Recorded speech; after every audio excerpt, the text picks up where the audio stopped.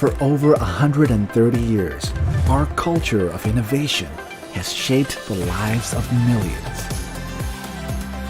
Building better, brighter, and happier lives full of color and opportunities. It all stems from breakthrough research meticulously developed by leading scientists and chemists at our world-leading facilities. We're all part of a diverse family who, together, make Nippon Paint Asia's #1 paint and coatings manufacturer, offering a complete paint and coating solution for total peace of mind. We're a Pan-Asian family unified and driven by our lean for growth culture of vigilance, insatiable appetite, teamwork, agility, leanness, stamina, allowing us to lead from the front of the pack. Corporate responsibility is ingrained in our DNA, promoting sustainability and developing skills, because people have always been at the heart of our company. Together, we strive for a sustainable business that positively impacts lives. Our ingenuity flows through every drop of the billion liters of paint and coatings we produce every year, adding color to all the industries we supply through strong distribution, and in turn enriched the lives of millions around the world. We continue to set new standards in coatings for motor vehicles. Our protective coatings sustain and enhance the performance of bridges, ships, fuel pipes, and chemical tanks. By offering developers and architects a variety of highly durable and weather-resistant options, we make it possible to realize their ambitions. And for our consumers, we strive to deliver the best end-to-end solutions, including design services to perfectly complement our products. We are Nippon Paint. We harness the brilliance of innovation. We inspire the lives of millions now and for decades to come.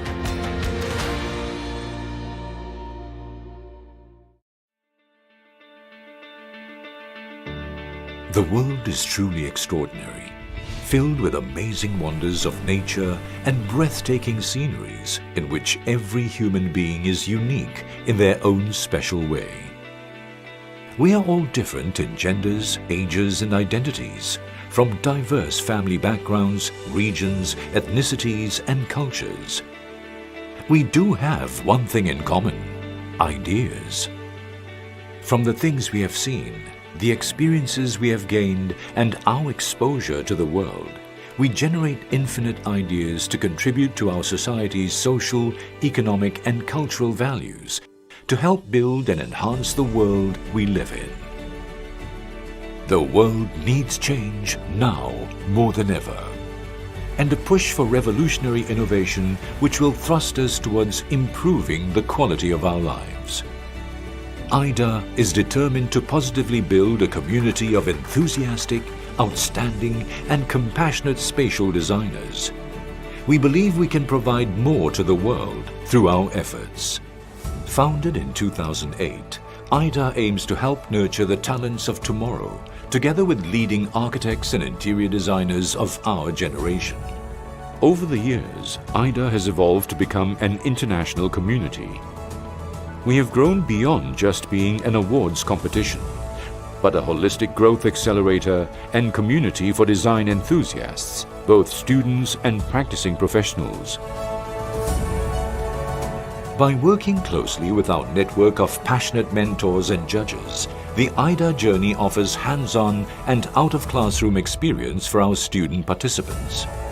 This is vital in helping young designers reach maturity upon graduating and entering the world of spatial design with a socially conscious heart in their pocket. Through the valuable sharing and guidance from our outstanding mentors and lecturers, our participants will acquire relevant technical skills, explore being creative with designs, and be able to better understand market needs. Many of our beloved alumni are on an ongoing journey to better impact the future by interpreting the pinnacle of good designs. Since 2018, AYDA has been awarding our international winners an opportunity to attend the Design Discovery Program by Harvard University's Graduate School of Design, with all expenses paid. Unfortunately, in 2020, COVID-19 swooped in and struck us, but AYDA has never stopped being resilient against the sudden surge of negativity.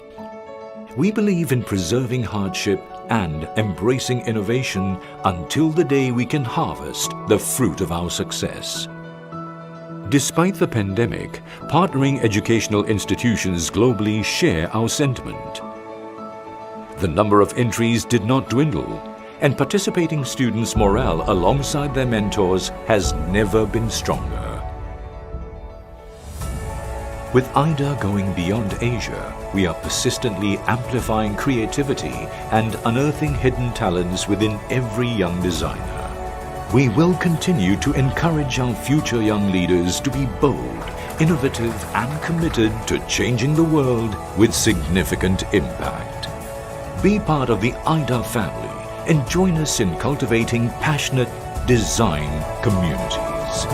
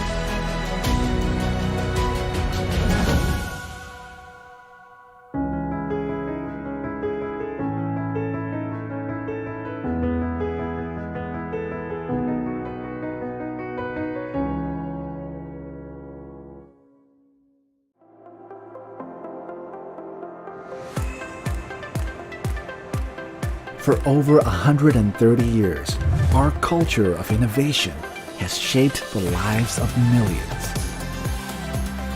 Building better, brighter, and happier lives full of color and opportunities.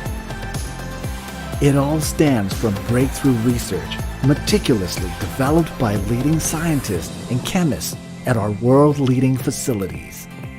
We're all part of a diverse family who, together, make Nippon Paint Asia's #1 paint and coatings manufacturer, offering a complete paint and coating solution for total peace of mind.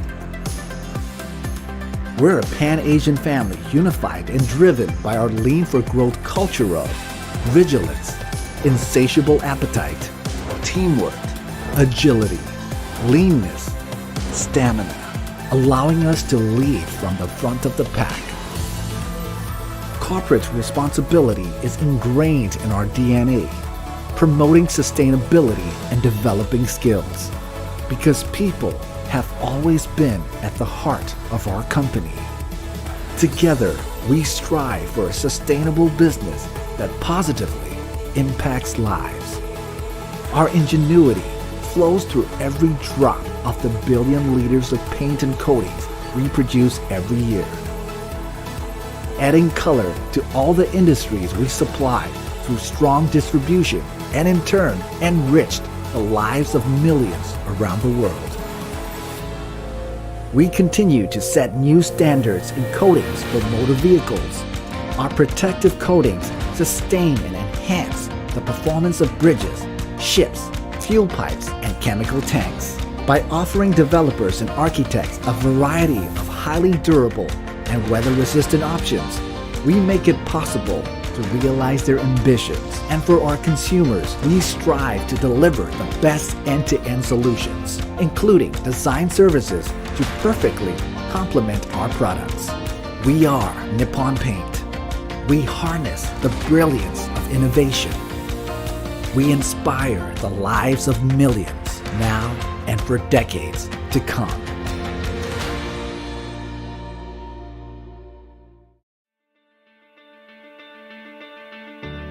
The world is truly extraordinary, filled with amazing wonders of nature and breathtaking sceneries in which every human being is unique in their own special way. We are all different in genders, ages, and identities, from diverse family backgrounds, regions, ethnicities, and cultures. We do have one thing in common: ideas. From the things we have seen, the experiences we have gained, and our exposure to the world, we generate infinite ideas to contribute to our society's social, economic, and cultural values, to help build and enhance the world we live in. The world needs change now more than ever, and a push for revolutionary innovation which will thrust us towards improving the quality of our lives. AYDA is determined to positively build a community of enthusiastic, outstanding, and compassionate spatial designers. We believe we can provide more to the world through our efforts. Founded in 2008, AYDA aims to help nurture the talents of tomorrow, together with leading architects and interior designers of our generation. Over the years, AYDA has evolved to become an international community. We have grown beyond just being an awards competition, but a holistic growth accelerator and community for design enthusiasts, both students and practicing professionals. By working closely with our network of passionate mentors and judges, the AYDA journey offers hands-on and out-of-classroom experience for our student participants. This is vital in helping young designers reach maturity upon graduating and entering the world of spatial design with a socially conscious heart in their pocket. Through the valuable sharing and guidance from our outstanding mentors and lecturers, our participants will acquire relevant technical skills, explore being creative with designs, and be able to better understand market needs. Many of our beloved alumni are on an ongoing journey to better impact the future by interpreting the pinnacle of good designs. Since 2018, AYDA has been awarding our international winners an opportunity to attend the Design Discovery Program by Harvard University's Graduate School of Design, with all expenses paid. Unfortunately, in 2020, COVID-19 swooped in and struck us, but AYDA has never stopped being resilient against the sudden surge of negativity. We believe in preserving hardship and embracing innovation until the day we can harvest the fruit of our success. Despite the pandemic, partnering educational institutions globally share our sentiment. The number of entries did not dwindle, and participating students' morale alongside their mentors has never been stronger. With AYDA going beyond Asia, we are persistently amplifying creativity and unearthing hidden talents within every young designer. We will continue to encourage our future young leaders to be bold, innovative, and committed to changing the world with significant impact. Be part of the AYDA family and join us in cultivating passionate design communities.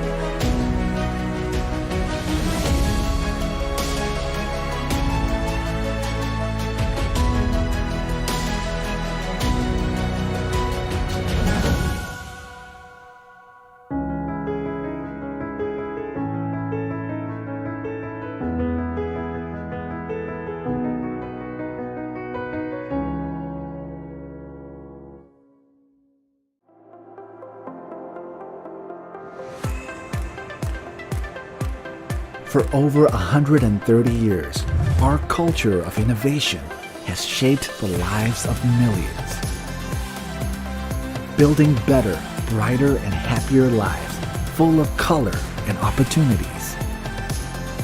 It all stems from breakthrough research meticulously developed by leading scientists and chemists at our world-leading facilities. We're all part of a diverse family who, together, make Nippon Paint Asia's #1 paint and coatings manufacturer, offering a complete paint and coating solution for total peace of mind. We're a Pan-Asian family unified and driven by our lean for growth culture of vigilance, insatiable appetite, teamwork, agility, leanness, stamina, allowing us to lead from the front of the pack. Corporate responsibility is ingrained in our DNA, promoting sustainability and developing skills, because people have always been at the heart of our company. Together, we strive for a sustainable business that positively impacts lives. Our ingenuity flows through every drop of the billion liters of paint and coatings we produce every year, adding color to all the industries we supply through strong distribution, and in turn enriched the lives of millions around the world. We continue to set new standards in coatings for motor vehicles. Our protective coatings sustain and enhance the performance of bridges, ships, fuel pipes, and chemical tanks. By offering developers and architects a variety of highly durable and weather-resistant options, we make it possible to realize their ambitions. And for our consumers, we strive to deliver the best end-to-end solutions, including design services to perfectly complement our products. We are Nippon Paint. We harness the brilliance of innovation. We inspire the lives of millions now and for decades to come.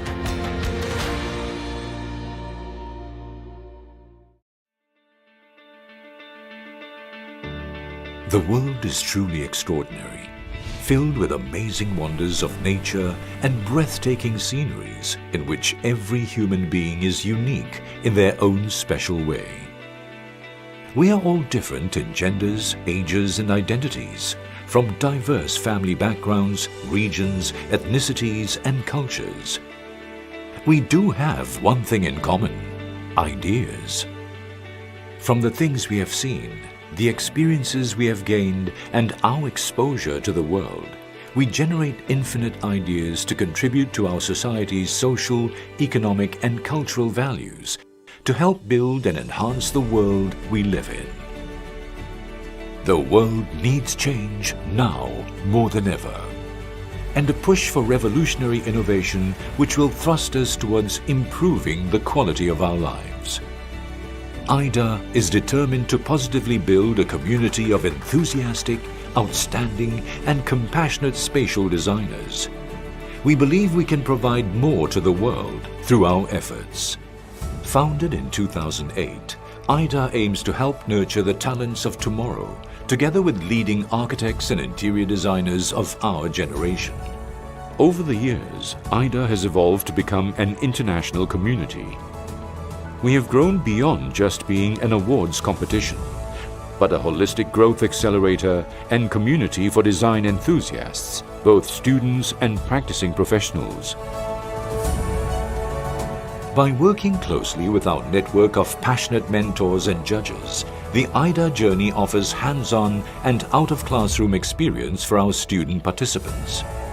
This is vital in helping young designers reach maturity upon graduating and entering the world of spatial design with a socially conscious heart in their pocket.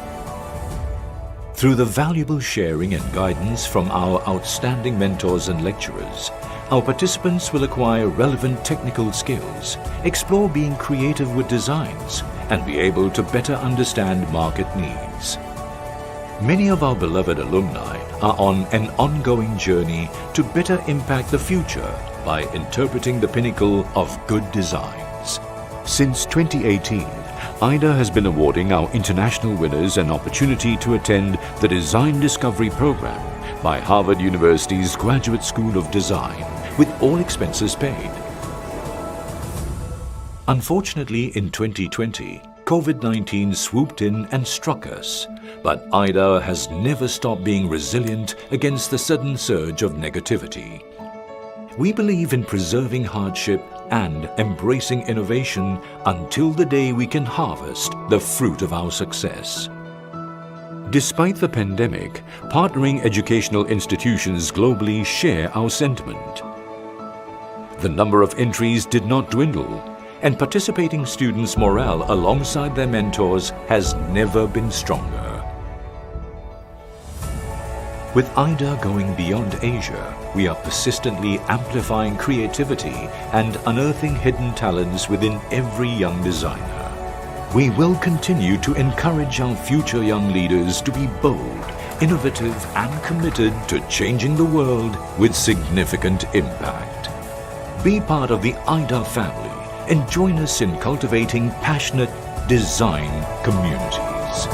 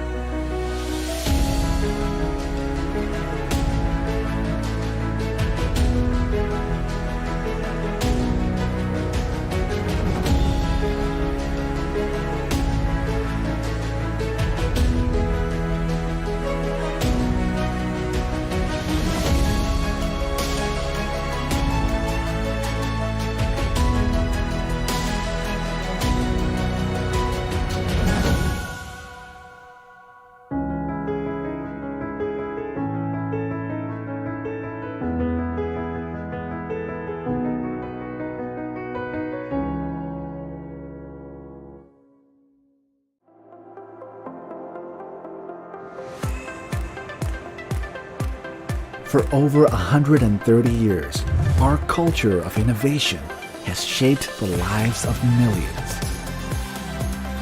Building better, brighter, and happier lives full of color and opportunities.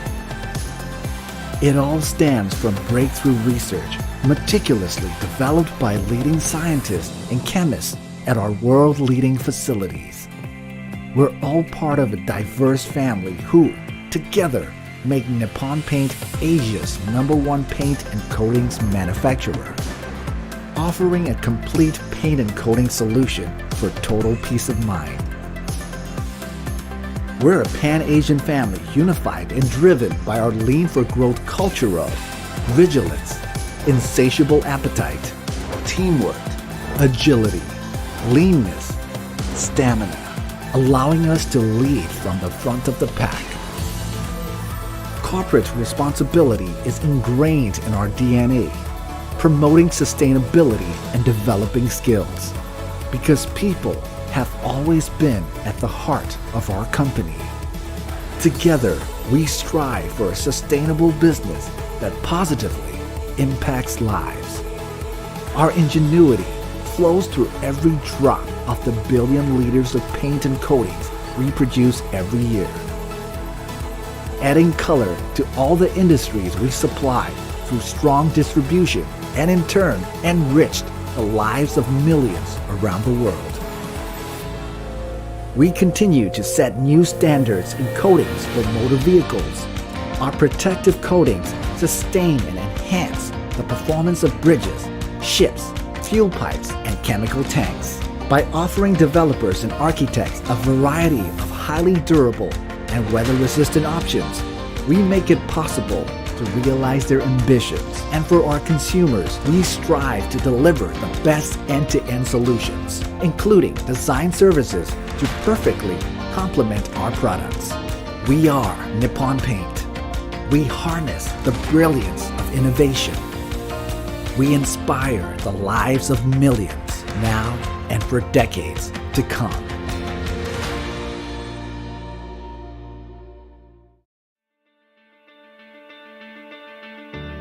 The world is truly extraordinary, filled with amazing wonders of nature and breathtaking sceneries in which every human being is unique in their own special way. We are all different in genders, ages, and identities, from diverse family backgrounds, regions, ethnicities, and cultures. We do have one thing in common: ideas. From the things we have seen, the experiences we have gained, and our exposure to the world, we generate infinite ideas to contribute to our society's social, economic, and cultural values, to help build and enhance the world we live in. The world needs change now more than ever, and a push for revolutionary innovation which will thrust us towards improving the quality of our lives. AYDA is determined to positively build a community of enthusiastic, outstanding, and compassionate spatial designers. We believe we can provide more to the world through our efforts. Founded in 2008, AYDA aims to help nurture the talents of tomorrow, together with leading architects and interior designers of our generation. Over the years, AYDA has evolved to become an international community. We have grown beyond just being an awards competition, but a holistic growth accelerator and community for design enthusiasts, both students and practicing professionals. By working closely with our network of passionate mentors and judges, the AYDA journey offers hands-on and out-of-classroom experience for our student participants. This is vital in helping young designers reach maturity upon graduating and entering the world of spatial design with a socially conscious heart in their pocket. Through the valuable sharing and guidance from our outstanding mentors and lecturers, our participants will acquire relevant technical skills, explore being creative with designs, and be able to better understand market needs. Many of our beloved alumni are on an ongoing journey to better impact the future by interpreting the pinnacle of good designs. Since 2018, AYDA has been awarding our international winners an opportunity to attend the Design Discovery Program by Harvard University's Graduate School of Design, with all expenses paid. Unfortunately, in 2020, COVID-19 swooped in and struck us, but AYDA has never stopped being resilient against the sudden surge of negativity. We believe in preserving hardship and embracing innovation until the day we can harvest the fruit of our success. Despite the pandemic, partnering educational institutions globally share our sentiment. The number of entries did not dwindle, and participating students' morale alongside their mentors has never been stronger. With AYDA going beyond Asia, we are persistently amplifying creativity and unearthing hidden talents within every young designer. We will continue to encourage our future young leaders to be bold, innovative, and committed to changing the world with significant impact. Be part of the AYDA family and join us in cultivating passionate design communities.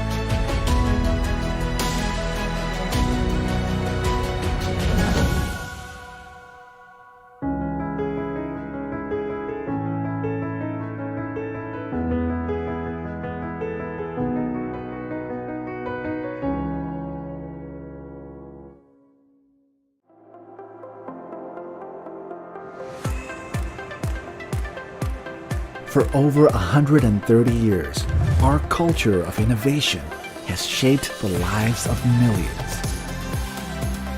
Building better, brighter, and happier lives full of color and opportunities. It all stems from breakthrough research meticulously developed by leading scientists and chemists at our world-leading facilities. We're all part of a diverse family who, together, make Nippon Paint Asia's #1 paint and coatings manufacturer, offering a complete paint and coating solution for total peace of mind. We're a Pan-Asian family unified and driven by our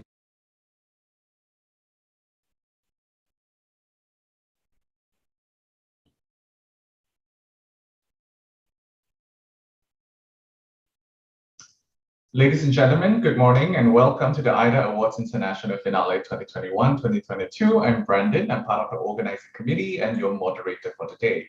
We'll start today's interior design category in a bit. We did the architectural category yesterday and it was really exciting, really intense, as usual. The theme of the year, Forward, Amplifying Empathy Through Design, illustrates the challenge of designers of today and tomorrow, where designers of today, we have to deal with a lot of challenges our predecessors have never met, especially with the pandemic coming and going. The world we live in is not the world we know. You know, we're embracing a new lifestyle, new way of design and new way of doing things. At the same time, designers are also burdened with having to strike a balance between commercial and environmental values as they deploy their ideas. The designers of tomorrow has to be defined clearly. Their roles have to be defined clearly. Designers are no longer providing just the hardware aspect to the design, but also the people and the software aspect to design. So today's challenge for our finalists is to really showcase how empathy can be done for both people and environment in different scales in the interior design aspect. Our 12 finalists from the interior design category have prepped a really long time. Some of them have worked on this for about a year, some 6 months. It's really not just a 1-2 days thing. So today is where they harvest the fruition together with our amazing judges who are also extremely dedicated. So the prizes for the interior design category include the Nippon Paint Color Award, the Best Sustainable Award, the Best Design Impact Award, and also the AYDA Designer of the Year Award up to $10,000 USD, with an all expenses paid to the Design Discovery Program at the Harvard Graduate School of Design. Before we begin, I would like to introduce our judges for the interior design category. Mr. Zhu Sikang, founder of Chuchikang Space Design and Wuguan Books, Mr. Horace Pan, founder of Panorama Design Group, Professor Kiet Ong, founder and creative director of Kiet Ong Design, Ms. Leah Aziz, managing director and principal of PT Allenby Chipta Design, and last but not least, Mr. Sami Savati, founder of Sami Savati Design Studio. These are our amazing panels. You get to see them in a bit. Time allocation for the presentation is 15 minutes. You will hear a bell at the 12th minute and the second bell at the 15th minute asking you to stop. The presentation that requires translation will be done simultaneously, and there will be no added duration for finalists that requires language support. As for Q&A, the allocated time is 10 minutes, 7th minute is the first bell, and 10th minute is the 10th bell. With that, judges, are we ready? Yes, I'm sure our judges are ready. So let's start today with our first finalist, Juno Wong from the Hong Kong Polytechnic University, with his project title Passage Community, and his project ID is 42 for our judges' reference. Juno, over to you. Can you hear me? Yes, we can. Okay.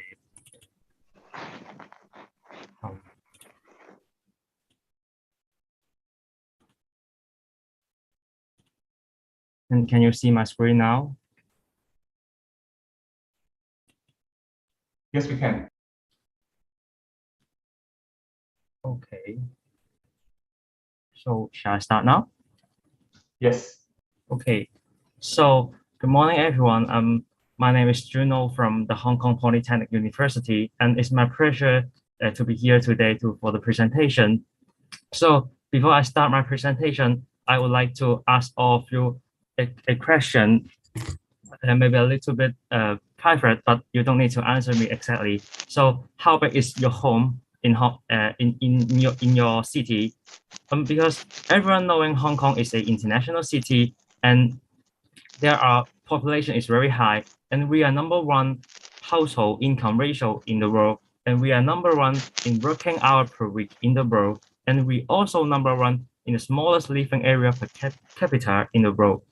So it can be seen that the housing problem in Hong Kong is very serious.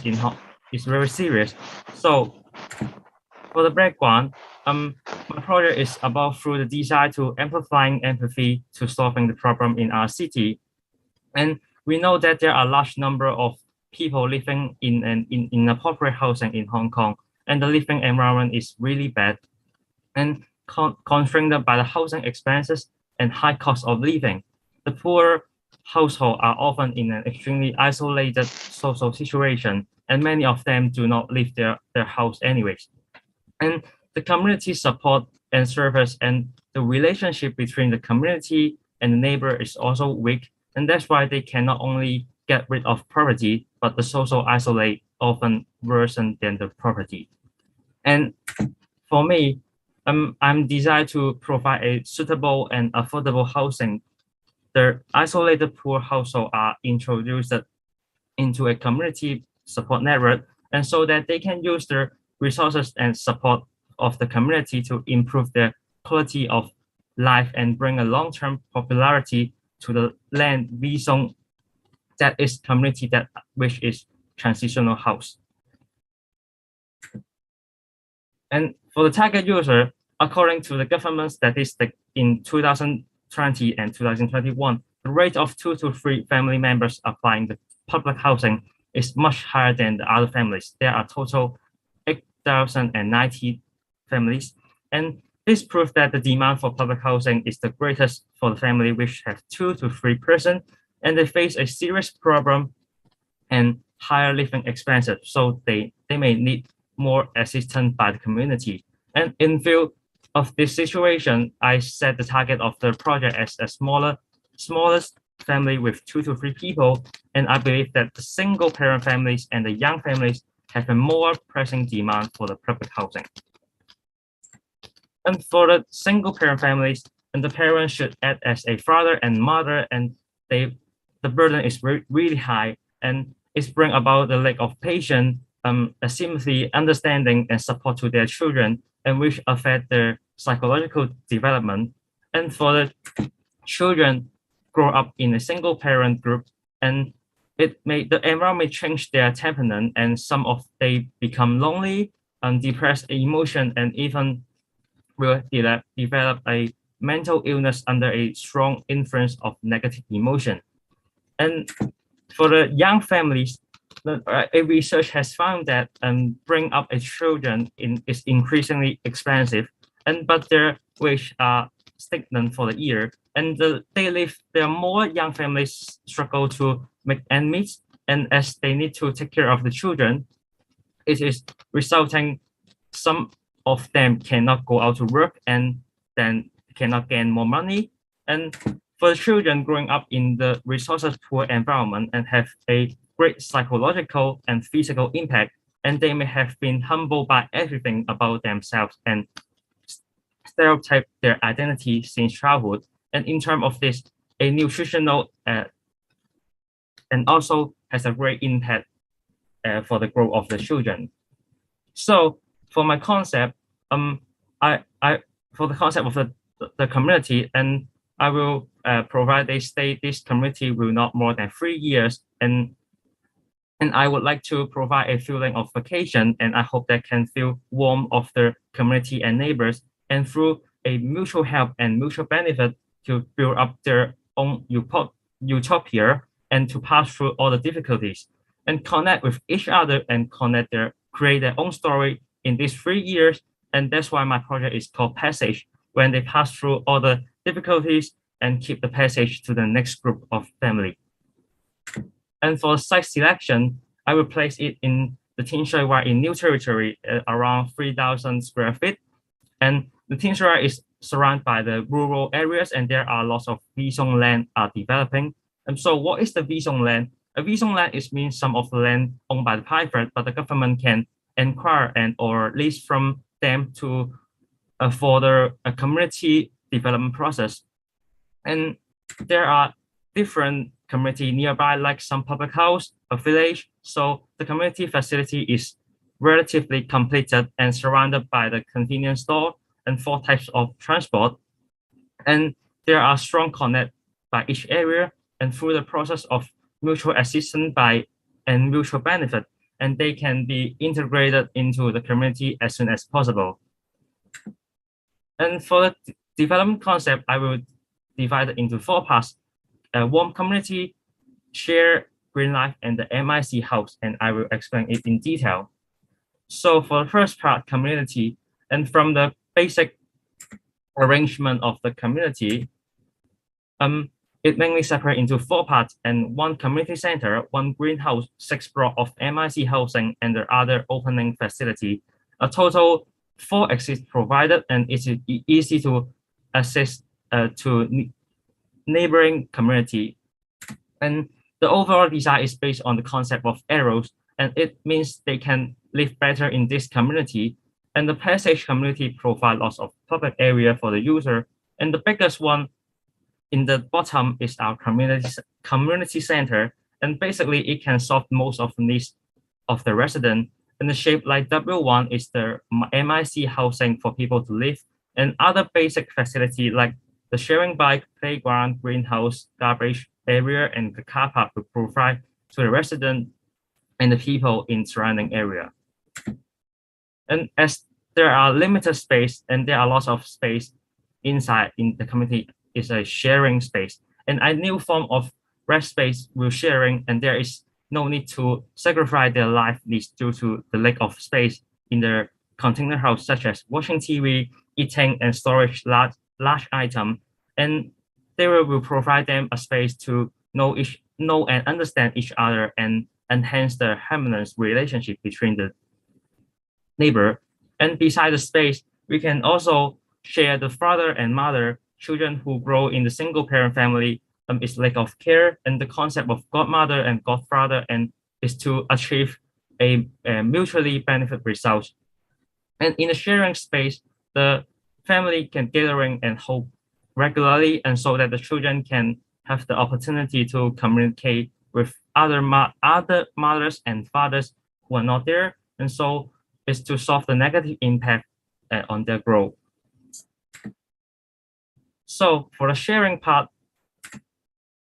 inside the community center, it provides many services to fulfill the basic needs for the family. For example, the waiting school bus area and children's center may mainly help some parents that would go outside for a long time and take care of the children. And the 24 convenience store may meet their daily needs like their washing machine.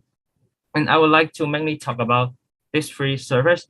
The first one is used toy exchange, and they can exchange the toys with each other and give the unwanted toys to other children. And it is to cultivate the habit to sharing and contentment in children when they're in the early age. And the second one is the second-hand furniture exchange. And it would be wasteful to buy a new furniture every time when a new family moves in, because they don't live in this community so long. And if they can exchange and transfer their unusable furniture, it can save many unnecessary costs and save them money. And the last one is the sharing bike. There are community and village nearby, and the sharing bike can reduce the use of transportation and achieve the environmental protection. And all the sharing facility can bring out a meaning of environmental friendly. And to increase the activity time between everyone, the community will hold a various event like the workshop, greenhouse primary school, family interest class, or some one-day trip with the family, and aims to increase the connection between participants inside and outside the community. So for the third part is about green life. Of course, there are not enough to make our life be more green. And for the green facility, they are mainly focused on 3 parts, like greenhouse, aquaponics and the solar power generator. And for the greenhouse, they will hold a regularly workshop for children to let them know the concept about environmental protection since childhood. And for the solar power generator, it can support a daily use in like a street lamp and an insect cooler. And in addition to effective reducing the electricity bill, they can sell their extra electricity to CLP for addition a passive income. And moreover, a system for community like absorb and store energy is really important to all the MIC house will have the solar power panel installed and the energy can absorb and provide their daily use. And apart from the sunlight, the rainwater can be brought from the same theory, and they can save the water to provide for planning. So for the last part is MIC house. Before I talk about the container house, I will show you the video.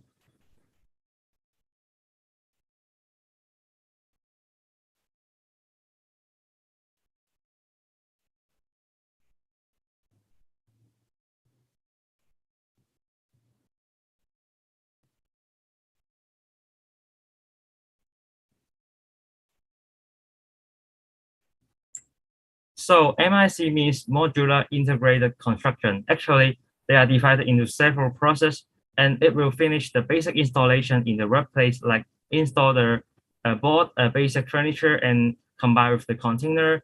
And after doing that, it will be sent to the using place to do more further installation, and like they install more insulation material and covered by the concrete. And the MIC housing is finished after this process. And the whole process only takes 3 days for install, and the material to build the house can be used again. So it totally achieves the advantage of low cost and sustainable development. And there are 3 types of transitional house, and the single transitional house is 20 feet times 8 feet times 8 feet. And the other one is a double size for more people to use. And there are also a sharing space for the storage and share their dinner and fun and with the neighbor. And the building can have 11 families and up to 29 people. And like, as I mentioned before, lots of sharing space is a good way to let them know each other and understand each other and to enhance the harmonious relationship between the neighbor. So for the final design stage, I'm take the sun village, like fabric at shade green and the moon gray for the main color, and the color palette focused on the orange. And orange is a neutral color and since represents strength, energy, and positive. And orange is also isolated with self-help and help each other. That's the meaning is very close to my concept. And I've made a model for whole design more clearly, but it's pity to I could not show to you in the spot. So lastly, I will show you the final view of the final passage community.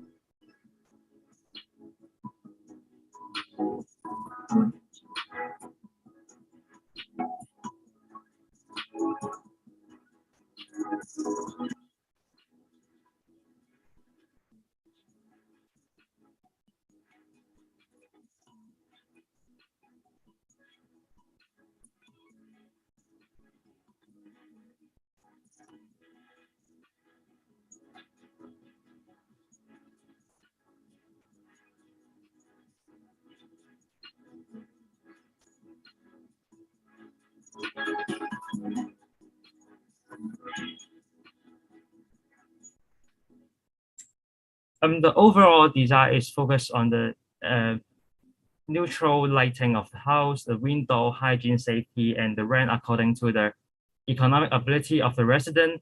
And I hope that the concept can closely meet the needs of the young family and amplifying their empathy to people who has trouble and create a sustainable green life, which will become the blueprint for other transitional house so that more young family can spend their time happily and can feel to truly enjoy the feeling of home. Thank you. This is the end of my presentation. Thank you, Juno. Thank you. Judges, open for comments and questions. You can ask questions in English or in Mandarin. I will do the translation accordingly.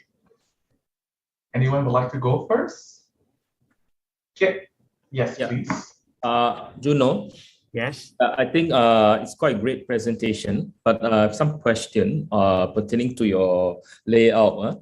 So I think firstly, we see the vertical circulation are only through a platform in front for all your containers unit, right? Yes. There's no other circulation, vertical circulation other than that. Is that right? Yes. Okay, then the next question is what is your intention for all the leftover spaces? Because I know you tilted your boxes to align to certain views so that to keep one away from another, right? And it created a lot of in-between spaces, a lot of small kinks and dead spaces. So is that intentional, or are they an oversight on the layout itself?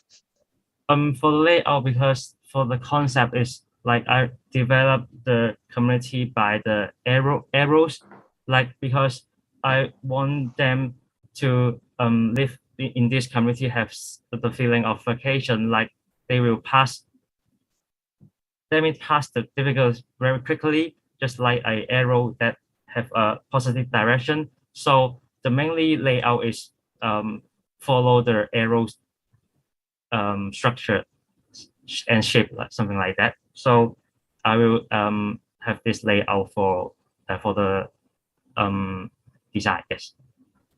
No, so you are merely saying that you're doing it for form making sake rather than for the actual intention of the to serve the functions. Yeah. So my question I rephrase again. So you have a lot of V, right?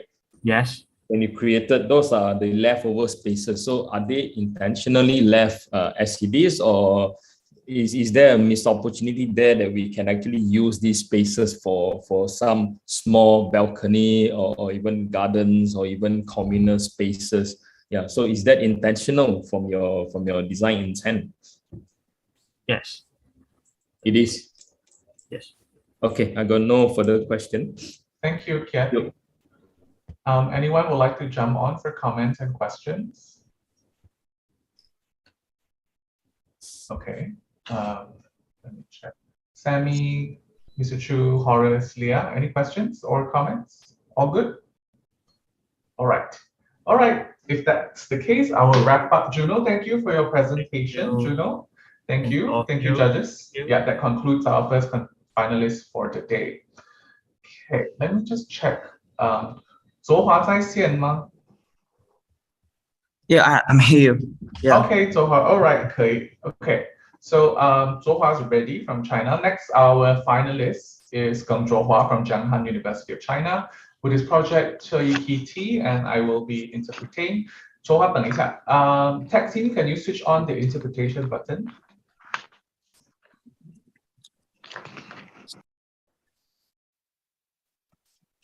Okay. Zhuohua.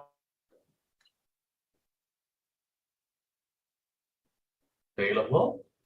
Okay, Zhuohua, you can 你可以开始了. Yeah.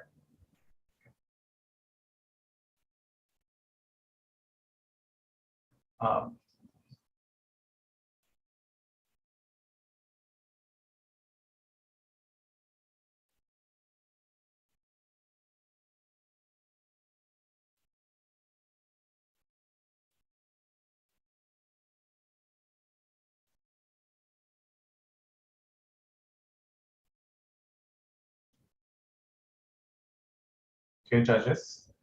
I'm a finalist from China. My name is Geng Zhuohua.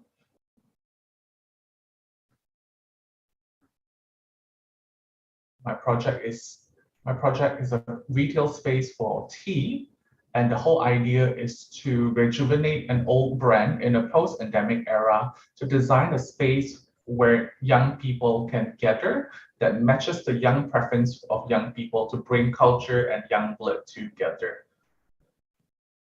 There are two reasons why I choose such a brand. The first is that even the old Wuhan people know very little about this traditional brand called Yiji, but it is also an important part of the influence of Guang tea.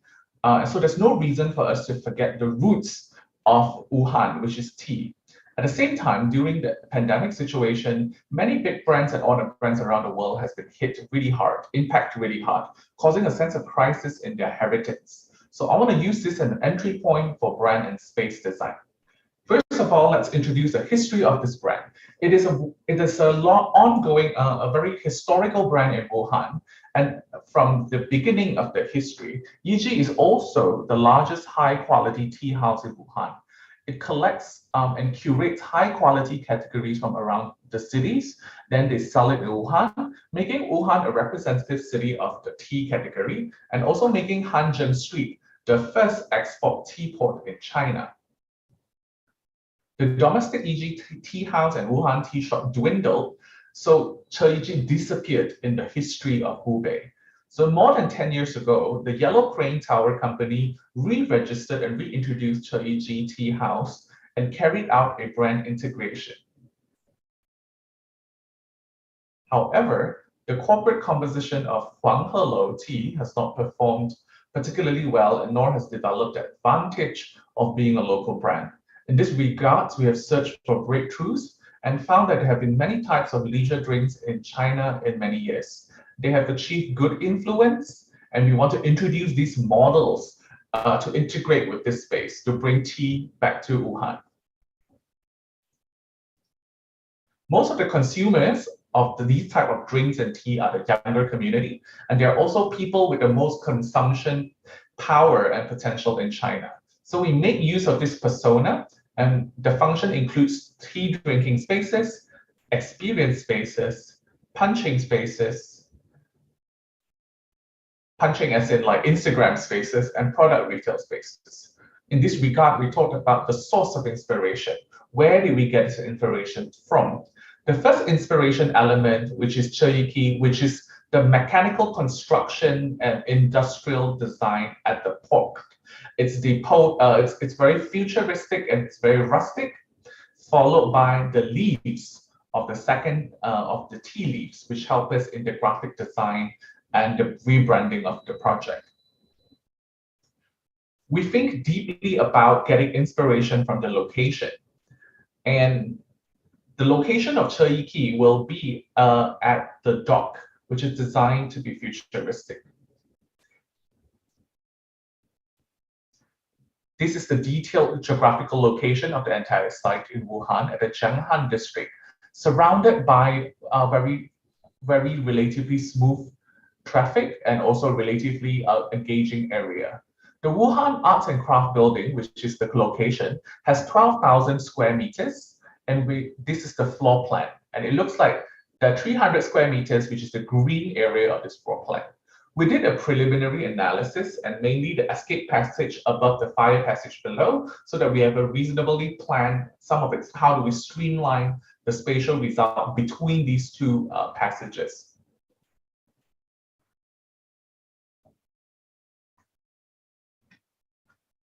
There's also this is a non-load bearing wall, so it can be dismantled and used according to the situation. For the composition of the space, we took into account the firefighting and escape routes and made use of the circulation line in the composition of Chinese gardens to make it feel like a garden that you are enjoying yourself. According to the shape of a previous leaf, a built-in and offset, and partitioned privately and openly, it performs as a space division between different spaces to create the flow that we want our audience to experience.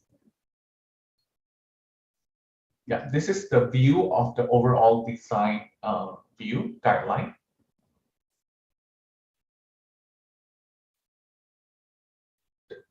The middle part is where we do customer engagement, and that's where the central of the connection and engagement and interaction will be.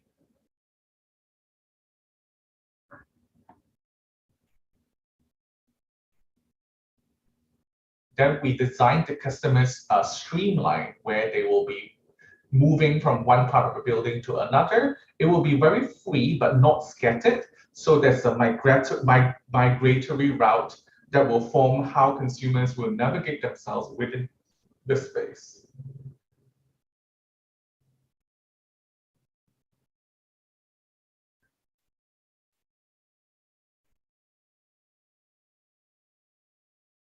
The spaces are sorted out according to the type of activities and the type of experiences we want our customers to feel.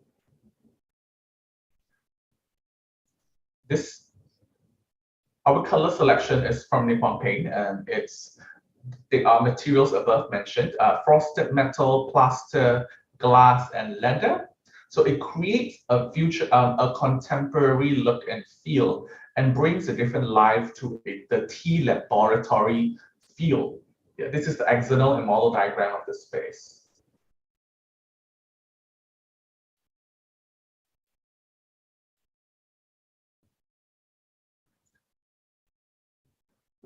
This is the overview of the look and feel effect of the tea laboratory. And it will be hidden within like a gem in the dock of Wuhan. So why do I set it like this, you may ask? Because Cheiji itself has been drifting and getting lost in the long history of tea. And it's about creating that nostalgic feeling that we want. So we want to put the store in the middle where history took place, which is under the wharf. So we make the ceiling into the image of wooden board of the whole wharf, and then set the whole column as integrated as one of the port.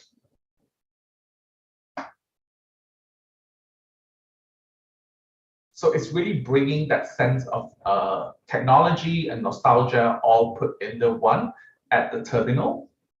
So from the side view, from a height side, Cheiji has not disappeared in the modern history, but is a catalyst to develop the local tea culture as a tech and development center.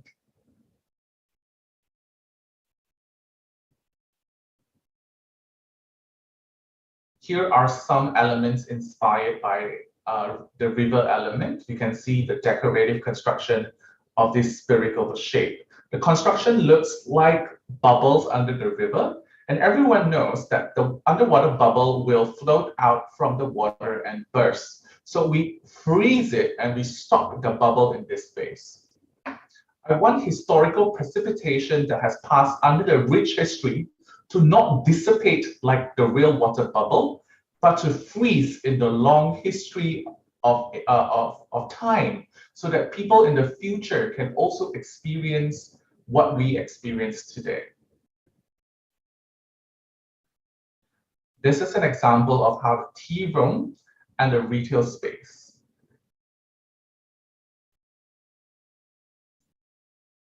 This is where we experience tea, and people can bring part of the culture of tea to go home with them.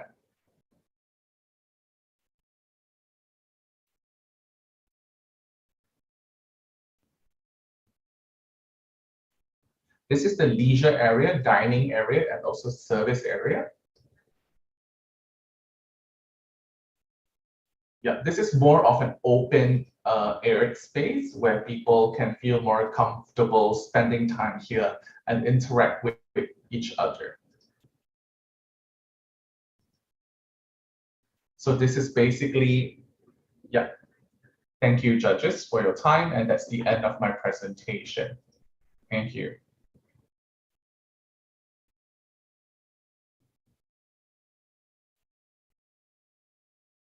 好，老师，请问。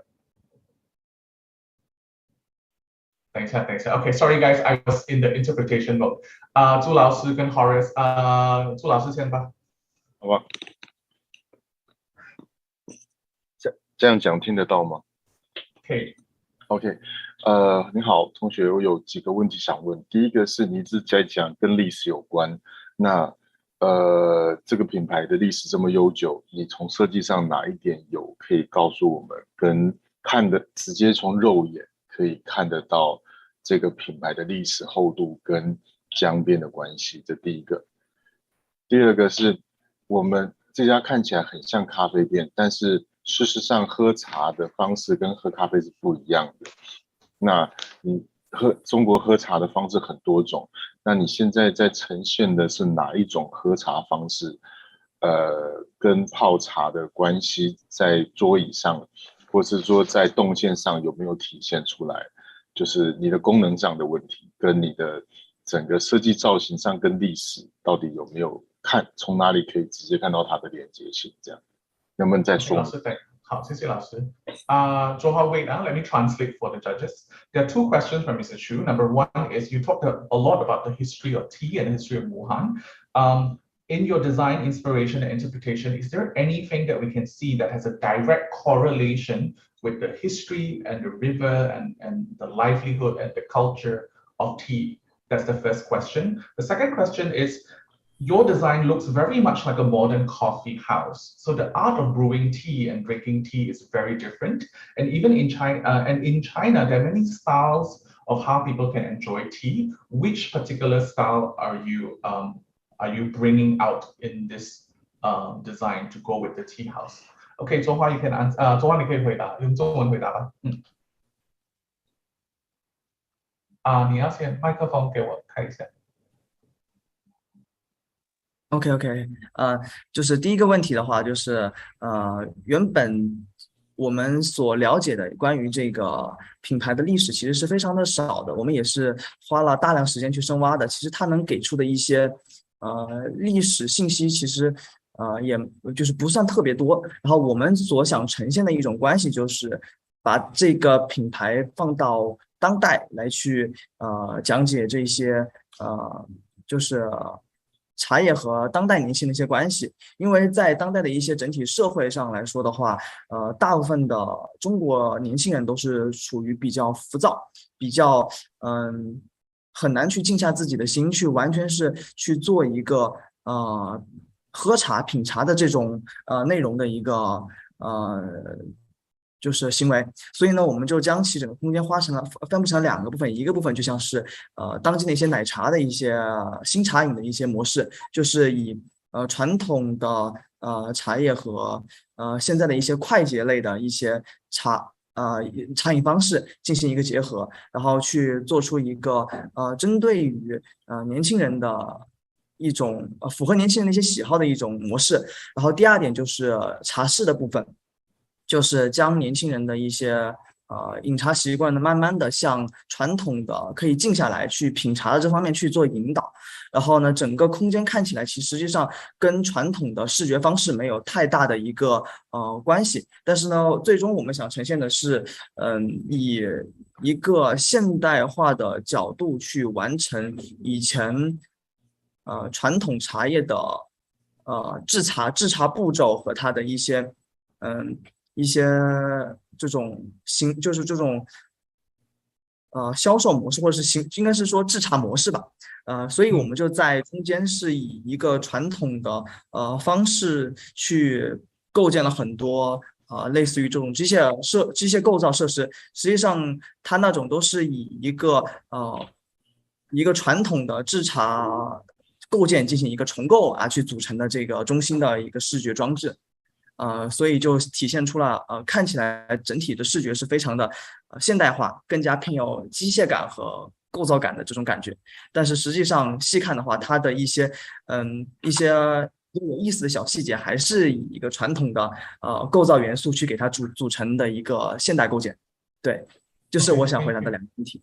Okay, 好。Okay, let me just translate for our judges. So about the brand history, they did dig through, and there's not a lot in that history about tea per se. So his approach is actually about building a new cultural relationship for the youngsters in Wuhan to understand tea from a different perspective. So it's not necessarily from ancient tea culture, but it is part and parcel of the inheritance and rebranded to appeal to the youngsters in terms of their quicker lifestyle. How do we bring tea and integrate that into their lifestyle? The second question about tea is also it's about creating a new process inspired by the traditional processes. So if you look deeper, it's about being inspired by traditional tea making, and then you integrate it to the lifestyle of today, which is very much like milk tea, and then very much like you take and go. So it's really giving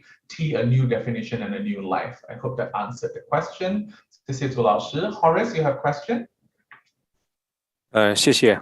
这位同学，我想问一下，你是大学几年级了？我是大学4年级了，现在。就是毕业班对吧？对，现在是刚刚毕业，对，刚刚准备毕业。你这个 project 是学校的 project 还是你个人的 project？学校的是在我大3的时候，刚进入大3的时候的作品。OK， 因为刚才朱老师所讲的也是我的一个疑问，除了他的那个问题之外，我有一个问题想问，你觉得作为一个这样的国际比赛、学生比赛，你用这个来参赛，你想有什么对社会、对文化、对传统，尤其你在中国内地，茶文化对于你的想讲的一个什么 statement？ 因为我们看到的这个是一个非常商业的项目。你在做的这个项目像一个商业设计师在做的事情，做得漂亮，但不代表在一个学生国际的学术的比赛里面会一个好的结果。所以我想问的问题是，你想讲的那个最重要的你的 statement 是什么？ OK， 首先翻译一下等一下卓华先翻译一下。Okay, a quick one. Johua is in his 4th year. This is a project from his 3rd year, and so Horace's comment and question is, for an international competition, what kind of cultural impact would you like to bring forth through your design? What is the main statement you would like to bring through? From a commercial point of view, this does look like a viable project, but not so much from maybe a competition like ours on cultural value. So he's asking Johua to explain his end goal. What would he like to bring from this project? Okay, Johua 可以我回答了。OK， 首先是这样子的，就是虽然这个比赛看起来是比较具有这种就非常的商业，就是看起来它是更具有这种吸引很大的流量的这种感觉，但是实际上主要问题是我发现在疫情之后，无论是内地还是说世界各地，都会有大量的这种偏向于极其传统的这种行业的一些很多的商业空间，它都会存在很多的问题，导致它的一些商业发展没办法继续，就是会造成一定的经济的问题。所以呢，就是想我们能不能就是将原本的一些品牌，或者是原本的一些就是文化内涵进行一个往更具有消费力的一个群体上去靠，然后呢，就是去解决这一个整个我们中国甚至全世界的一些对于疫情之后经济打击非常大的一些传统行业的一些店铺的这种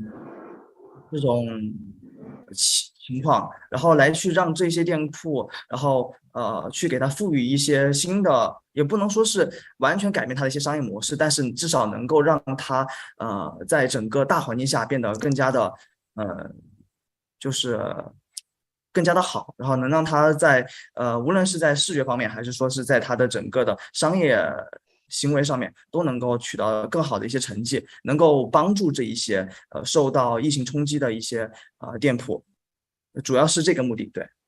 All right, thank you, Johua. Allow me to explain.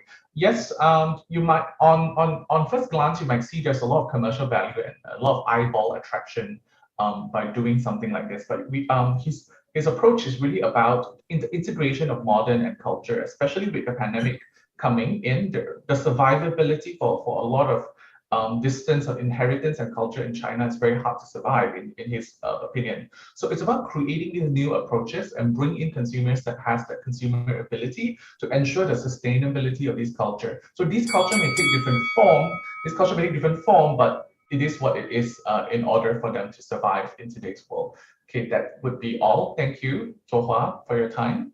谢谢周黄， Thank 好，你可以下线了，谢谢。Thank you, judges. That's a series of questions. Sorry, Kit, Sammy, and Leah, I didn't even get to you. Yeah. And then the 10 minutes time's up. But if you do have questions, you can let me know. I can still ask him offline for you. All right. Now, exciting day. The next one, I would like to invite Amira Afika binti Abdullah from the City University of Malaysia with her project Bakau. Her project ID is 43. Hi, Amira.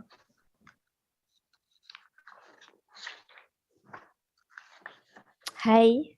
Hi, Amira. Okay, over to you. Okay. And share sound.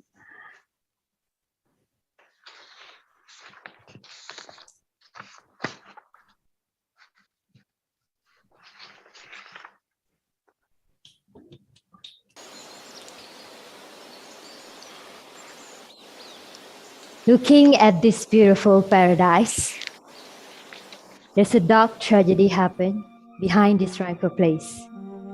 Every memory that happened before is still fresh in someone's minds. Those who are affected by it remember that they vividly it happened yesterday. What tragedy I'm talking about?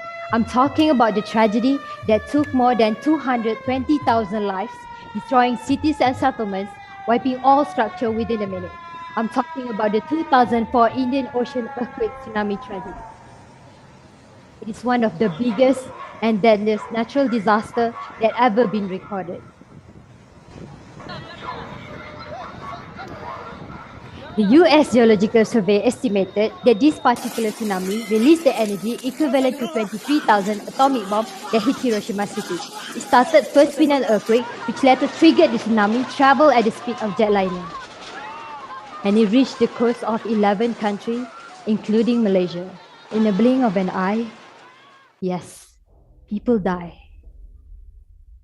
Our country was affected area were the northern coastal area outlying islands, such as Penang and Langkawi. In a total 2 tidal waves classified as tsunami since year 1674. The wave reached out 4-meter high, the strongest ever registered in Malaysia. A total 137 fatalities were reported in Malaysia during that day.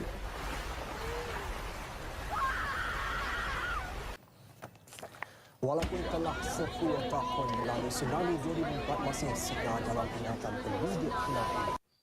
We have to ask ourselves, what led the Mother Nature to release such a calamity in big magnitude?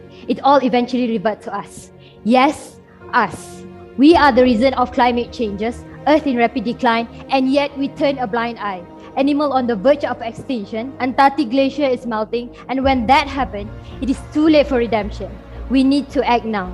We do not want the same tragedy happen in Southeast Asia repeating again or worse than before.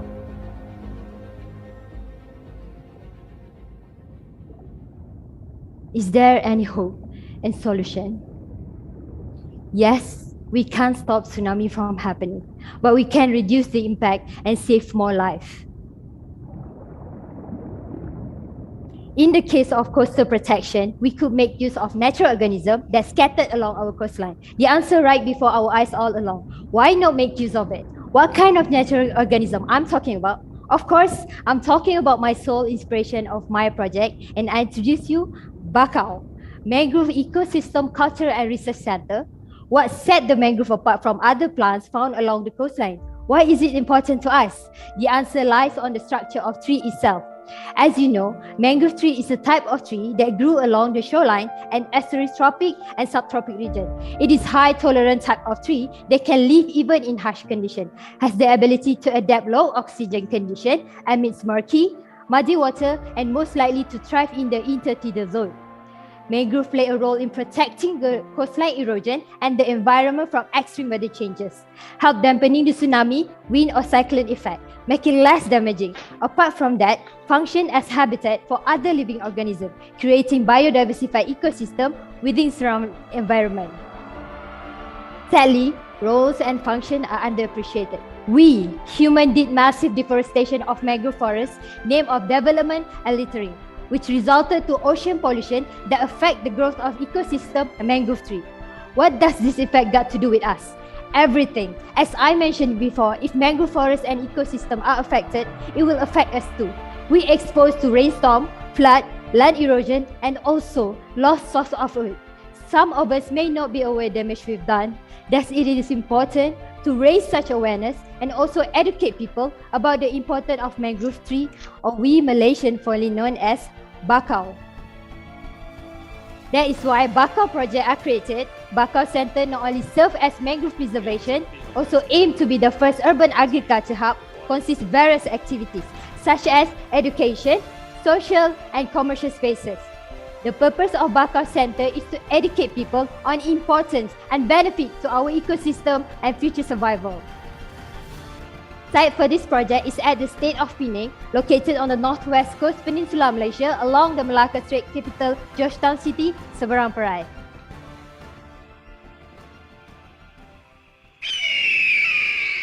Consists 3 floor levels. Design concept inspired by mangrove roots, which visibly seen in form of interlinking bridges that serve as boardwalk for visitors. As visitors step into the center, they instantly transport to the brackish water of mangrove forest. The center is a place of integration between human and nature. Visitors not only gain understanding about mangrove trees, but also able to have up-close experience walking and living with mangrove. There's Malay saying, tak kenal maka tak cinta, translated to not knowing has not loving, could create awareness and empathy in protecting the mangrove tree and ecosystem. The ground floor plan consists for research center, reception and marketplace. The ground floor area is a public area and have 3 main activities. The ground floor area already make you feel the bakau ambience even at the main entrance. Example of semi-closed design which features louvers enable visitor to catch a glimpse of outside element and allow ventilation and daylight to penetrate from the interior. For the reception design is inspired by Tetris puzzle block. It is designed this way due to integrated design that could move accordingly to protect visitor from the sun glare. The reception has 2 feature registration, one made by a person and another is contactless, self-check-in and check-out. The ground floor market has designed differently for visitors to experience the life of fishermen. Involved drying process firsthand, activity carved out in the area also help to nurture bonding between younger and older generations. The design feature a cluster woven basket with actual fish drying process. This is where the live caught fishes will be placed. Intentionally designed this way because of irregular different height, create a rhythm, mimicking the breeze and buoyancy of the environment fishing village. The structure city lobby is inspired with wood circular fish setting. The whole structure is made with reclaimed material. Interesting element are the giant traditional woven boo-boo fish trap located on the ceiling. When the light hits structure, it creates fascinating shadow. The square cubicle seater can sit group of people, serve as waiting area for a boat ride. There's a touch of neon blue and green color to create a funky vibe and give the overall look more chill and laid back, as people can enjoy the mangrove scenery with a cup of coffee while waiting for a boat ride.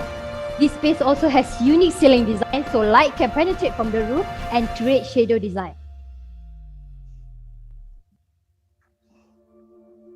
For the jetty and waiting area are where visitors could take a ride boat made by local fishermen to the water resort within Bakau Center. The jetty design inspired by sampan structure is soft.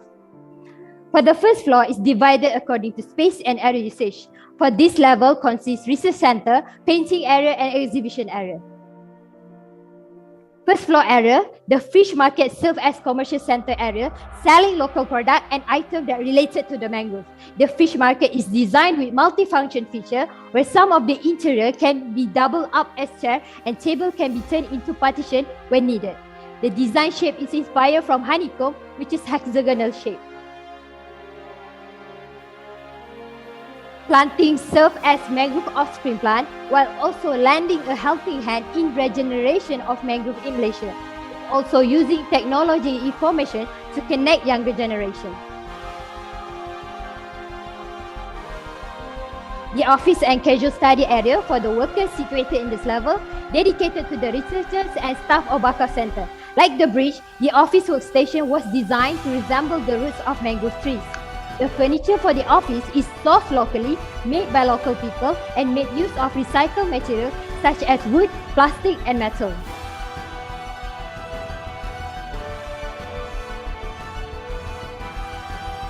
There is also exhibition in this space, function as education space for the visitor. There are several mangrove trees and cover being displayed in the terrarium, explaining the mangrove tree growth in stages, from offspring till it reaches maturity. In fact, children can experience and understand the growth even better rather than just read a black and white. Through this, they learn how crucial mangroves to our ecosystem. There is also painting area where kids and adults could enjoy. Integrated the painting and resting area. The painting area situated at the lower part enable visitors to express their inner creativity through the drawings. On top of the painting area is a stack of hammock, provide a resting place for those who simply wanted to enjoy and feel the Bakau mangrove view. The layers of hammock created an interesting visual over the ceiling area, acted as sun shading device, but still allowing outside breeze to come in.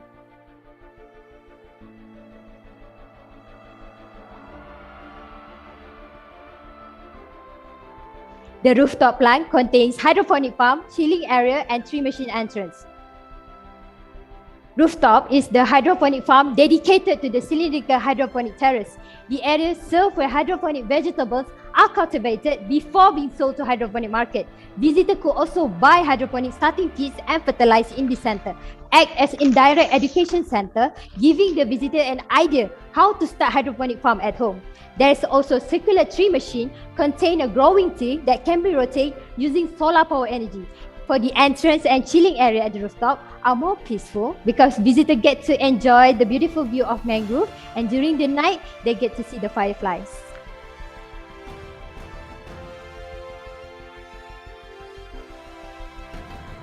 The center also welcomes day visitors who plan for a short visit. From the entrance through the connecting bridge, they've already been transported into mangrove forest. As visitors walk further into the center, they'll be greeted by the cage, impressive being inspired from a traditional woven fish trap called bubu, integrated element that combines seating and fishing area. In this area, they can either to choose to relax or watch the scenery, while for some fishing enthusiasts, they could experience fishing method using hybrid trawlers featured within the cage area. Those who stay till late evening could have opportunity to watch the light and sound at the cage area.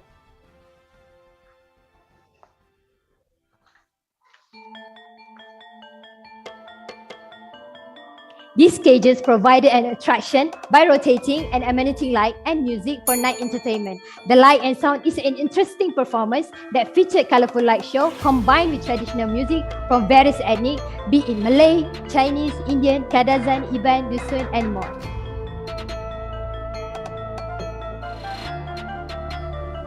After the show, visitors could drop by the street food kiosks that offer a variety of local dishes. They could enjoy the food on the go or eat at the provided spot.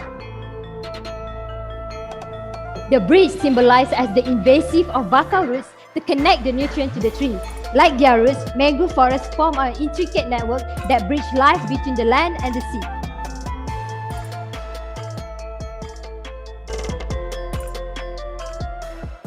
Bakau Resort is another attraction that could lure visitors to come this center, offer an unforgettable stay where guests could experience living with mangrove forests, just like an arboreal animal did. The resort design is inspired by mangrove flower, and the resort guests could have 360-degree view of mangrove forest. The whole resort is designed with intricate fins that serve as sun shading device inspired by mangrove roots. Guests could enjoy various outdoor activities near the resort. The resort is accessible by boat or kayak, making a little adventure for the visitor before they reach their accommodation. Overall, the construction is Bakau eco-friendly as it powered by solar panels and depend on natural cross-ventilation. Construction material also adopts sustainable and recycled material. Bakau opted for sustainable water, making use of mangrove forest as natural water catchment area, thus conserving the water resources. Bakau reduced water usage and energy to require processing to deliver center, business, farm, communities, which in turn help to reduce pollution and conserve fuel resources. And thank you, Nippon Paint, for save our life and give us a new hope. Bakau Center is not just another white elephant project where people will come, go, and to be forgotten. It hosts a myriad activity dedicated to all demographic, the public, young or old, researchers, scientists, tourists and nature lovers. It is education and experience-led trip that is worth repeating. Bakau Center is the future development planning strategy that can solve environment issues, especially touching on climate changes, help dampening natural disaster. In fact, mangrove identified as efficient tropical habitat to capture and fix atmospheric carbon in the pursuit to mitigate an increase in temperature and to adapt global climate change. Bakau Mangrove Ecosystem Cultural Research Center is an ideal medium to educate people on the importance of ecosystem while portraying them the beauty of ecotourism. It is empathy that we need right now. Help us to nurture and sustain our relationship with Mother Nature. Right here, right now is where we draw the line. The world needs to wake up and change is needed. I'm inviting you to step forward, to be seen and to ask yourself, if not now, then when? If not us, then who? I, Mira, present to you Bakau. Thank you. Yeah, thank you, Amira, for your presentation. Yes, Kiet? Yeah. Kiet, you have something to say? Yeah. Yeah, I'm asking. Yeah. Yeah, sure. Architect. Gianna, right? Amira. Sorry, Amira. Oh, Gianna. Yeah, Amira, I think it's a good presentation.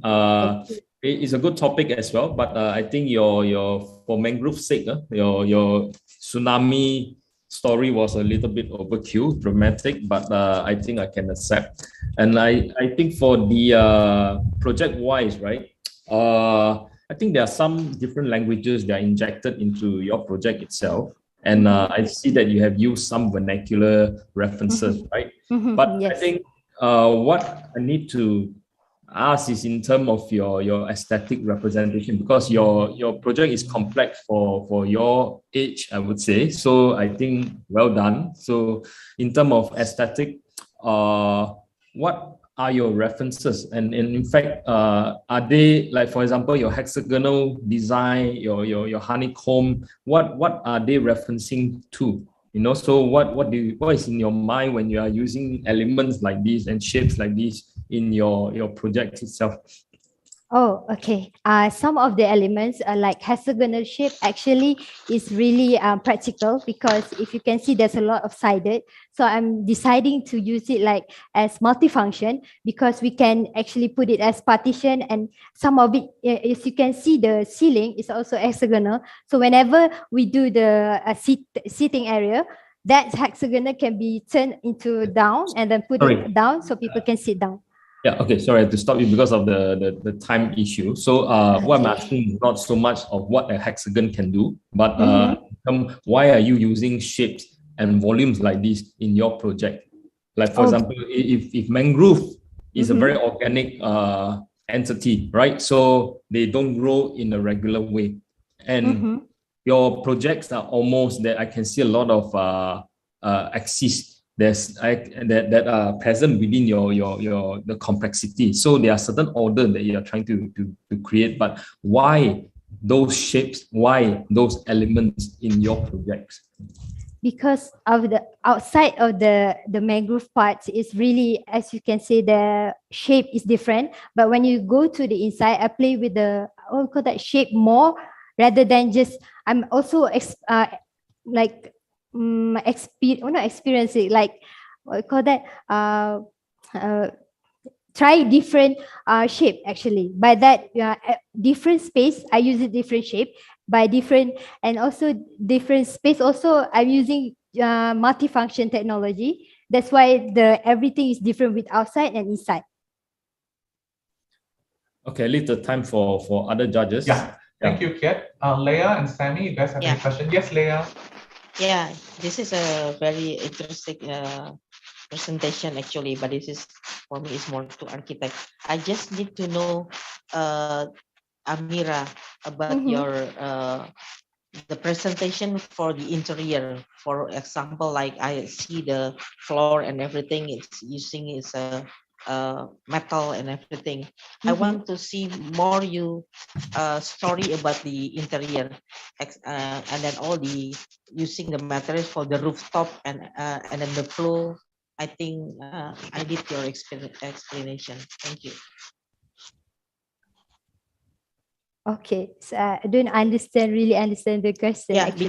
because I see you use a lot of things about more to an architect. I need something that you show it to me about more interior than architect, because actually, the purpose of doing bakau is to understand the bakau itself. To understand the bakau itself, I need to go outside, like not the interior, so that every interior that's outside. So the bakau is very vast, as you can see.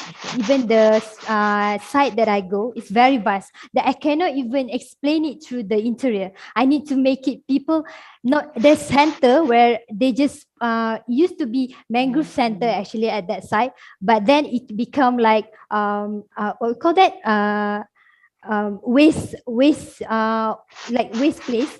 People throw every garbage and everything, that it doesn't become mangrove center anymore. And I want to make people experience, and also giving education to them, not just education, and also give the kids to feel how it is like bakau, not only inside but outside experience. Bakau is all about outside, because when you see bakau through the night, they have their own beauty, where it's fireflies, and also like the little sound, and also the night light, especially for the kids to learn how beautiful it is. That's why I need to grow further rather than just interior. That interior, and I think interior and architecture is really blend for me. The design is making me more vast, that I think like bakau need to taking to another step. That's why I make the design. Okay, thank you very much. Thank you, Leah. Sammy, do you have a question? Yes, I have a question. Thank you, Amira, for the beautiful presentation. It's so nice that you are so sensitive to nature and very good to use recycled materials. My question is, could you use less material or less design to provide all these functions? What do you think? Sorry, I don't understand actually. Could you use less material or less design? I could use to provide all these functions. Oh, okay. I think less. Oh, that's really tough question. I think less design, but less material, more design. I want that one. I want that way. Design is attraction people, but through the what kind of use of material that I use.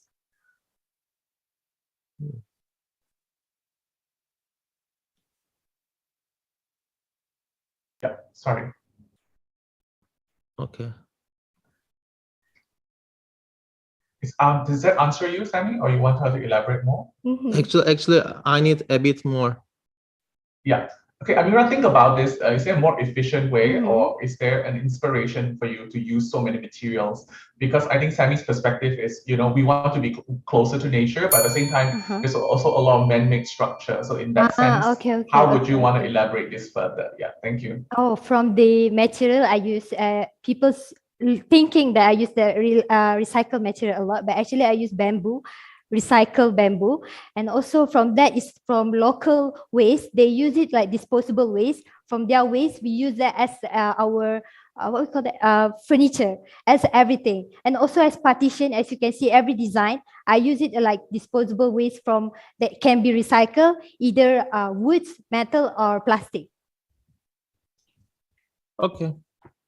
Thank you. All right, thank you, Sammy. Thank you, Amira. Anyone else? I have 1 more minute. All right, if that's the case, thank you, Amira, for your presentation. Thank you so much. Thank you. Thank you. All right, judges, before we go for a break, next we have Maura Kayla Ramiro from the LaSalle College of San Benil, Philippines, with her project Maracuyo Design Camp, project ID 44. Hi, Maura. Can you test your mic? Can you speak again? Hello. Okay, great. Okay, we can hear you. Over to you.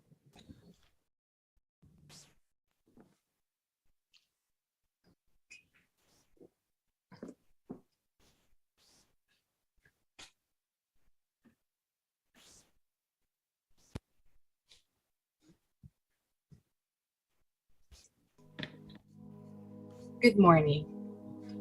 Have you ever felt drained and pressured by the everyday hurdles?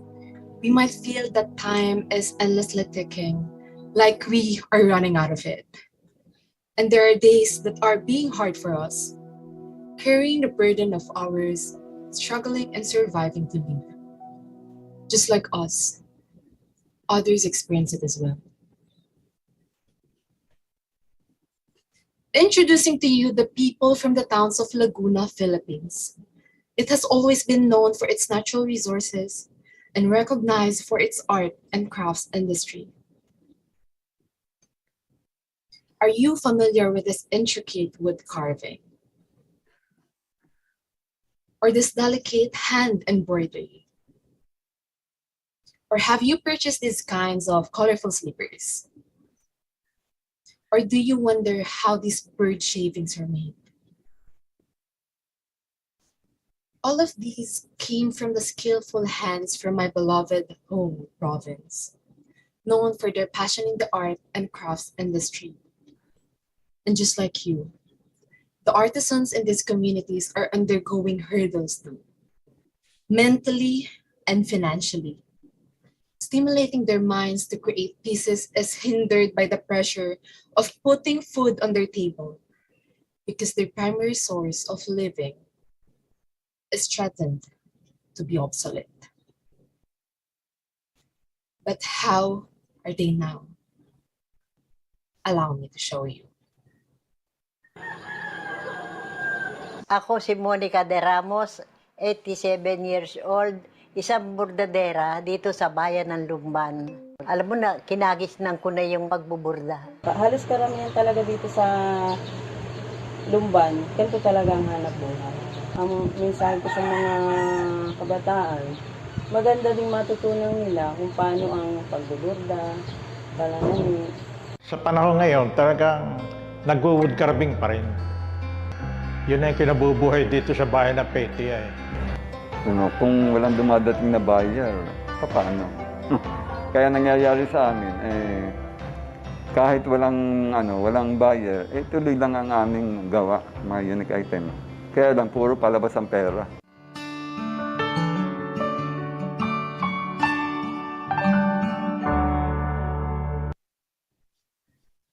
The technological shift has impeded appreciation for the art and crafts industry. Mass production has deflated the economic growth and reduced recognition for quality handmade products. I am from Pacharakul, Laguna. Growing up in a rural area of this digital age, I witnessed how our livelihood has changed. I remember my young self having found to be eager in modernity. A child who gets excited in newly built establishments within the areas, just like what I only see in televisions before. But growing up, realizations came in. It is not the same as decades before. Now, how would I, as a young designer who grew up in these towns, put myself into knowing that the culture and tradition are slowly fading? I am a person of Laguna, someone who could speak from my province. Laguna is indeed rich in artistry, but lacks in support and appreciation, which the project intends to empathize with the community artisans and bring back the recognition they truly deserve. How can design help? As designers, what can we do? Here is what we can do. Be on their perspective. Be aware of what they want. And know what they truly need. Introducing Marahuyo Design Camp, inspiring, reviving, and supporting artistry with interior design through attention restoration theory. Marahuyo, meaning to be enchanted and attracted, conveyed through this word is that it establishes the emotional depth of connection by captivating attention. a design camp that offers a refreshing experience for an artistic soul by nurturing creativity and artistry in a restorative environment. A growing interest in rediscovering nature has evolved in recent years, motivated by a fascination with it and yearning for natural, as well as desires to improve well-being, circularity, and resiliency. Marahuyo intends to create meaningful camper experiences by making them feel at ease and immersing them in the essence of the environment, while also preserving the province's heritage. Located in Barangay Amuyong, Mabitak, Laguna, Philippines, it is surrounded by art and crafts industries residing in both the province of Laguna and Rizal, accumulating this opportunity and strategizing and promoting their culture. The camp aims to develop the site into 3 phases, foreseeing an expansion for the hospitality industry. Phase 1.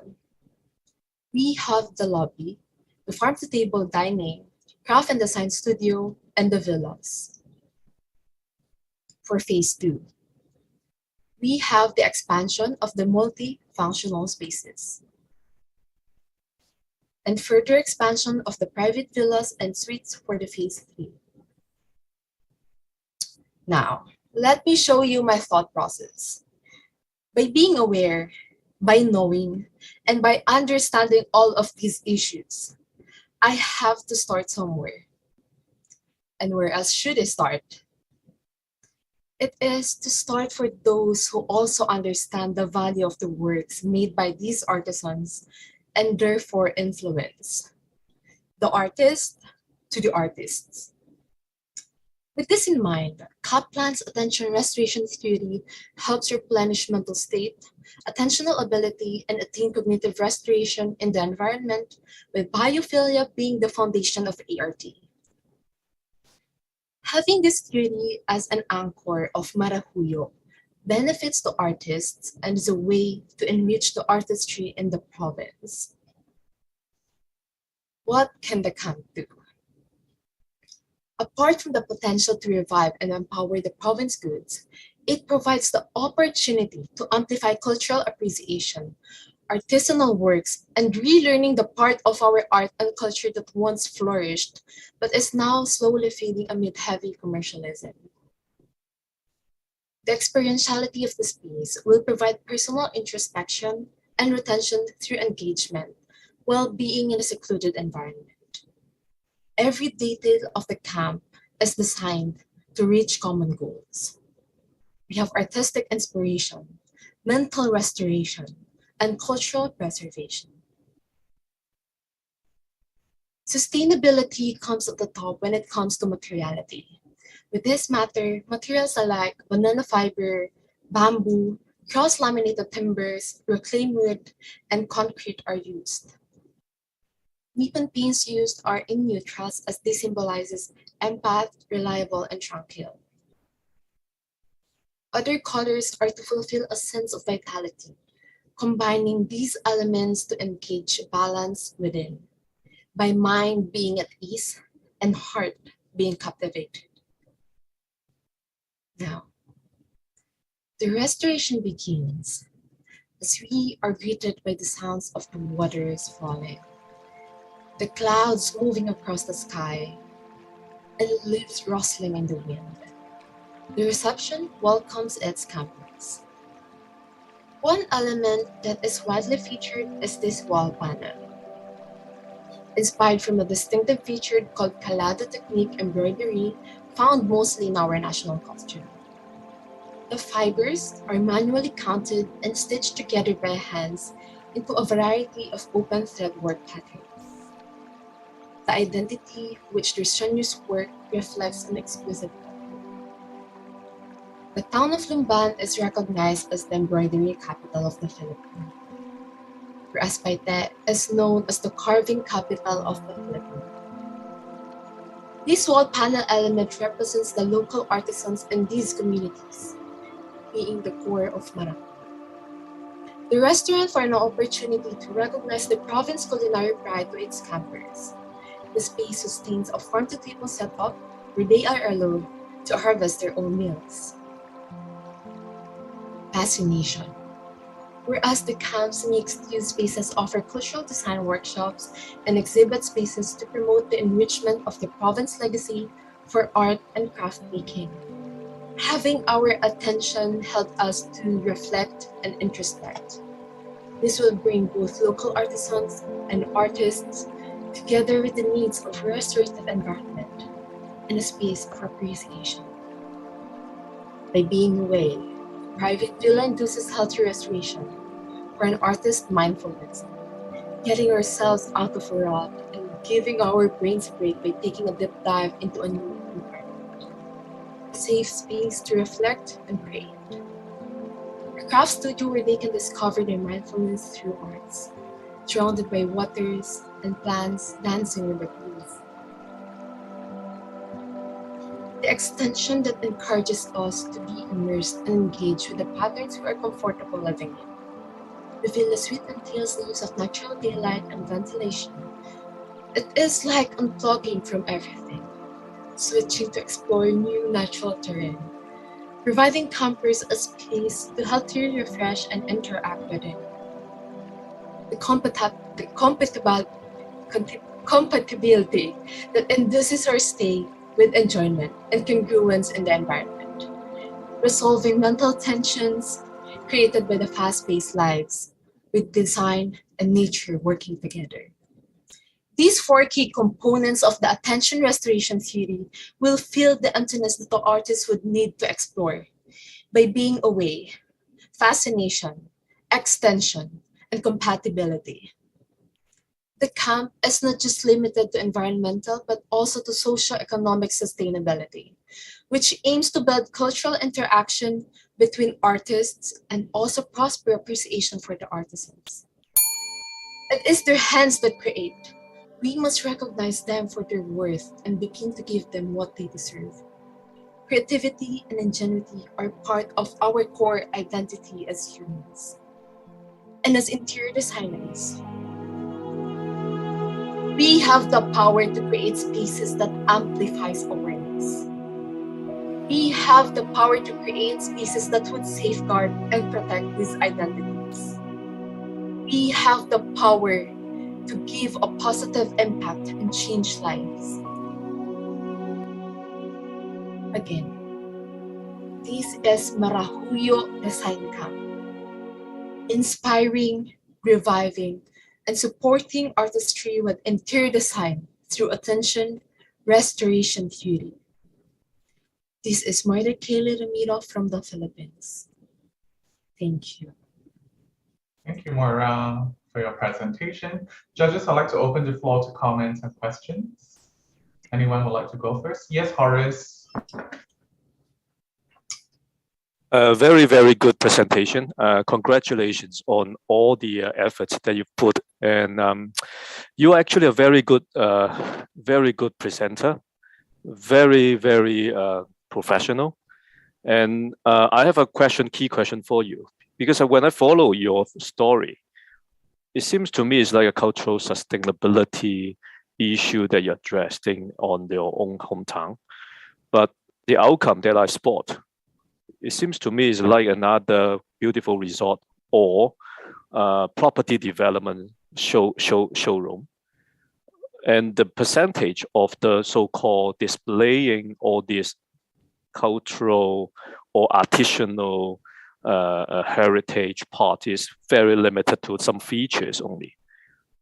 So to me, it's a big puzzle that why don't you put the whole project into original or existing structure, existing house, village house, and then doing an adaptive reuse rather than doing a brand new so-called design center from ground zero, because the authenticity is getting lost. So my doubt is, what is the logic of the whole thing?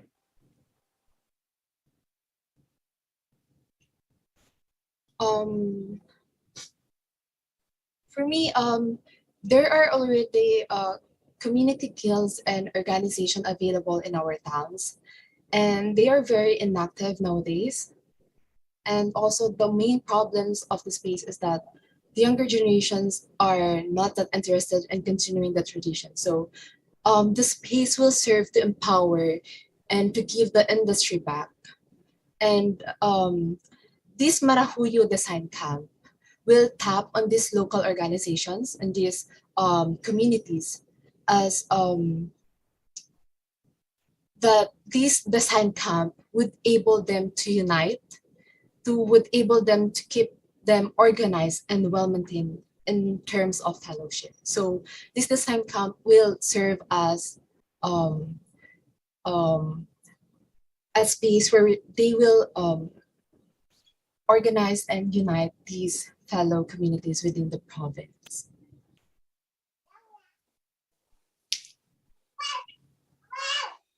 I hope that answers you, Horace. Not really. Okay. No problem. It is what it is. The rest of the judges, you guys have any comments or questions? Okay, Leah, Sammy, Ket, Mr. Chu. Okay, no one have questions. That's great. Maura, it's all right. Don't worry about it. The judges will figure it out later. Thank you for your time, Maura, for your presentation. Thank you, Horace, for the question and the comment. Okay, for that, ladies and gentlemen, we'll have a quick 10 minutes coffee break. So can everyone come back in 10 minutes? So it's about 11:40 Singapore time. Sammy, I don't know what time you are in, but be back in about 10 minutes. All right? Okay, I'll see everyone in 10 minutes. All right. Hi everyone. I am Architect Salih Adrisakum, the Chief Judge for AYDA Awards, Architectural category from Malaysia. I've been judging for AYDA Awards for a wonderful 12 years. It's an exhilarating feeling to be an AYDA Awards judge because every year I get to engage with the best minds in architecture and exchange ideas with them and ensure that there is a future for young architects. As a professional, personally, I benefit from the extensive networking of the AYDA network internationally, as well as engaging with the young ideas and young minds of the best in the architectural field from throughout the world.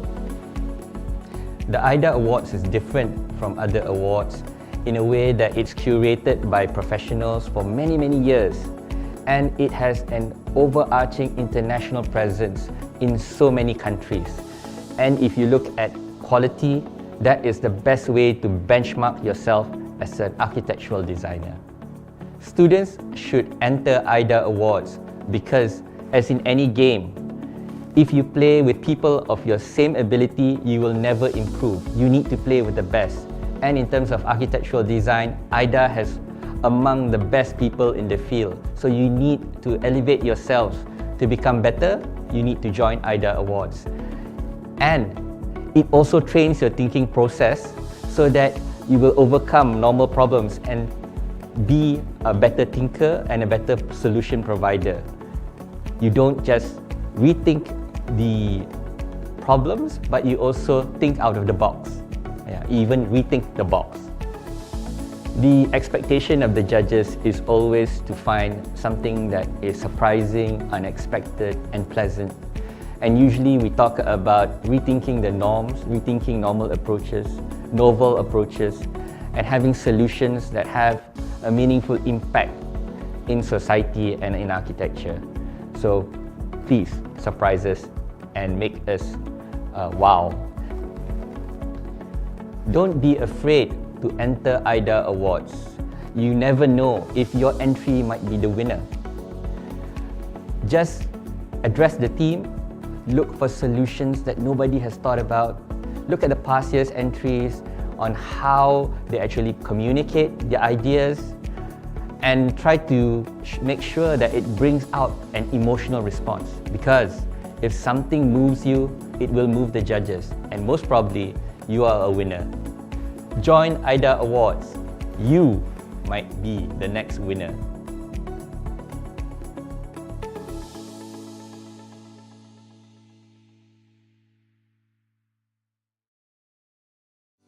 I'm Un Boon Seong, Chief Judge of AYDA Awards, Interior Design category from Malaysia. I've been judging AYDA Awards for 7 years.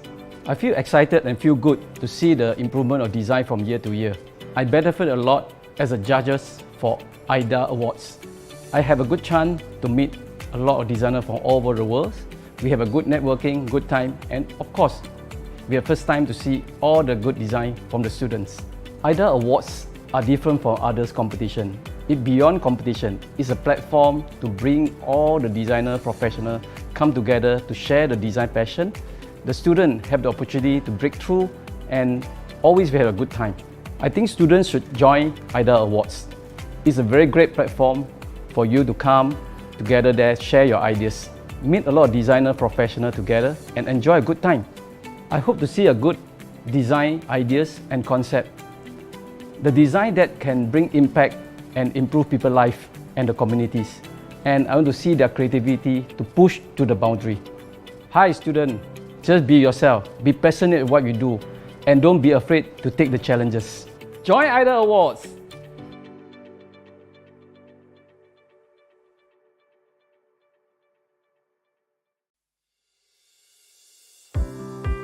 Hi, I'm Tanay. I'm an architect and a self-taught photographer from Pune, India. I'm the winner of Asia Young Designer Award 2018-19 Architecture category. I got to know about this competition through my seniors in college. I eventually applied for the competition. While going to Chennai, I was kind of excited as well, but nervous because, this was my first time in front of such huge audience. When we reached Chennai, on the first day we had the mentoring session by Ethos, where they explained about how do you present at nationals, how do you put forth your project, put forth your story in front of the jury members who are there. The moment when they announced the gold winner and when they called out the name, that was the astonishing moment. I was super proud that I won, and now I'll be representing India at the Pan Asia level in Singapore. The first day was the mentorship session arranged by Nippon Paint. All the students, all the finalists from 15 different Asian countries were together. The kind of energy, the kind of excitement of being together was at its peak. Subconsciously, you have that in mind that you are presenting in front of very eminent architects who have inspired you through their work, and you are now presenting in your work in front of them. So it's an honor as well, and a kind of big bag on your back. We were learning from each other, and big platform for a student who is recently graduated.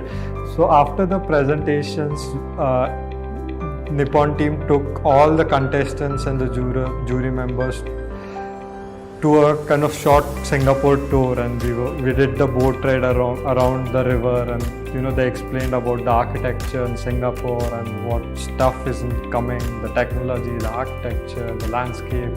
And in this journey, I made a lot of friends. My roommate was from China, and all the other friends from Thailand, Vietnam.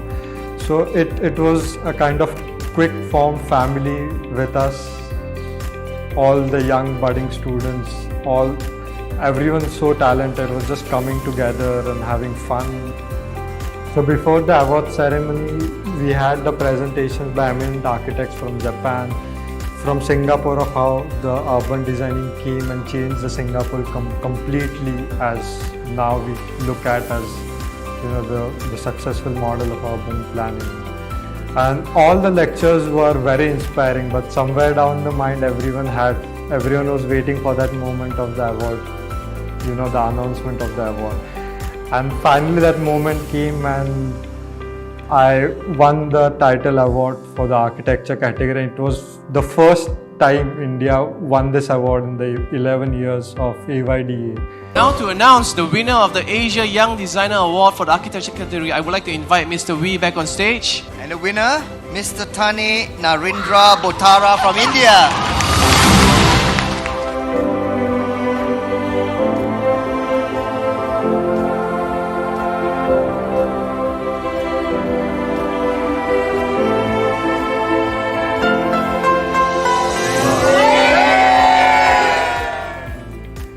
So it was a very, very proud moment for me and India as well. So after winning the award, I knew that I was now going to Harvard for the 6 weeks design course, fully sponsored by Nippon, and I guess that was a dream come true moment for me. You know, it's Harvard. It's every architect's dream to go there and study there. It's winning this award was a huge thing because like my life changed overnight. You know, before the award, I was just another student who was studying architecture and who had participated in AYDA. And after winning the award, you know, it changes completely. It just like kind of living a celebrity life for a moment. So after coming, many interviews were lined up with the national newspapers, the international magazines. And now I was heading to Harvard. This award had just opened doors for me at such a reputed university. And yeah, the next day was the registration day, the day when we were starting our program. We were now introduced to how the program would be, the modules of the program, and how we would be curated in 6 weeks. And my fellow course-mates were from all around the world, aging from 18 to 50 years old. The thoughts of designing which were coming in weren't just from the people who are from designing background, but there were students from medical background, music background, physics, chemistry, maths, and just name it, they are there. So this wasn't a typical studio where all the architects are coming together and learning, but this was a kind of studio where young students are coming in and putting in their thought of what designing should be. And throughout the program, my perception of looking to architecture, perceiving spaces completely changed. And I feel like, you know, I kind of got a little matured in terms of designing. I am kind of very happy that my journey landed me here. And in retrospect, I would like to say that, you know, kind of seize every opportunity you get, because you never know.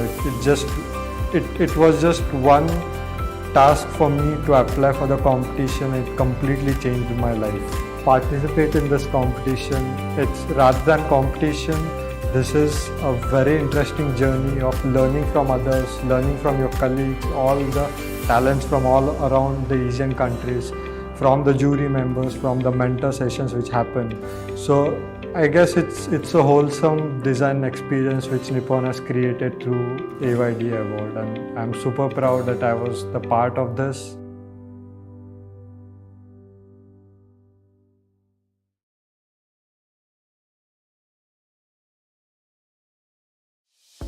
Hi everyone, I am Architect Salih Adrisakum, the Chief Judge for AYDA Awards, Architectural category from Malaysia. I've been judging for AYDA Awards for a wonderful 12 years. It's an exhilarating feeling to be an AYDA Awards judge because every year I get to engage.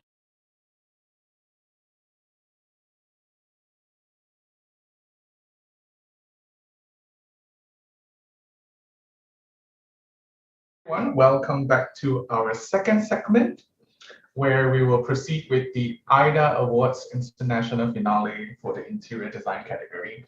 Next on, we have Vanessa. Correct. Next on, we have Vanessa from the Nanyang Academy of Fine Arts, Singapore, with her project Sunny Pavilion. Her project ID is 45 for our judges' reference. All right.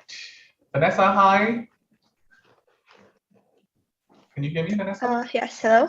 Oh, like, hi. Ready? Just a second. Sure, no worries. Take your time.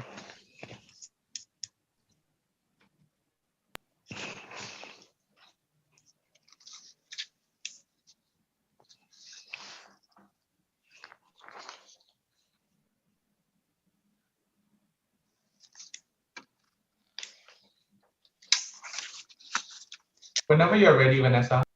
Okay, yep. Is my screen visible now?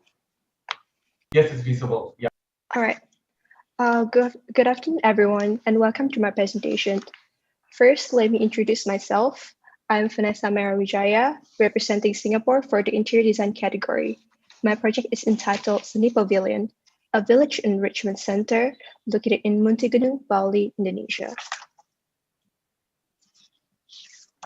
This project is an ode to the beloved island I call home, Bali. Being away for 2 years from my home and my family wasn't easy, but the deep longing and the memories of the island that continuously comforted me by carrying on and keeping myself occupied during this COVID-19 pandemic. An island that I was born and raised in. This is my home, and it has given me so much memories of warmth and happiness. This project is a little girl's dream to give back to my home, Bali. A beautiful, peaceful, alive, unique, and yet so often a misunderstood place. This is not the perfect island, as it is often portrayed by millions of other people, but rather the side of Bali that is unheard of. A side of Bali you may hard to believe, thanks to the glimmering and the glamorous pictures that hide everyday poverty. The contrast between the wealthy part of Bali and the east of Bali that made me feel very sad, exceedingly sad, because basically it wasn't fair. The global pandemic has devastated Bali tourism-based economy, causing poverty to surge across the island, with tourism accounts for 80% of the local economy. It has exposed the vulnerability of relying solely on fragile tourism. A big question came to mind. Has Bali become a victim of its own success? The number of women and children who are begging on the streets has surged since the COVID pandemic started. Muntigunu village, named as the poverty house of Bali, as where most of the beggars are coming from. This ties in with the three main issues. First, the low level of education. It associates with the limited skills and weak human development. Number two, the poor awareness, the mindset to earn quick cash, resulting in continued cycle of begging. And lastly, the overlooked infrastructure that causes lack of job opportunities. It is important to consider the village and its people while envisioning the future of the village from a design perspective, starting with the understanding of tradition and then considering it how to express as we adapt with the present age. And based on my finding through a forward-thinking process, I'm exploring a multidisciplinary approach through role rejuvenation, and this development is related with 1. Ecological development that supports the village without causing damage to the environment. Number 2, the economy sector by creating welfare jobs by transforming the village resources into economic advantages. And 3, education, implementing education through a vocational system to enhance people's capacity for self-development. Sunny Pavilion pursues the modern after achieving a clear understanding of tradition and culture. By taking on the challenge of discovering how to integrate Bali traditional aspect with contemporary era and modern living spaces. And next, this chart shows how the role rejuvenation strategy would work by identifying the problem and then creating initiative through ideation and having a clear target area through intensive planning and an end goal with a design future thinking. It aims to shake off poverty, but it is a starting point of a new life and new endeavor. And always being mindful of the foundation and basis of Bali inheritance, the goal is to create space that is in accordance with times. And I will be playing a short video without sound, an introduction to the village.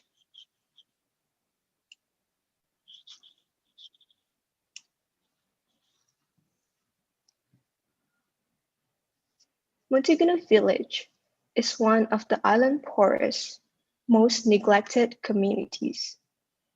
The village struggles with the inability to grow crops due to the barren dry land, water scarcity issue, and the lack of employment opportunities.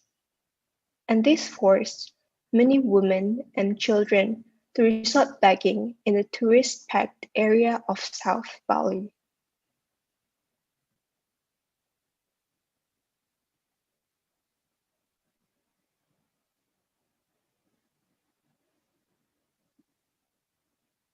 My visit to the village helps me achieve a deep understanding and also appreciation of the village and the people.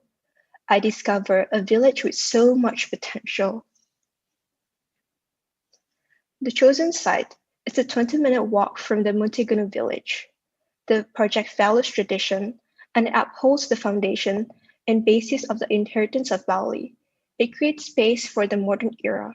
Sunny Pavilion will provide a new platform to centralize production and adding a sense of social responsibility to improve people's mindset.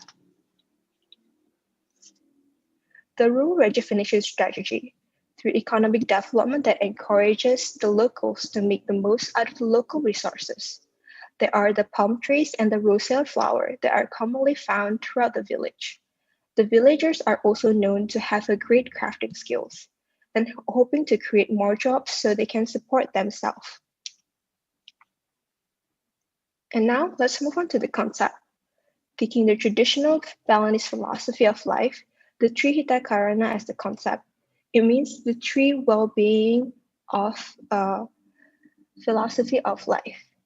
And by first, this concept, it creates a harmonious relationship with people and nature that leads a balanced and prosperous life. The concept is applied as the center of orientation of the courtyard, the spirit of the place, and it creates a sense of unity. And next, divide. The space is divided based on function into 4 pavilions. And next, to adapt. The pavilion is carefully positioned to create a better user experience. And lastly, emphasize, to create a sense of importance and by twisting one of the pavilion that houses the communal space. And the layout plan shows how the concept is being applied, as the courtyard is located at the center, as an embodiment of connection between user, internal space, and surrounding nature. I would like to elaborate further on the user experience journey, starting from the introductory, by using vocational education and training services for learning new skills that can benefit their livelihood. And next is to discover where the fresh produce can create jobs that are welfare in nature. Moving on to the experience, improving the productive condition to expand commodity production. And next, to expose a multi-purpose space to improve the social exchange between user during the production. And lastly, to connect, a communal outdoor space for the community to gather and prepare their ceremonial activities. And now I'll bring you into the Sunny Pavilion. The compound itself nestles as a precise and defined figure in the landscape. The aim is not to fit people and their lives into space, but it provides space where people can feel the comfort of living and working. Comfort is sensed by different people in different ways, and space that satisfies everyone may not exist. But this project aims to do whatever it can to approach this ideal by putting shape into comfort, and that is the aim of Sunny Pavilion. And things that are authentic are always adaptable, and I have observed and explored the traditional sitting position of the people, adapting it through fixtures that are scattered throughout the space. Next, we'll be moving on into inside of the workshop, a space that is flexible in usage, designed to hold classes, training services, gatherings, and others. Vocational education will enhance people's capacity for self-development by breaking down the mindset of begging to earn quick cash in order to escape poverty and develop the regional economy. It also features the space-saving table that can be folded up when it's not in use. And this space can be used as a big hall or separated as an individual classes. And stepping outside, there is the mingle area, pockets of seating intended to create interaction. And these are some of the Nippon Paint colors that is used throughout the projects. Zooming into the detail of the common window seat, the window shutters allow direct connection with the nature and provide ventilation. And next, the courtyard. Centered to the compound It is the spirit of the place, and it creates sense of unity. A communal space that can be used as a gathering area, preparing for ceremonies, and even drying for the resale flower for production.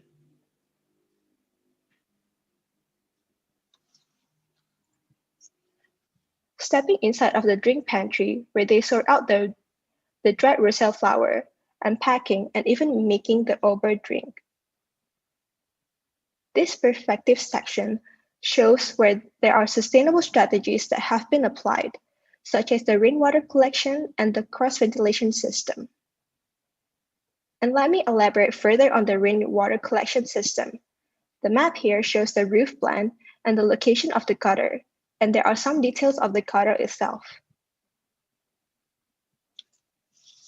And next, let's move on to the food hall. This is the main production hall of Mutigunu fresh produce, like cashew nuts and dried fruit, collected from the farmers around to be sorted out and packaged, the product to sell. Stepping outside the courtyard, here shows the form of the building.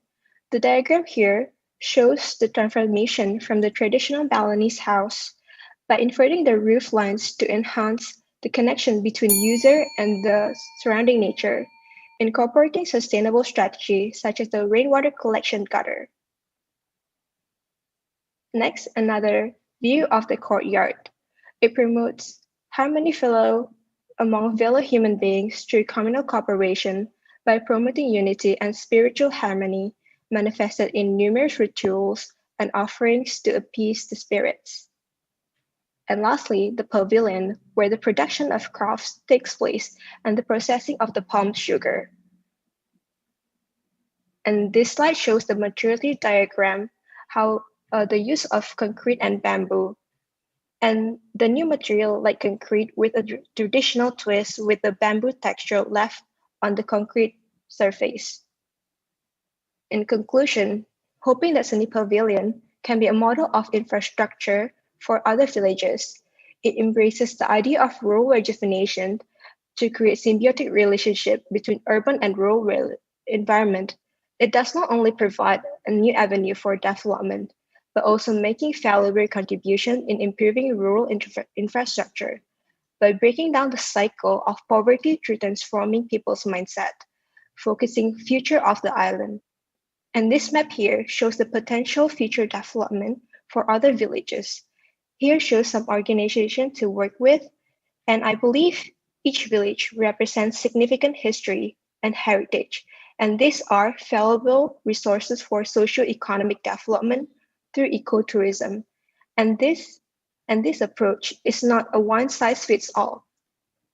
Through a sustainable development path and a deep understanding of the local conditions, it can be replicable. By connecting through empathy and leading it with compassion, together we can lift a village out of poverty. And that brings us to the end. I'd like to thank you for your time and your attention today. Thank you, Vanessa, for your presentation. Judges, yes, Kiet? Hi, Vanessa. Yes, hello. I think it's a good presentation, very systematic in terms of your planning, but I'm struggling here to differentiate because this is a public building, right? It's meant to attract tourists. You have museums and facilities. You have production house all under one roof. So I'm struggling to see how do you differentiate the transient tourists and the visitors from the service provider. Also because of the background and context that you are designing this from. This is Indonesia, Bali, right? So there is a different way people consume the food, the locals, right? Some, they may use their hands, right? And tourists may not be accustomed to that. And then in terms of seating, you have a different seating posture, right? To accustom to the local. Yeah, but if you are you're using this as a tourist attraction, then how do you cater to that tourist class? So can you explain from your plan the consideration you have put in between these two groups of users for this building? I think at the first look at this project, it looks like very touristy, but I would like to start this project as a independent infrastructure that helps the village in terms of centralizing production. And through that, it helps the village to give them a sense of responsibility.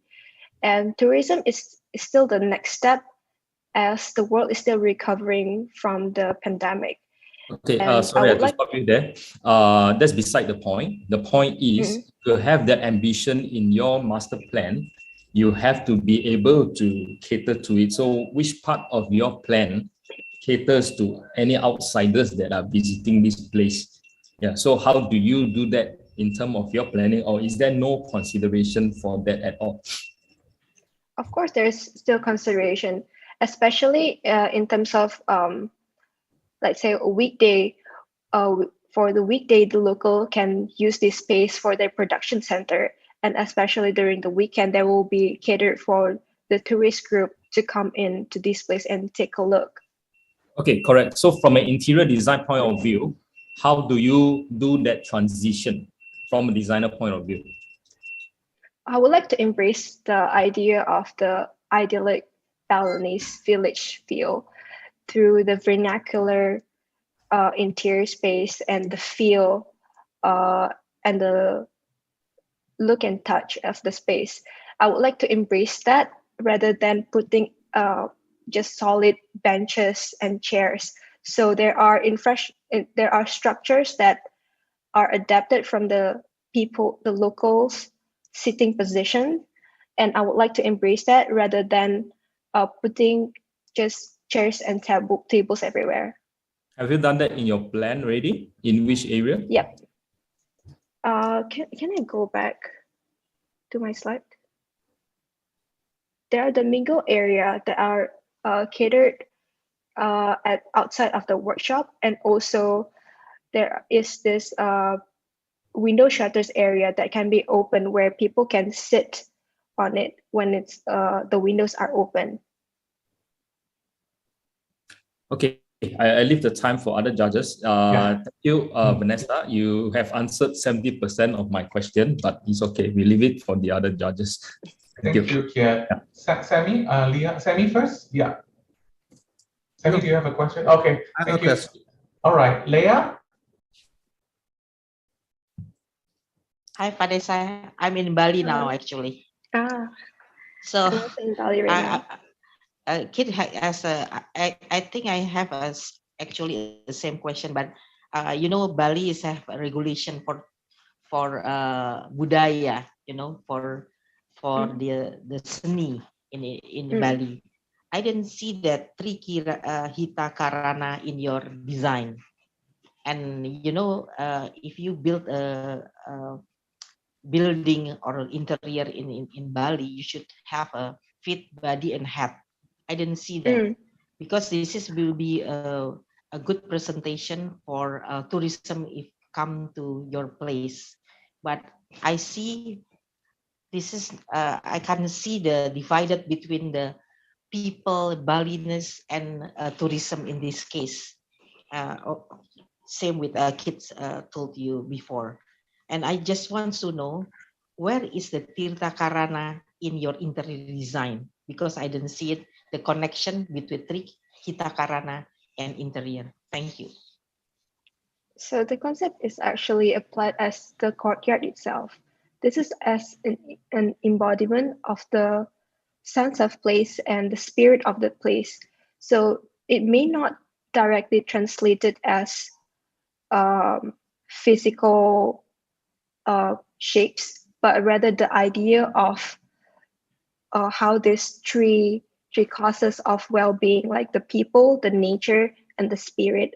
So the courtyard itself, it brings the people, the nature, and the spirit, the god, where they do like their ceremony, their ritual. So it brings everything together, like the center of the Trihita Karana diagram, the symbol. But if you, as you know, just a moment, as you know that, and the regulation of the in Balinese is very quite. You should know, but all the interior in Indonesia, in Bali should connected between the regulation and the interior itself. Can you explain to me, please? The interior and the regulations. The regulation, because I just made a airport, and then the regulation is stick with the interior itself. So they always changes the design with the regulation. So you should know about the regulation. Is number 5 regulation for interior in Balinese. There are different. About the culture. Okay, about the there culture. are different. There are different rules. Wait, should I continue? Oh, no, continue. Yes, please. Okay, there are different rules and regulation in Bali. There are also different beliefs, but Trihita Karana is just the philosophy of life in Bali, not the architectural rules that I apply here, because I think I want to break down and also adapting it through a contemporary perspective. So rather than using the traditional, which will affect the whole space, I would like to explore a new idea of the philosophy of life, rather than using the traditional Balinese aspect, Balinese rule. Okay, then. Thank you. Thank you, Leah. Thank you, Vanessa. Thank you. Judges, any more things you'd like to add on? All right, if there's no spots, no questions and comments, that will be wonderful. Thank you, Vanessa, for your presentation. Thank you for your time. Thank you. Okay, judges, I would like to introduce our next finalist, Qin Hao from the Chongyuan Christian University of Taiwan, with his project Daily Dialogue Gallery. His project ID is number 46. Qin Hao, 在吗? Yes. All right, you can start anytime. Can you see my screen? Yes. Okay. Hello everyone, we are from Taiwan. In this period, you and I and the whole world, we all need to remove the gap and start dialogues. And we all need healings as well. 我们是日常对话美术馆 Daily Dialogue Gallery. Our design is based on a story. It's a true story. A girl faced some difficulties in her life. And I was there, listening to her, trying to give her my support. It inspired me. I'm now presenting a story to you. We have family embrace us when we are at home. We have friends embrace us when we are at school. However, when we are alone with our mental pain, our struggle, where else can we be embraced? Here, it is a psychotherapy clinic in our city. Living in a stressful city like Taipei, a psychotherapy clinic can be a comfort. This is a place for people to have a space for conversations and to talk to people and listen to people. However, we are always care about what other people think. Therefore, it creates a strong obstacle between us and psychotherapy clinic. But just like we may get sick sometimes, our mental health may also get sick. When that happens, how do we learn to have a dialogue in order to get healings? Our design starts from the heart. Reversing the old image of a clinic, we redefine what healing means. In order to eliminate the invisible wall between people and to solve these existing problems and create a new style psychotherapy clinic, a safe space. The question is there a place where a psychotherapy clinic can be designed and utilized? We have found a place like this. A big circular-shaped community. And the ground floor is 2 stories high.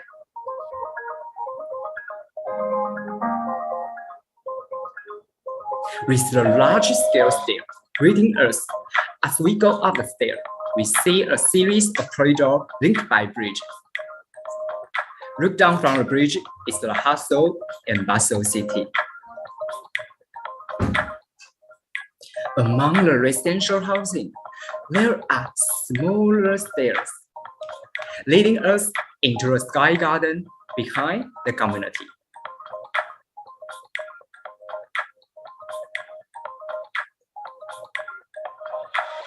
We start to find how people live here, drying clothes and planting. And we are like a stranger who intrudes into their life.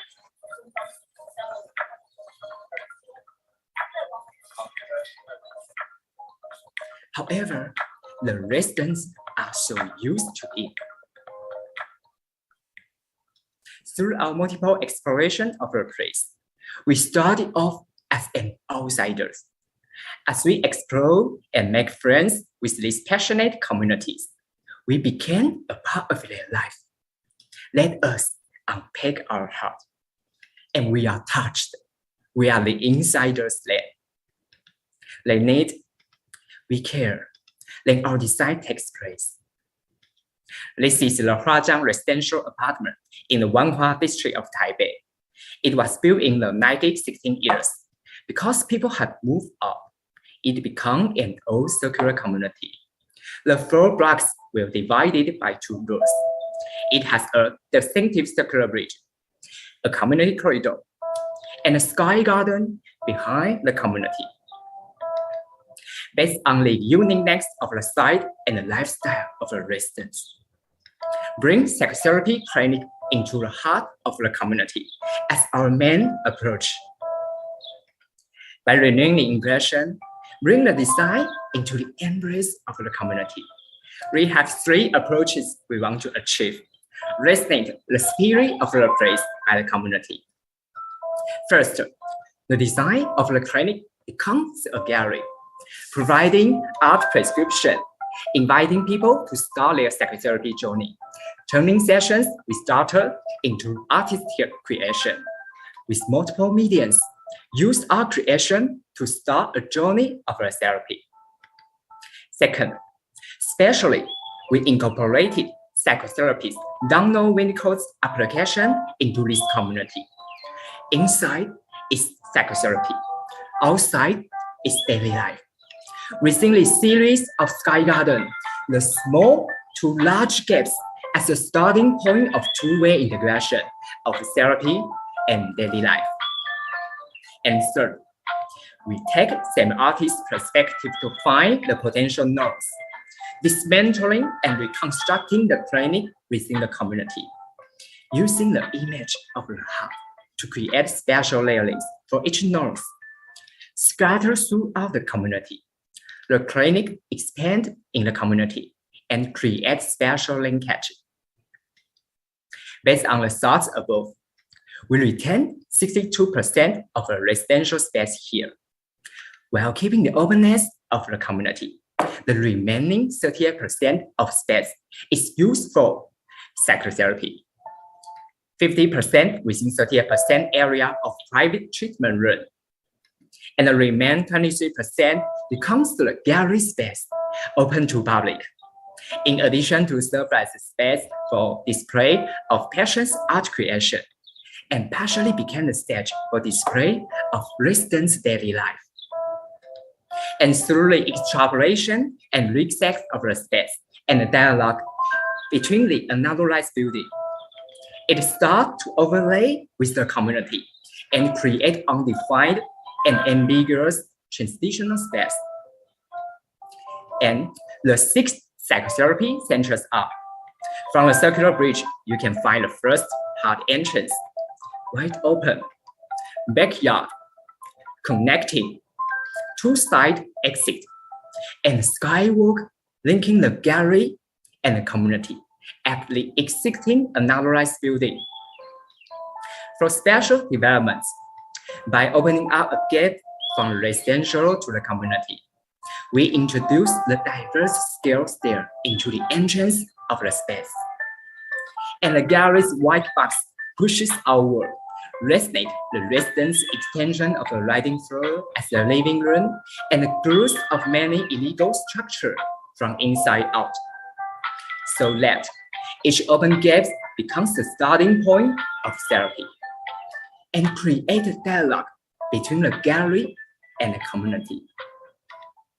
In this colorful community, we use white as the background color of the gallery. However, the red is resonate the warmth and passion that the community brings to us. It's not only a color, it serves as a guide in this wide space, just like residents leading us into a gallery and the therapist leading us into a private treatment room. The first, heart entrance, opening the heavy door of the heart, entering the reception waiting area of the clinic. Follow the red guide to the heart. Here, you can express your feeling. As you enter the evaluation room, you will get a prescription. And then you will take the art prescription and enter the heart backyard. On both sides are the gallery exhibition rooms. In the middle, there are private consultation rooms. A balanced line, symbolizing psychotherapy, connects the two areas, linking the open exhibition room and the private treatment rooms. The community backyard, we saw the closing and opening of glass door. The psychological behavior of special barriers is conveyed, and allowing the gallery to create a multi-directional spatial interaction when it is open to the public. It also allows the gap to become another small backyard in the community, where people can meet and chat, hang out while doing laundry, walk into experience the artworks, and extend the behavior of planting flowers outside their homes. The community backyard is where mutual interaction and understanding take place. And then a place where hearts meet. The entrance from wide to narrow. These people experience an emotional change, make the gallery exhibition rooms and clinic in between this community gap. Then there is the side exit of the heart, bringing the daily behavior of the residents into the exhibition space. Leaving the treatment room, follow the red and grateful pavement with a healed heart and a refreshed body. The other side of the heart exit, between the gallery and the clinic, a skyline opens up the dialogue with the environment, through which the change of the day are perceived. And the gallery exhibition rooms is also used in various of ways, not only display the artworks for patients, but also available for us when come here. And to local residents display their artworks and become a community classroom within the gallery. All of these are a pathway for all patients when entering the clinic. And then we will lead you to the daily dialogue gallery, from the entrance to the exit of the heart. Our hearts all need a place to belong.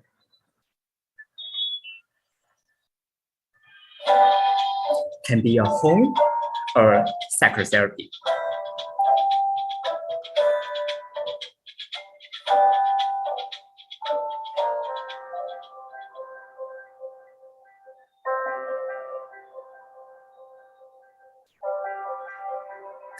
Here, we have found a place to belong and where we can be embraced.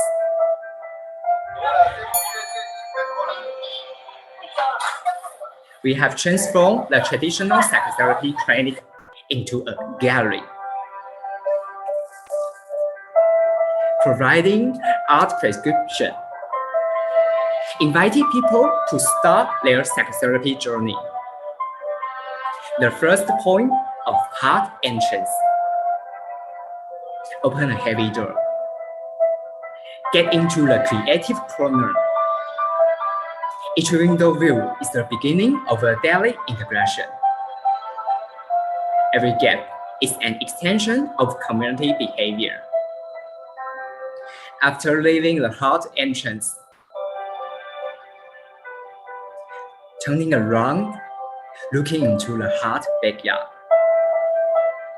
First, we enter a disordered exhibition room of our artworks, and then a balanced line symbolizing sex therapy, linking the private treatment room. The vertical gap is another small backyard in the community. Finally, the hard exit on two sides. It also symbolizing the end in the psychotherapy journey. We open a window to the sky, where people and the environment can have dialogue.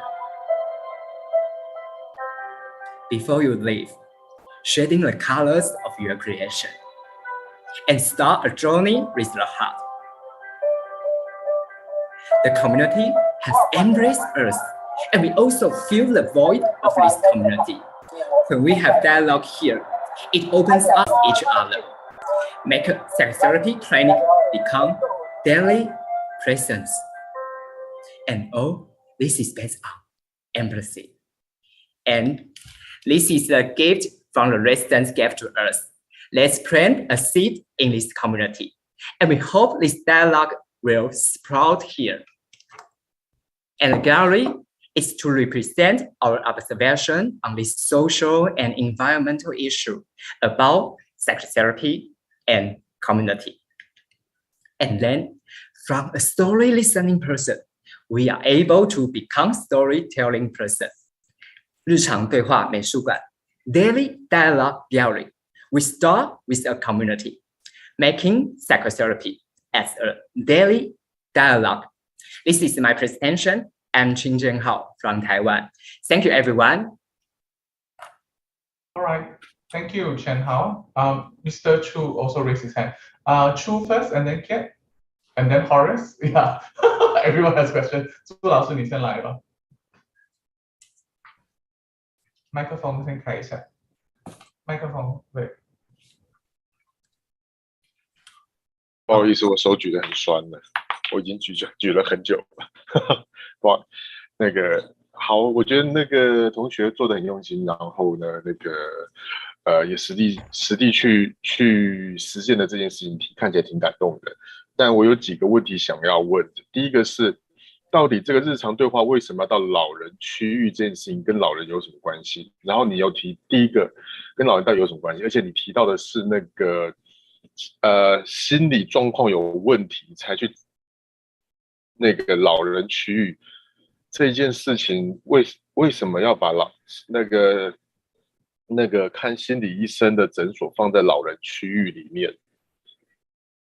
你到底想跟老人做什么样互动？这件事情没有直接的看到。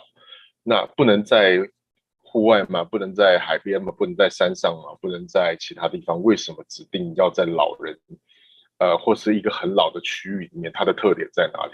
第二个，为什么你要用红色？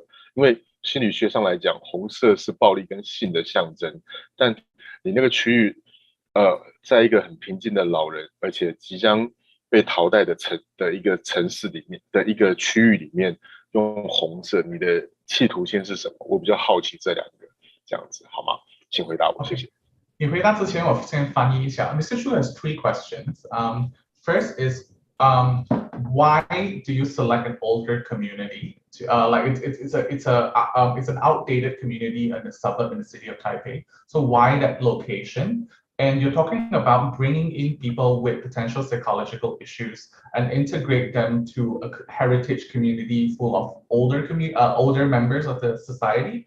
What is your intention there? Why can't we do this elsewhere? Why does it have to be in that particular location, in that particular context? And the last one, in the context of color psychology, red represents violence, and it seems like red is a really out of place color to use for psychological services and to place in a place that is so peaceful and serene. So Mr. Shu would like you to answer all 3 questions. Qin Hao, you can 你可以用中文作答，我会帮你翻译。对，好，培生老师好。首先，关于第一个问题是，其实，在大家来看这个，它其实是一个50多年的老旧的社区。那当我们来到这个社区的时候，其实我们有看到这个社区，许多大家其实外表上看不到的另一面。那像是经由我们多次的探讨，在这个地方的探索，我们其实发现了这个地方其实绝大多数其实住的都是老人家。那也因此，大家来看这个地方的时候，可能会觉得这个又老又旧的社区，会觉得可能它就是某种程度上会被污名化。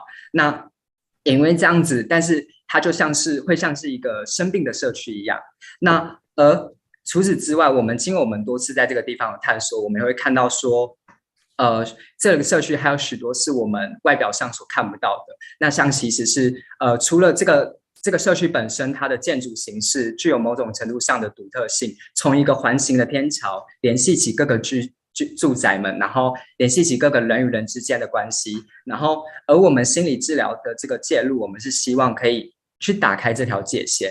然后我们希望让我们这个诊所介入这样子一个老旧的社区呢，我们可以与社区互相做一个支撑，然后互相缝合彼此的需要，然后开启一个同理心，那去展开一个比较实验性的非典型心理治疗的场域。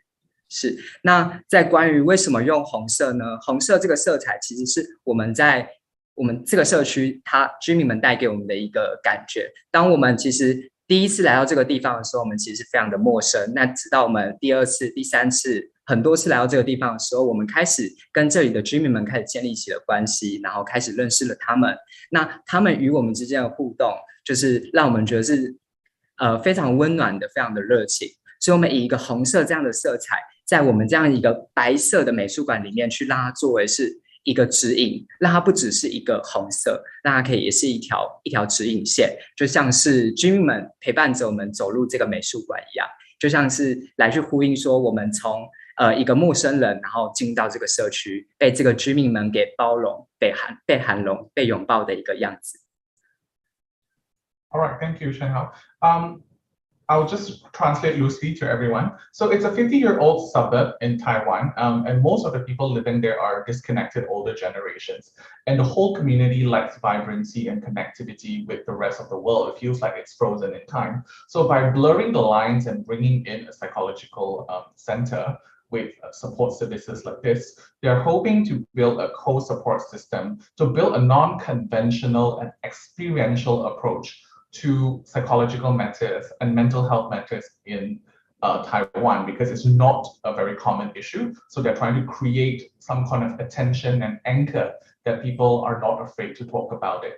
And the idea of using red color is actually a reflection of the passion and friendliness and the tolerance that the local community have towards visitors. So it's not so much on the emphasis on violence, but an emphasis on red as in passion. Yeah, thank you. Thank you. 苏老师 OK 好 OK 好 anyone else have any questions or comments? Yes, Kit and then Horace. Okay, sorry. Yeah. Okay, sorry. 我用英语问答你有问题吗？那个，因为为了节省时间，我用英语来问，你会有问题吗？老师用英语问，你用中文答吧。可以吗？好，还是要我用中文问？因为现在为了节省时间，不然我们还要翻译。你理解 OK 吗？中文好了。OK， 那我就用中文。最怕你听不懂。OK， 那个你用的是一种很碎裂的方式哦，把那个新的东西带进一个老区里面哦，所以有一点针灸性的针灸性的那种方式哦，来注入那个新的物体，所以我觉得那个整体的那个 project 我觉得做得非常好，很深入但是呢有一个问题就是往往这类的那个项目存在一个问题就是什么？因为你现在老人家好好的在那个小区里住着哦，那第一你是要把新生命带入新的人潮，带入这样的一个小区哦，你甚至把它转成说变成一个博物馆。那现在那些老人和居民现在已经变成了那个展品了，所以这样的话，你要从你的那个方案里面要解释一下，就是说你怎么样应付这样的一些负面的一些心态，就是说原本坐在那里好好没被打扰，有自己的一个空间，现在空间被占用了一半或者甚至更多，你怎么样处理这样的一种心理状态？从你的那个设计上。好， Right, thank you, Ken. Just let me translate very quickly. It feels like part of your work interrupts people's daily life and routines, then you are turning the space into an exhibit space to the external parties that are engaged in that space. So how would you handle these thoughts and negative impact? Okay, Qin Hao来。好，老师好。那关于这个问题呢，我们这个美术馆这个 gallery， 我们其实它展示的是就不像外边大家所想象的 gallery 一样，是可能是非常漂亮的，然后拥有非常许多高级昂贵的作品。我们这个 gallery 展示的是艺术创作下的作品。那除此之外，我们也可以希望就是借由我们在这个社区当中的这个日常的体验，我们希望能够借由一些空间的引导，让居民们的一些日常的行为可以局部的慢慢开始渗透进来这个美术馆里头，让这个美术馆的让这个居民们的日常也可以成为这个美术馆的一部分。而除此之外，这个美术馆我们也是希望它是展示着我们设计者对于这个社会环境议题下的观察，我们将这样子我们的观察投射到这样子一个小小的美术馆，希望它就像居民们他送给我们的那一颗种子一样，可以这样子慢慢在这个社区里面播种开来，这场对话就会开始慢慢的展开。是。Right. Okay. So it's not so much of your conventional gallery, it's more an artistic approach, and using wayfinding to slowly integrate the life of the people living there into the artistic approach rather than the other way. So it's not about our artistic display or our approach changing the life there, but it's the life that people living there, they will impact the way we appreciate art and we do art on mental health awareness. Thank you. Horace? Well, I think it's overrun already. So I give you a very quick question. I like a lot about your approach on the adaptive reuse. Okay, community building instead of from ground zero, you build up a new structure, new architecture. Because this is the power of interior design that I believe in. So my question is, if I'm going to ask you to cut your scale into like half of it, what program will you remain? Because now to me it's too big. Your project is too big. OK， 如果要砍一半，你要剩下的是什么？如果你的这个整个项目，对，你想最想留下来的那几点是什么？哦，好的，老师好。关于这个问题呢，如果需要在这个设计上有砍一半的话，那我希望保留的是可能，因为我们在每一个小据点里面，我们都有就是以一个缝隙，一个社区的缝隙去展开。那我们希望让这个留白的缝隙，在这个社区当中是可以充满着各种可能的。居民们可以在就是自然而然的引入这个缝隙来，就是从事他们的日常行为，种植花草，晒衣服。那因此，我们让这个缝隙就会成为是一个心理治疗发生的开始，让这样子一个缝隙慢慢的开始从一个小影响之大。因此，我们会希望就是最希望保留的就是这样子在社区当中的每一个小缝隙，让各种日常行为，让各种心理治疗都从这个缝隙开始展开延伸出去。那么这也就像是像我们的生命也都是一个疗愈的旅程。那我们希望我们透过这个日常对话美术馆这个社区的小缝隙，可以去让我们这个地方开始作为一个疗愈的开始。All right, thank you. So if he can only keep half of what he have designed, he wants to keep the in-betweens and the gaps because that's where the little things happen, where the community and the residents go on with their lives, and it serves as a very strong catalyst for people to appreciate life and understand that life is a journey and the mental health rejuvenation doesn't mean it has to be formal. It is really the little things that we do that matter. Thank you, Horace. Thank you, judges. Yeah, that will be all. Thank you, Qin Hao, for your presentation. Thank you, everyone. Thank you, 谢谢。All right.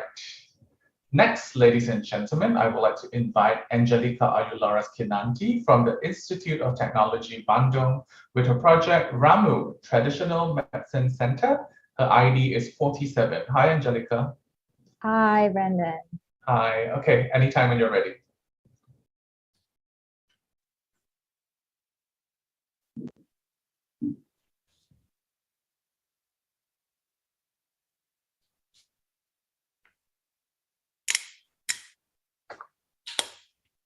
Have you seen my screen yet? Yes, we can see your screen. Okay. Just wait a minute.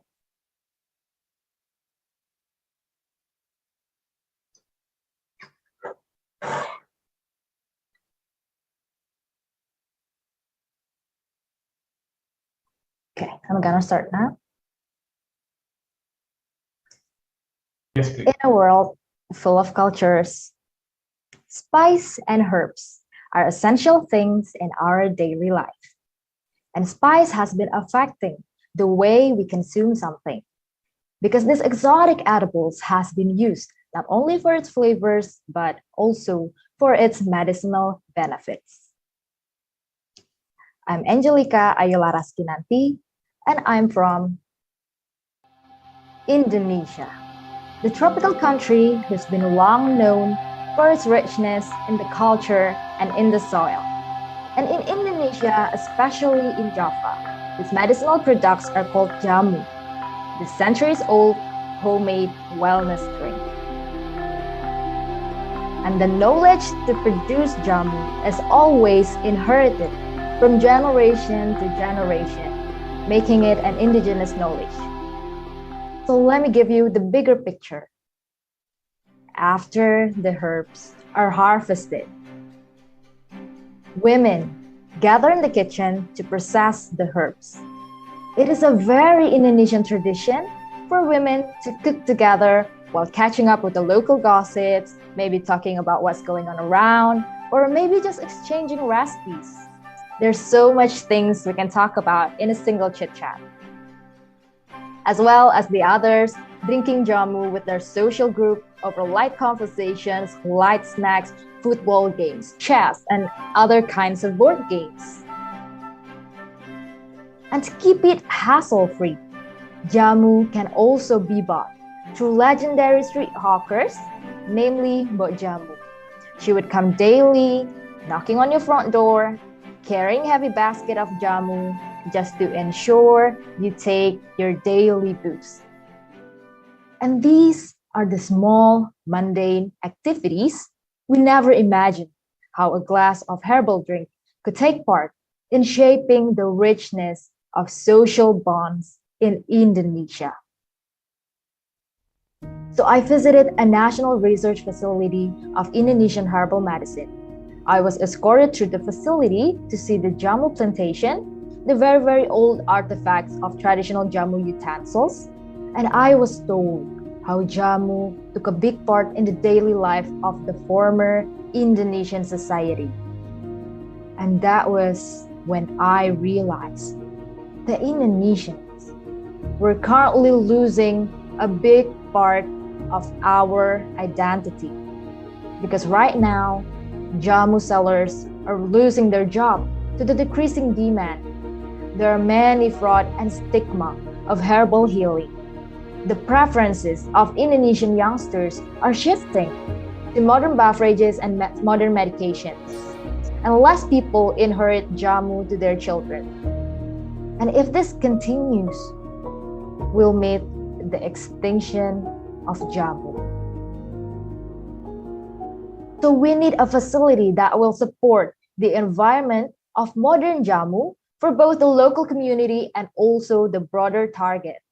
It is a symbiosis of mutualism to make the outsiders understand and blend in with the tradition, while also for the locals to innovate their products to fit modern tastes. So I present you Ramu, an Indonesian traditional medicine center, an experience center located in Yogyakarta, a city with the largest number of jamu home businesses. This facility is intended to be the vessel for local jamu sellers to broaden up their market, and also as a center to reintroduce jamu not only for its products, but also to present the social environment it brings. So no matter what your background is, you will be guided to understand better about jamu and the people around it. So as one of the objectives is to reintroduce jamu to newer generations, and in order to gain their trust and their willingness, the effective approach should no longer be theoretical learning, but for them to understand jamu holistically. And as for the broader target, the people coming in will also vary, and there are people who come for the first time or never tried jamu before. That's why they have the need to know, they have the need to try, and therefore they will gain their trust to consume jamu. And that's on relevance. And for people on medication or regular consumer, they come back because they need to heal. They need advice and also treatments. And there are also the group of people who's willing to buy the products. And that is on reliability. There are also visitors who come without any visiting purpose. But that's actually quite simple because what they're asking for is actually entertainment. And we need to provide amusement for them. That's why the zone is divided into 3 areas: the learn, the observe, and the experience. The learn, which is the museum, to fulfill people's need of relevance. The observe, to fulfill people's need of amusement. And the experience, to fulfill people's needs of reliability through workshop, dining area, shopping. And the flow inside the building will be spread evenly into each zones.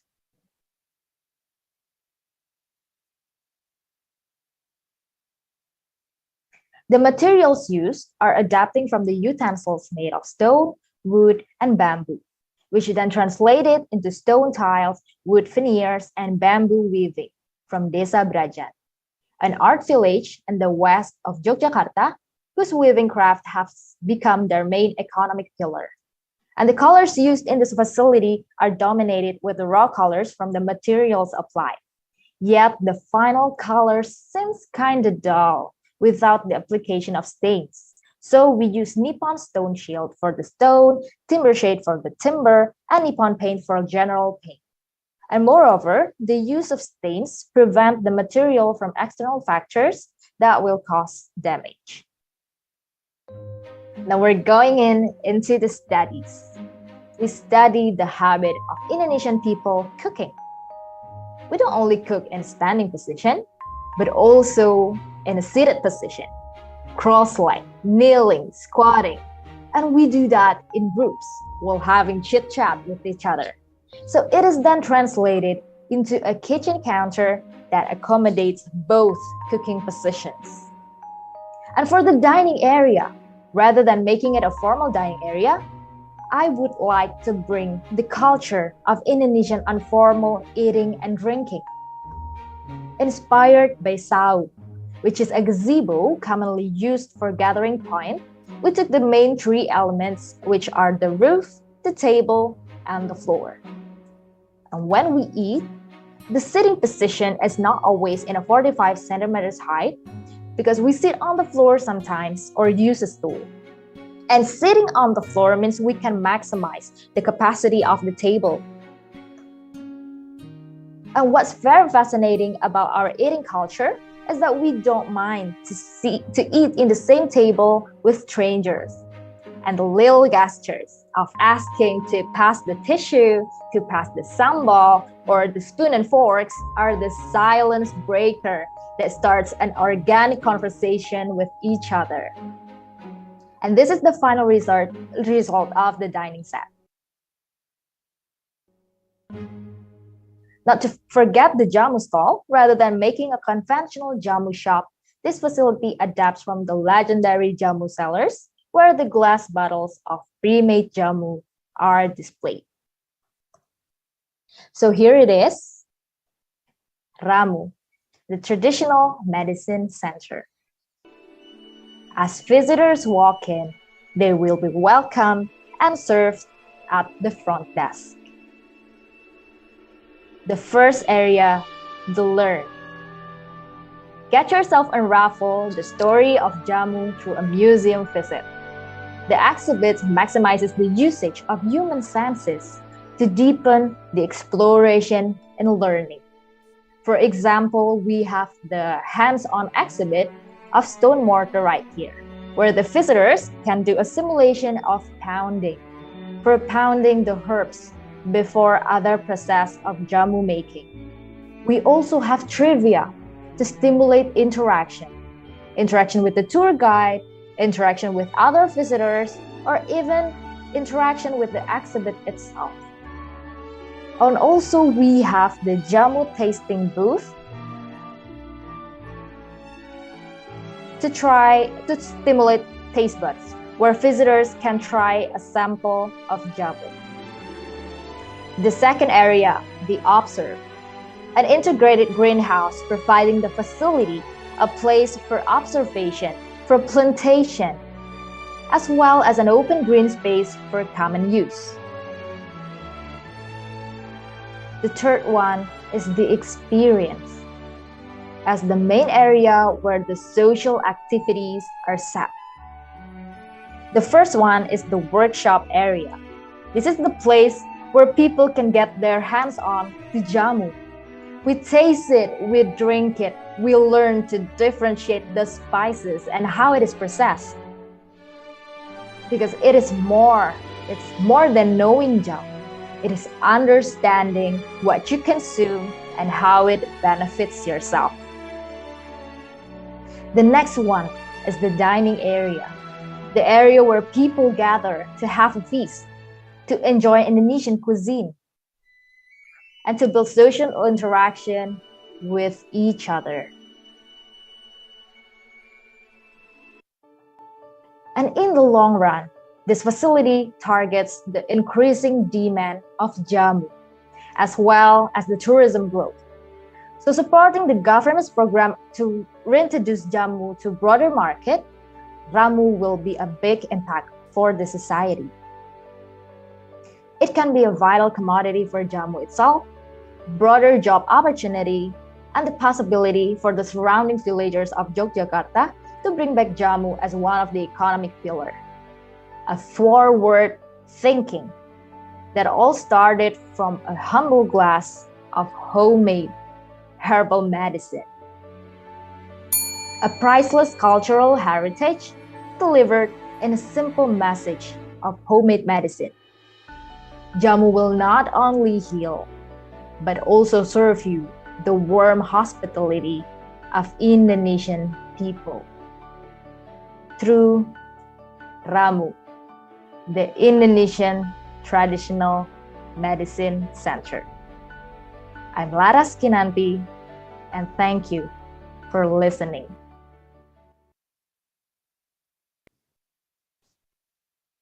Thank you, Angelica, for your presentation. Judges, over to you for comments and questions. Leah, maybe you would like to start? Or Sammy? Anyone? Yeah, Leah. Yes, thank you. Hi, Angelica. Hi.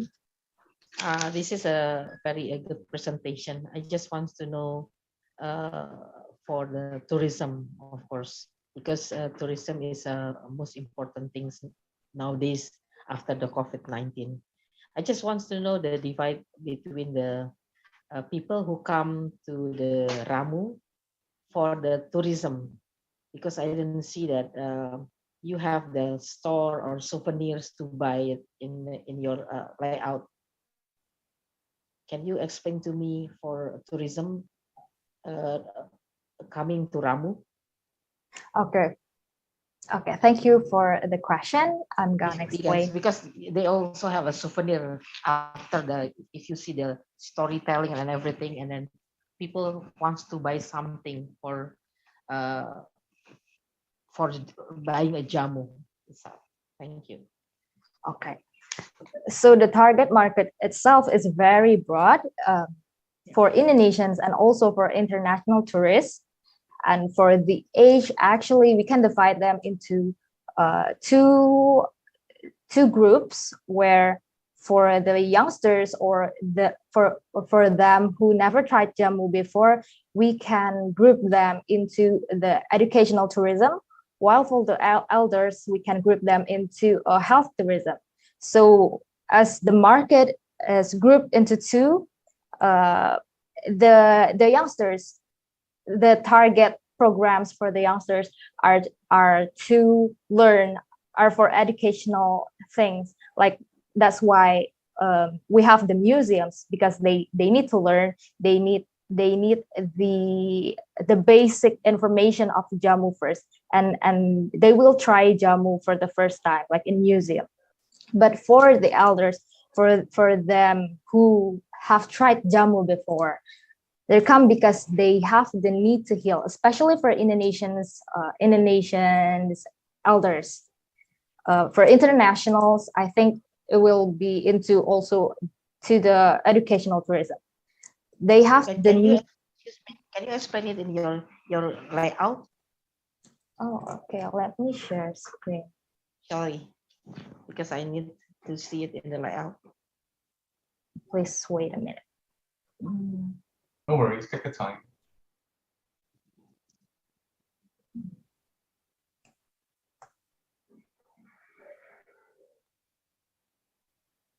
Can you see my screen?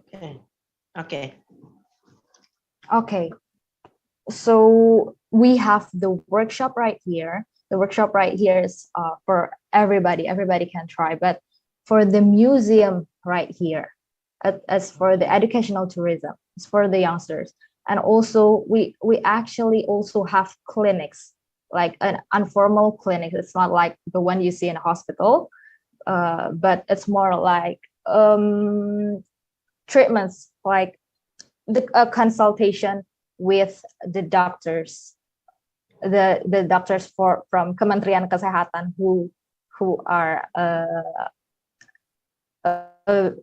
those who are going to present like what you need about this jamu itself, what kinds of jamu you need from this. Okay. For further explanation, maybe that's why I have this souvenir area, because in the target market itself, we have the people who's willing to buy the product, who's coming there to see the plantation, to buy the raw products, and also the traditional medicine as processed products. I hope that answers the question. And how big is the area itself? For the plantation? Yeah, for all these museum and everything. The area, how big is the area in square meter? Around 5,000 meters square. Okay, that's quite big then. Yes, because we also have the plantation. Okay, thank you. Thank you. Thank you, Angelica. Thank you, Leah. Anyone else? Sammy, do you have anything you'd like to? No, I have no question. Great, wonderful. Kiet, Horace, any question? Okay, all good. Thank you, Angelica, for your time. Well done. Thank you, Leah, for asking questions and giving the comments. All right, thank you, Angelica. You can log out now. Thank you. All right, next, before our lunch break, next we have Pacharakul Pasom Wang from the King Mokut's University of Technology, North Bangkok, with her project called Pause In.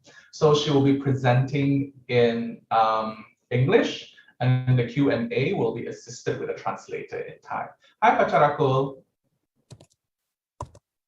Hi. Are you ready? Not yet. I will join. Sure. Just a moment, please. No problem. Masaka, are you our translator? Yes, I'm here. Okay, hi, welcome. Thank you. All right, over to you. All the best. Thank you, Brandon. I'm not sure that my screen is shared already or not. Not yet. Can you try to share your screen? Is there the button to share now? Yeah. There's a green button. Share screen. Yeah. It had no the screen button to share.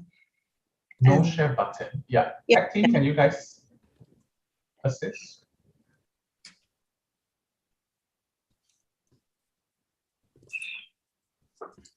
Wait, don't worry. Taka, can you help me? Tell her in Thai. Maybe there's a green button there supposedly. Yes. A share screen button. Yeah. Yes, thank you.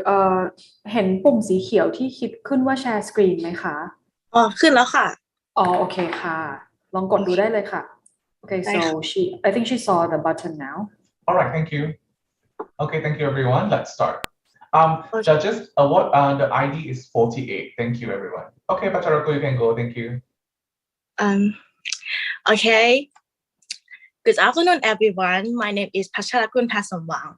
I'm Interior Design category from Thailand. I'm proud to present the process of Memorial Shelter. The story of the artisan rural Kachun sub-district, Pipun district, Nakhon Si Thammarat province. The traditional ways of the life, including farming, hunting, and trapping rubber tree, was drawn and disappeared from the mudslide and landslide. And leaving only the memory and the ruin, also letting the natural recovery in this area. It has been called Switzerland, Thailand at the present. However, one thing that has still remained and become the main way of their life today is the rubber farming.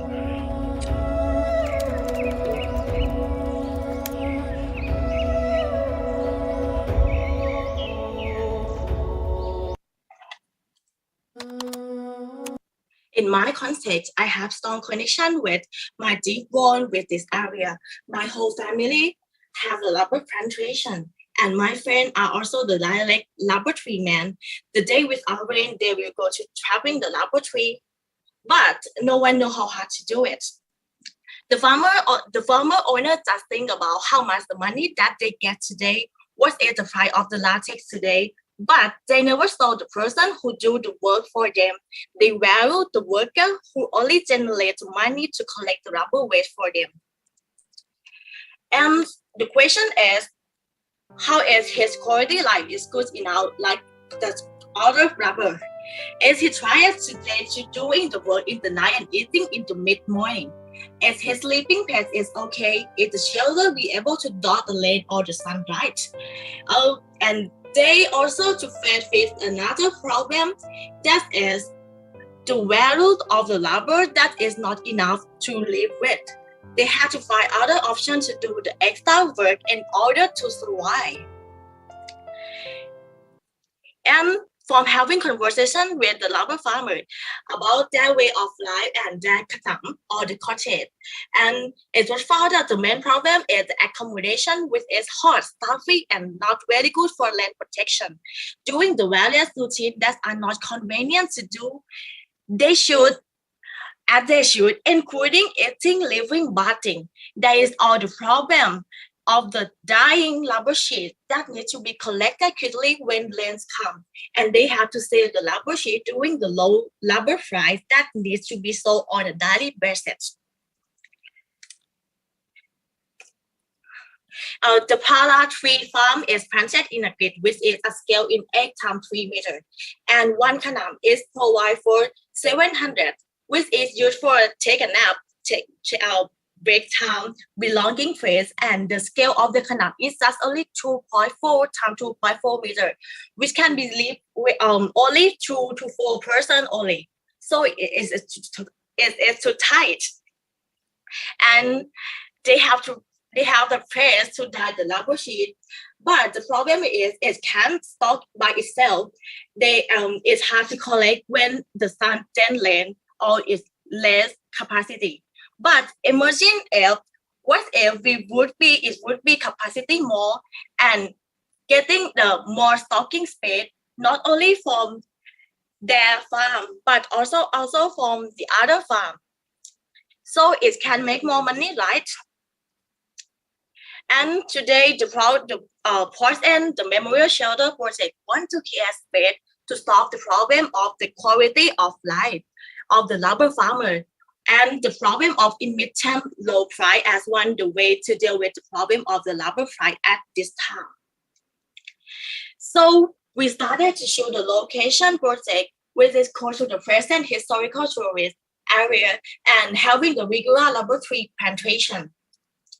And the location of the project is based on the original layout of the old farmer shelter. And that is the area is the owner is the government to provide them. And the site analysis is a beautiful nature and without the flashbacks before. To the area context was analyzed in terms of the sun, the wind, the land, and accessibility to the area. Then I started to put the function follow the old activity to know the timeline of using the canal. And the canal or the corset is not being used in the day without rain only. So this is the activity timeline. We started at 2 to 3 a.m. It's time to bring the equipment, to prepare the equipment to the canal, having the coffee in the morning before go to trapping the lumber. And making the lumber trapping at 3 to 6 a.m. And at 3 to 9 a.m. waiting for the latex setting and returning to the canal, taking a shower, changing the clothes and resting. And at 9 to 10 a.m. wake up to collect the latex. And at 10 to 1 p.m. bring the latex to the canal, make the lumber sheets and starting with preparing the latex, combining the latex with water or namsom or the phosphoric. Start with a mixer and filter it with the white cloth. Pour it in the basin and scoop the bottom bubble out, and then divide it in the template and divide it in the 50 sheet for one set of the template. Average for one piece of the lumber sheet for 3 kilograms. And bring it into the lumber sheet and wash the water out and lower it into 100 times 80 centimeters and get ready to dry press for 3 days. When finished, we will get the size of the lumber sheet in 70 times 55 centimeters and sell to the exporting market. And this is show all the activity that they do. Therefore, I began to solving the problem and designing with the concept as among what they have. So I just have to cut a few trees for getting more sunlight and for the dye lumber sheet press and return this tree to be a wood for construct and decoration. The soil from the side, which can be cut and filled, I return it into the retaining wall and lamp earth. And for the lumber sheet, which is defected and cannot sell, I use it to be the collection, to be the decoration and furniture. And for the mixture of the wood chip and the latex can be made for the installation for the loop. So it's all the zero waste and sustainable. So this is the guideline of the Pala lumber farm, which is a grid of 8 times 3 meters. For the left side is the tree that we cut out. And this is a top view. And this is the master plan which align follow the contour. So moving to the design part, for the first part is the lumber farmer shelter. This area will be temporary sleeping area for the farmer for sitting, relaxing while waiting for the latex collected. And that is a space to put the personal item, equipment, and lumber plantation here. And for the material, we use the Pala lumber wood for construction. Although it is soft wood, we use the coating material from the Nippon Paint to make it more durable, sunproof, landproof, and moisture resistant, and using the retaining wall from the soil in the side of us. And using the defect step lumber sheet sewing together to be the comfort mattress for take a nap or sleep. And this is a perspective showing the mood in the night. On the light side, you will see the wall light or far light for design for the ventilation and can be closed or open for privacy. And the behind is using the para wood to hold together and decorative it by the traditional fabric of Nakhon Si Thammarat province. And using the para sheet to be the curtain in the front and decorative the lamp by the birch cage of the farmer and decorative more by the para sheet that defected. This is another perspective showing in the morning that everyone doing the work and someone take a break. And for the part 2 is the multi-purpose area. This area is designed to two parts. One for having a breakfast and 2 for welcome area or exchange the knowledge or meeting or the government checking this area. And we use the defected rubber sheet again for doing the stool for setting and mattress same. I designed this area. I used the rubber sheet with this defect to decorate the ceiling and reflected that the rubber sheet is the value of the farmer. It's a lamp all over the head, and the rubber wood make this frame wood and for hanging it, and also use the wood for the wall and the floor. In using the lamp earth on the wall right side to recognize the historical landslide as a memory. This space is a space for the flexible, and flexible it can be changed by activity at that time.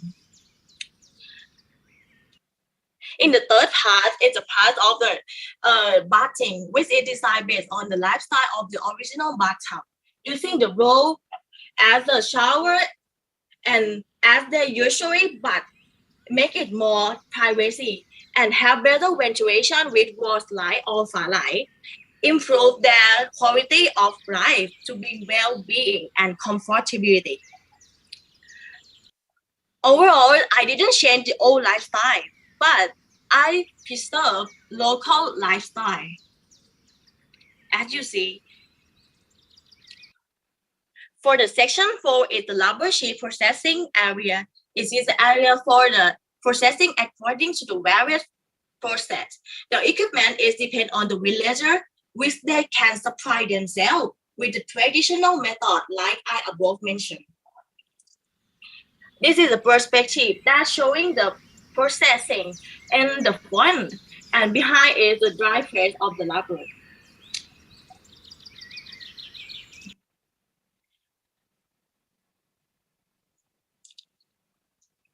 And in the section 5 is the rubber sheet drying area. This is for designed to be able to receive the sunlight and the wind to make the rubber sheet dry well. The material is used the para wood and the lamp earth for the floors from the soil in the side. Yes, and the design of the rubber sheet dry function is using para wood to be alive for hanging, and it be able to dry more fast. And the rubber sheet can dry as more to 360 sheets before, and it's 50 only, and it's flexible and can be movable, so we can let the other villager and store it and get some fee from them. By the designing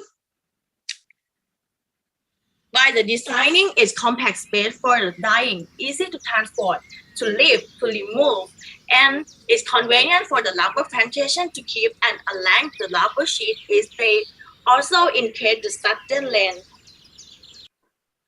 And this is a rubber stock storage area. We designed this area to the store rubber sheet.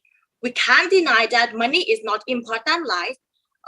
We designed it to solve the problem of periodic of low rubber price. In this area, they do not have to rush to sell the rubber sheet when it's low price. Instead, just stock it and just sell for some part when the price is high enough. It will be sold in the large quantity to get money in form of high yield saving. In terms of stock collection, it can be capacity more, though it is the same area size. So we can let other village deposit their labor sheet in this area and get some income from helping collecting and maintain their labor sheet.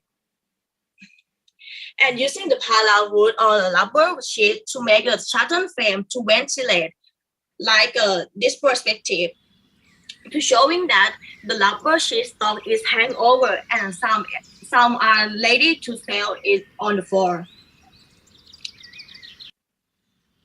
And we added the method with made of the labor sheet for sitting, resting for the toilet for outsider.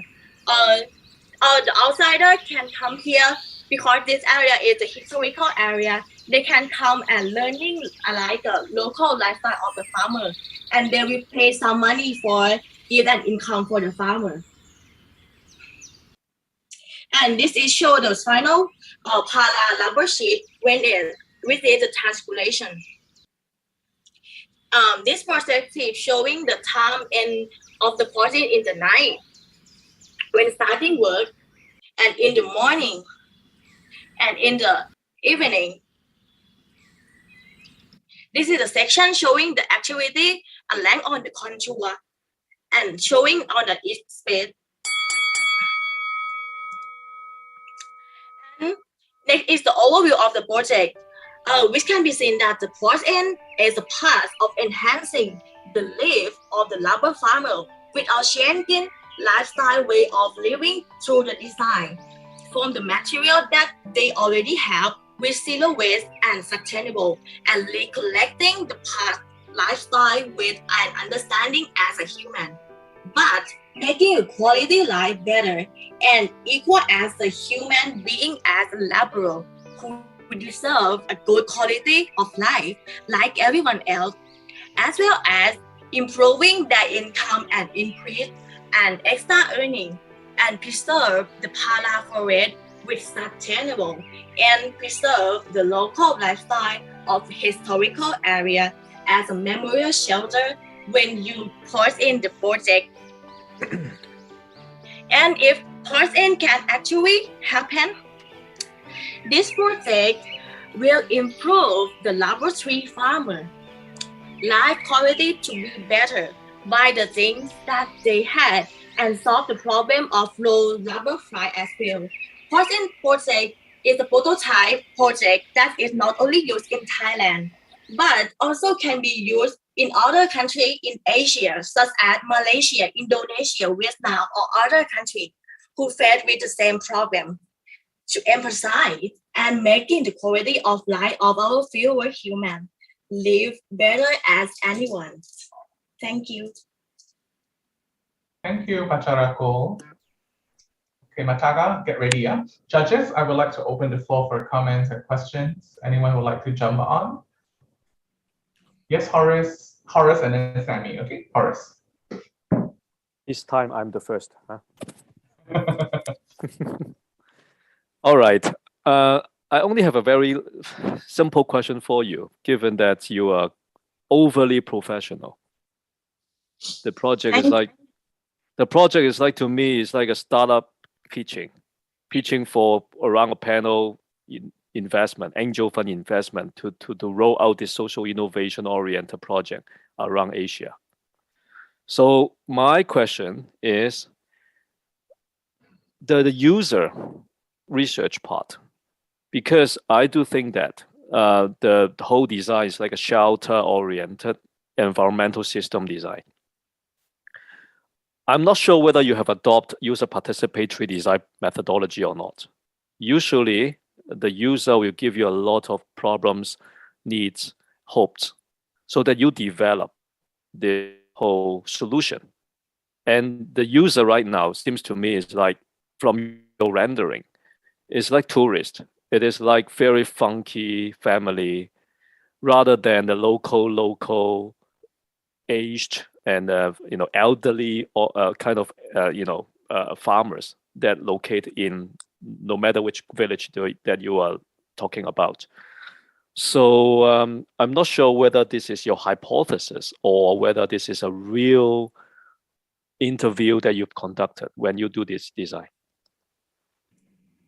ขออนุญาตแปลนะคะ ก็คือในช่วงแรกเนี่ยคุณฮอเรสก็มีการชื่นชมนะคะว่าการนำเสนอเนี่ยทำได้อย่างเป็นมืออาชีพมากนะคะแล้วก็ดูเหมือนกับเป็นโครงการเหมือนสตาร์ทอัพเลยทีเดียวนะคะแต่ว่าคำถามเนี่ยก็คือในขั้นตอนของการเก็บข้อมูลนะคะของผู้ใช้เนี่ยได้มีการเก็บข้อมูลที่ผู้ใช้ได้มีส่วนร่วมหรือเปล่านะคะคือเนื่องจากว่าเวลาที่เราไปทำการสัมภาษณ์ผู้ใช้หรือว่า user เนี่ยเขาจะให้ข้อมูลเราในเรื่องของความต้องการในเรื่องของข้อท้าทายต่างๆซึ่งจากภาพเรนเดอร์ที่ทางผู้ประกวดทำมาเนี่ยเหมือนกับว่ามันเป็นภาพครอบครัวที่ดูเจ๋งๆดูเป็นทันสมัยนะคะเหมือนกับเป็นนักท่องเที่ยวมากกว่าที่จะเป็นคนในพื้นที่คนท้องถิ่นหรือว่าเป็นเกษตรกรสวนยางที่เป็นอาจจะมีผู้สูงอายุด้วยนะคะก็เลยไม่แน่ใจว่าได้มีการภาพที่ทำออกมาเนี่ยมันเป็นสมมติฐานของทางผู้ประกวดเองหรือว่าเป็นการเก็บข้อมูลจากผู้ใช้จริงค่ะ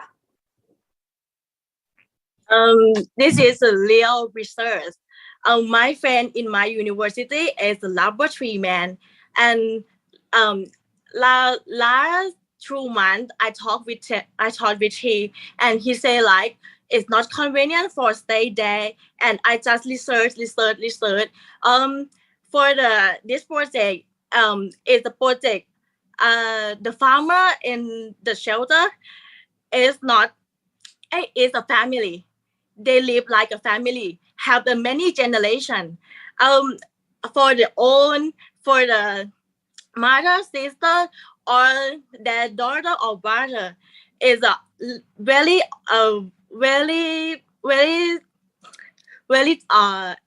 sorry. It's have too many generations to stay there, and I research all the generation, asking my grandmother, asking my mother, asking my aunt for do this project. Understand me? Yeah. Okay. Yeah, well understood. Good. Thank you. Thank you, Horace. Fellow Sammy, over to you. Yeah. Thank you for the beautiful presentation.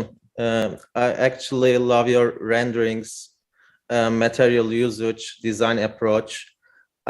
My question is, apart from the colors of all natural materials, if I wanted to add some color to your project, how would you do it? What do you think?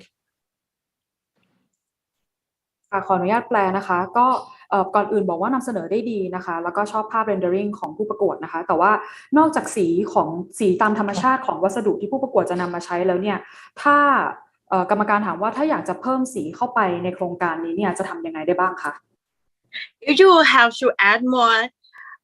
First I attend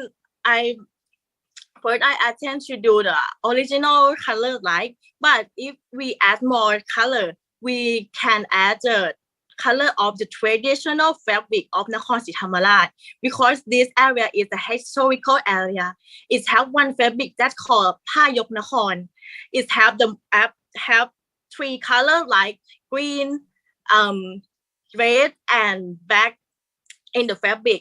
We can use this fabric to be the decorate in the space when this project can develop. Yes. Okay, thank you. Thank you, Sammy. Judges, any other question? All right. Leia, anything? All good? All good. All right, well done. Thank you, Pacharakul, for your time. Thank you.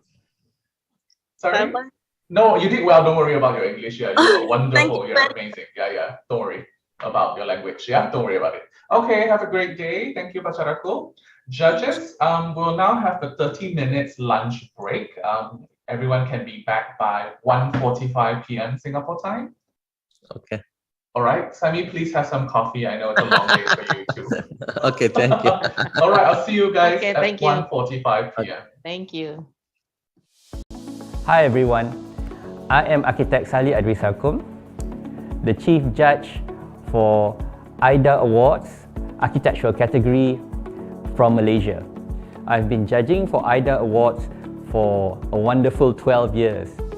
It's an exhilarating feeling to be an AYDA Awards judge because every year I get to engage with the best minds in architecture and exchange ideas with them and ensure that there is a future for young architects.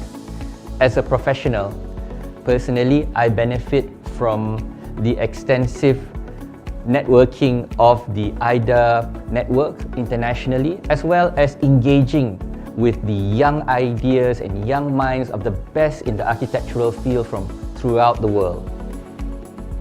The AYDA Awards is different from other awards in a way that it's curated by professionals for many, many years, and it has an overarching international presence in so many countries. And if you look at quality, that is the best way to benchmark yourself as an architectural designer. Students should enter AYDA Awards because, as in any game, if you play with people of your same ability, you will never improve. You need to play with the best. And in terms of architectural design, AYDA has among the best people in the field. So you need to elevate yourselves. To become better, you need to join AYDA Awards.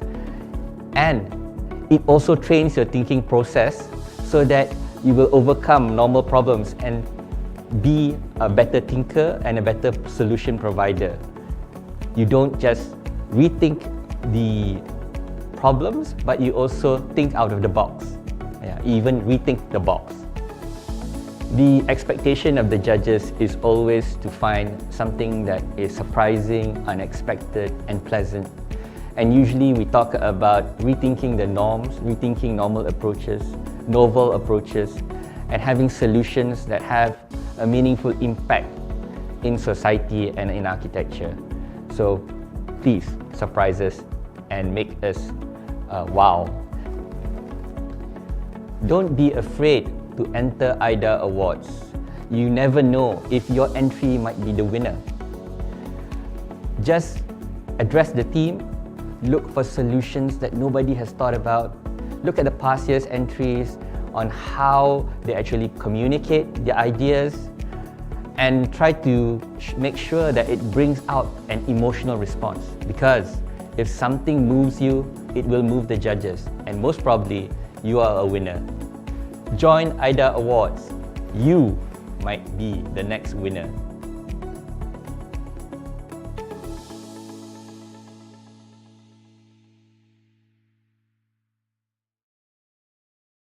I'm Un Boon Seong, Chief Judge of AYDA Awards Interior Design category from Malaysia. I've been judging AYDA Awards for 7 years. I feel excited and feel good to see the improvement of design from year to year. I benefit a lot as a judges for AYDA Awards. I have a good chance to meet a lot of designers from all over the world. We have a good networking, good time, and of course, we have first time to see all the good design from the students. AYDA Awards are different from others' competition. It beyond competition. It's a platform to bring all the designer professionals come together to share the design passion. The students have the opportunity to break through and always we have a good time. I think students should join AYDA Awards. It's a very great platform for you to come together there, share your ideas, meet a lot of designer professionals together and enjoy a good time. I hope to see a good design ideas and concept. The design that can bring impact and improve people's life and the communities. And I want to see their creativity to push to the boundary. Hi student, just be yourself, be passionate in what you do, and don't be afraid to take the challenges. Join AYDA Awards.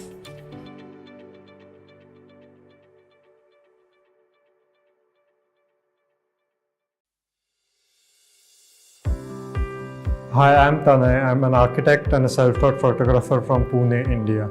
I'm the winner of Asia Young Designer Award 2018-19 Architecture category. I got to know about this competition through my seniors in college. I eventually applied for the competition. While going to Chennai, I was kind of excited as well, but nervous because, this was my first time in front of such huge audience.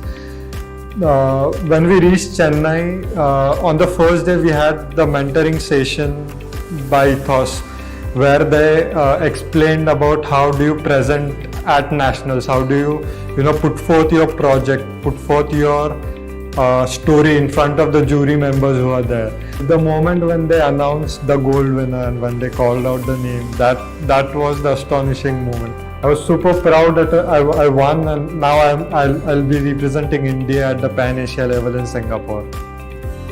The first day was the mentorship session arranged by Nippon Paint. All the students, all the finalists from 15 different Asian countries were together. The kind of energy, the kind of excitement of being together was at its peak. Subconsciously, you have that in mind, that you are presenting in front of very eminent architects who have, inspired you through their work, and you are now presenting your work in front of them. So it's an honor as well, and a kind of big bag on your back. We were learning from each other, and big platform for a student who is, recently graduated. So after the presentations, Nippon team took all the contestants and the jury members to a kind of short Singapore tour, and we did the boat ride around the river, and they explained about the architecture in Singapore and what stuff is coming, the technology, the architecture, the landscape. In this journey, I made a lot of friends. My roommate was from China, and all the other friends from Thailand, Vietnam. So it was a kind of quick form family with us, all the young budding students, everyone so talented was just coming together and having fun. So before the award ceremony, we had the presentations by eminent architects from Japan, from Singapore, of how the urban designing came and changed the Singapore completely, as now we look at as the successful model of urban planning. And all the lectures were very inspiring, but somewhere down the mind everyone was waiting for that moment of the award, the announcement of the award. And finally that moment came, and I won the title award for the architecture category. It was the first time India won this award in the 11 years of AYDA. Now to announce the winner of the Asia Young Designer Award for the architecture category, I would like to invite Mr. Wee back on stage. And the winner, Mr. Tani Narendra Botara from India.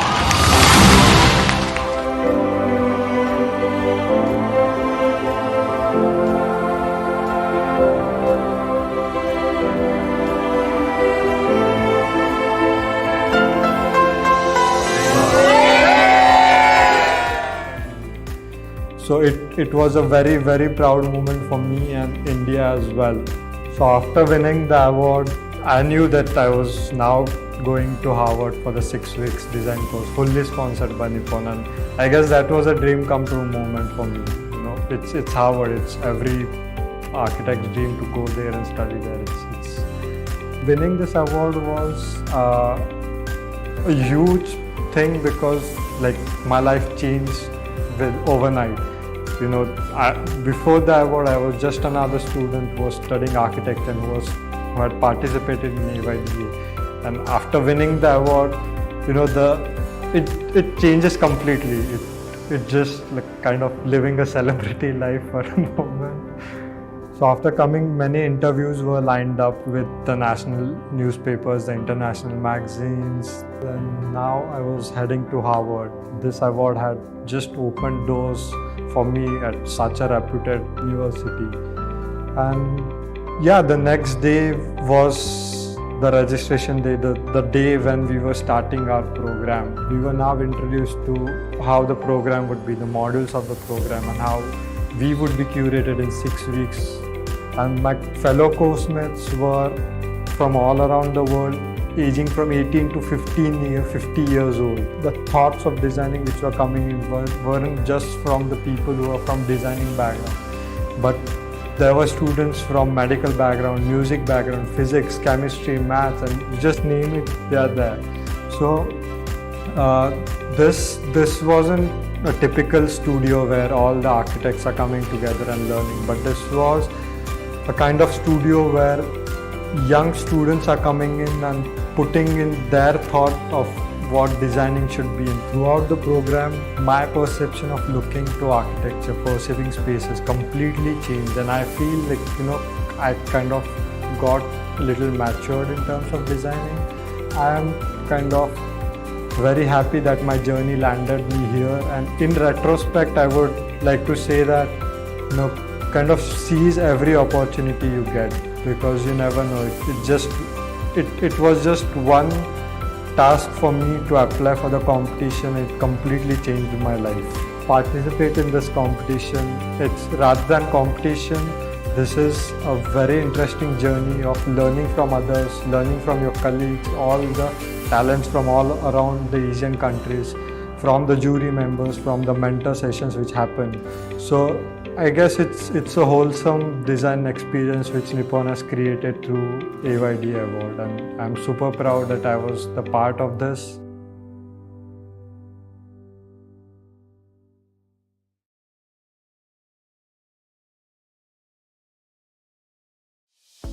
Hi everyone, I am Architect Salih Adrisakum, the Chief Judge for AYDA Awards, Architectural category from Malaysia.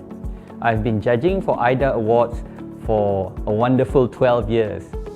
It's an exhilarating feeling to be an AYDA Awards judge because every year I get to engage with the best minds in architecture and exchange ideas with them and ensure that there is a future for young architects. As a professional, personally, I benefit from the extensive networking of the AYDA network internationally, as well as engaging with the young ideas and young minds of the best in the architectural field from throughout the world. The AYDA Awards is different from other awards in a way that it's curated by professionals for many, many years, and it has an overarching international presence in so many countries. And if you look at quality, that is the best way to benchmark yourself as an architectural designer. Students should enter AYDA Awards because, as in any game, if you play with people of your same ability, you will never improve. You need to play with the best. And in terms of architectural design, AYDA has among the best people in the field. So you need to elevate yourselves. To become better, you need to join AYDA Awards. And it also trains your thinking process so that you will overcome normal problems and be a better thinker and a better solution provider. You don't just rethink the problems, but you also think out of the box. Even rethink the box. The expectation of the judges is always to find something that is surprising, unexpected, and pleasant. And usually we talk about rethinking the norms, rethinking normal approaches, novel approaches, and having solutions that have a meaningful impact in society and in architecture. So please surprise us and make us wow. Don't be afraid to enter AYDA Awards. You never know if your entry might be the winner. Just address the team, look for solutions that nobody has thought about, look at the past year's entries on how they actually communicate their ideas, and try to make sure that it brings out an emotional response. Because if something moves you, it will move the judges, and most probably, you are a winner. Join AYDA Awards.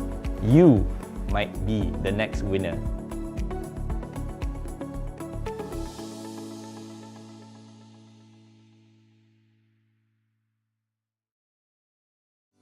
I'm Un Bun Seong, Chief Judge of AYDA Awards, Interior Design category from Malaysia.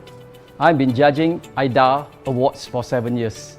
I feel excited and feel good to see the improvement of design from year to year. I benefit a lot as a judges for AYDA Awards. I have a good chance to meet a lot of designers from all over the world. We have a good networking, good time, and of course, we have first time to see all the good design from the students. AYDA Awards are different from others competition. It beyond competition. It's a platform to bring all the designer professionals come together to share the design passion. The students have the opportunity to break through and always have a good time. I think students should join AYDA Awards. It's a very great platform for you to come together there, share your ideas, meet a lot of designer professionals together and enjoy a good time. I hope to see a good design ideas and concept. The design that can bring impact and improve people's life and the communities. And I want to see their creativity to push to the boundary. Hi students, Just be yourself, be passionate at what you do, and don't be afraid to take the challenges. Join AYDA Awards.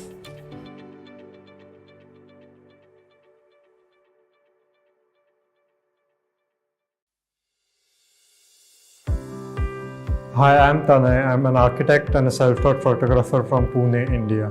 I'm the winner of Asia Young Designer Award 2018-19 Architecture category. I got to know about this competition through my seniors in college. I eventually applied for the competition. While going to Chennai, I was kind of excited as well, but nervous because, this was my first time in front of such huge audience.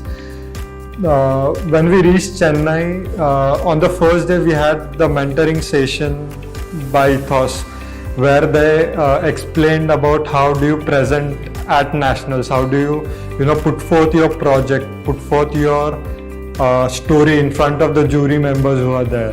The moment when they announced the gold winner and when they called out the name, that was the astonishing moment. I was super proud that I won, and now I'll be representing India at the Pan Asia level in Singapore.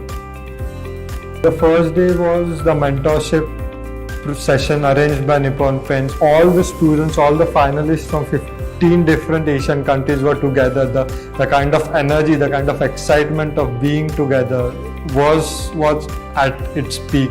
Subconsciously, you have that in mind, that you are presenting in front of very eminent architects who have inspired you through their work, and you are now presenting in your work in front of them. So it's an honor as well, and a kind of big bag on your back. We were learning from each other, and big platform for a student who is recently graduated. So after the presentations, Nippon team took all the contestants and the jury members to a kind of short Singapore tour, and we did the boat ride around the river, and they explained about the architecture in Singapore and what stuff is coming, the technology, the architecture, the landscape. And in this journey, I made a lot of friends. My roommate was from China, and all the other friends from Thailand, Vietnam. So it was a kind of quick form family with us, all the young budding students, everyone so talented was just coming together and having fun. So before the award ceremony, we had the presentations by eminent architects from Japan, from Singapore, of how the urban designing came and changed the Singapore completely, as now we look at as the successful model of urban planning. And all the lectures were very inspiring, but somewhere down the mind, everyone was waiting for that moment of the award, the announcement of the award. And finally that moment came, and I won the title award for the architecture category. It was the first time India won this award in the 11 years of AYDA. Now to announce the winner of the Asia Young Designer Award for the Architecture category, I would like to invite Mr. Wee back on stage. And the winner, Mr. Thani Narendra Botara from India.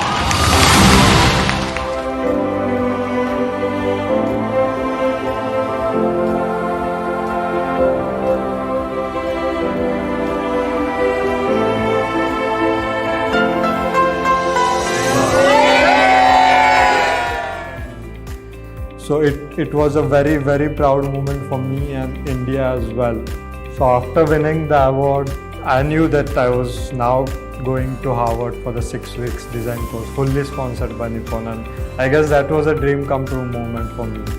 It's Harvard. It's every architect's dream to go there and study there. Winning this award was a huge thing, because my life changed overnight. Before the award, I was just another student who was studying architecture and who had participated in AYDA. And after winning the award, it changes completely. It just kind of living a celebrity life for a moment. So after coming, many interviews were lined up with the national newspapers, the international magazines, and now I was heading to Harvard. This award had just opened doors for me at such a reputed university. And yeah, the next day was the registration day, the day when we were starting our program, we were now introduced to how the program would be, the modules of the program, and how we would be curated in 6 weeks. And my fellow course-mates were from all around the world, aging from 18 to 50 years old. The thoughts of designing which were coming in weren't just from the people who are from designing background, but there were students from medical background, music background, physics, chemistry, maths, and just name it, they are there. So this wasn't a typical studio where all the architects are coming together and learning, but this was a kind of studio where young students are coming in and putting in their thought of what designing should be. And throughout the program, my perception of looking to architecture, perceiving spaces completely changed, and I feel like, I kind of got a little matured in terms of designing.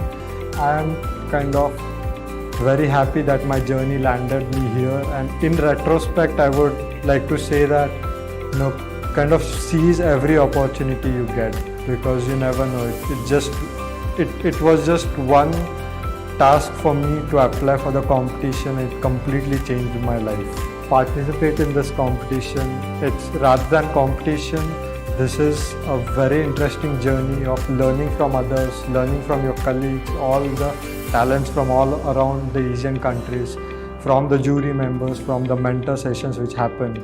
So I guess it's a wholesome design experience which Nippon has created through AYDA Award, and I'm super proud that I was the part of this.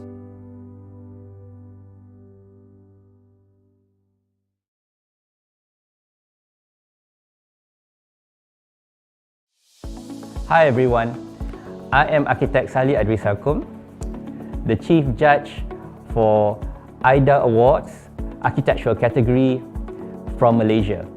I've been judging for AYDA Awards for a wonderful 12 years. It's an exhilarating feeling to be an AYDA Awards judge, because every year I get to engage with the best minds in architecture and exchange ideas with them and ensure that there is a future for young architects. As a professional, personally, I benefit from the extensive networking of the AYDA network internationally, as well as engaging with the young ideas and young minds of the best in the architectural field from throughout the world. The AYDA Awards is different from other awards in a way that it's curated by professionals for many, many years, and it has an overarching international presence in so many countries. And if you look at quality, that is the best way to benchmark yourself as an architectural designer. Students should enter AYDA Awards because, as in any game, if you play with people of your same ability, you will never improve. You need to play with the best. And in terms of architectural design, AYDA has among the best people in the field. So you need to elevate yourselves. To become better, you need to join AYDA Awards. And it also trains your thinking process so that you will overcome normal problems and be a better thinker and a better solution provider. You don't just rethink the problems, but you also think out of the box. Even rethink the box. The expectation of the judges is always to find something that is surprising, unexpected, and pleasant.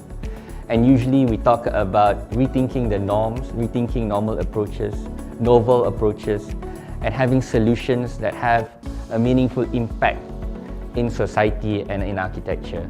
So please surprise us and make us wow. Don't be afraid to enter AYDA Awards. You never know if your entry might be the winner. Just address the team, look for solutions that nobody has thought about, look at the past year's entries on how they actually communicate their ideas, and try to make sure that it brings out an emotional response. Because if something moves you, it will move the judges, and most probably, you are a winner. Join AYDA Awards. You might be the next winner.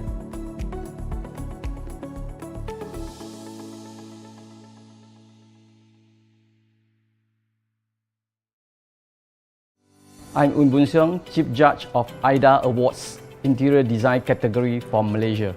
I've been judging AYDA Awards for 7 years. I feel excited and feel good to see the improvement of design from year to year. I benefit a lot as a judges for AYDA Awards.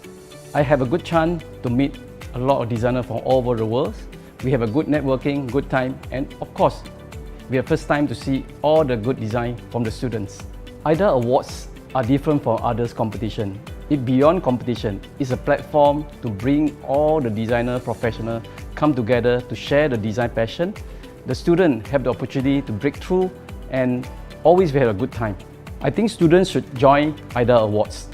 It's a very great platform for you to come together there, share your ideas, meet a lot of designer professionals together and enjoy a good time. I hope to see a good design ideas and concept. The design that can bring impact and improve people's life and the communities. And I want to see their creativity to push to the boundary. Hi student, just be yourself, be passionate in what you do, and don't be afraid to take the challenges. Join AYDA Awards.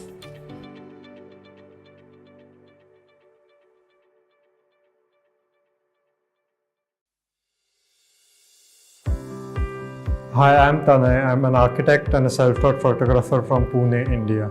I'm the winner of Asia Young Designer Award 2018-19 Architecture category. I got to know about this competition through my seniors in college. I eventually applied for the competition. While going to Chennai, I was kind of excited as well, but nervous because, this was my first time in front of such huge audience.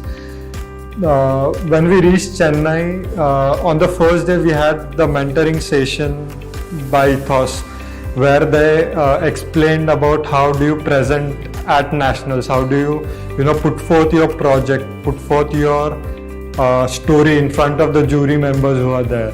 The moment when they announced the gold winner and when they called out the name, that was the astonishing moment. I was super proud that I won, and now I'll be representing India at the Pan Asia level in Singapore. The first day was the mentorship session arranged by Nippon Paint. All the students, all the finalists from 15 different Asian countries were together. The kind of energy, the kind of excitement of being together was at its peak. Subconsciously, you have that in mind that you are presenting in front of very eminent architects who have inspired you through their work, and you are now presenting your work in front of them. So it's an honor as well, and a kind of big bag on your back. We were learning from each other, and big platform for a student who is recently graduated.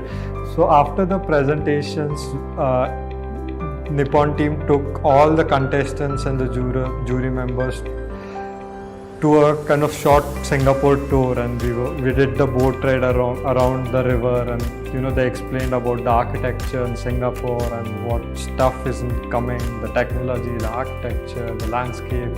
In this journey, I made a lot of friends. My roommate was from China, and all the other friends from Thailand, Vietnam.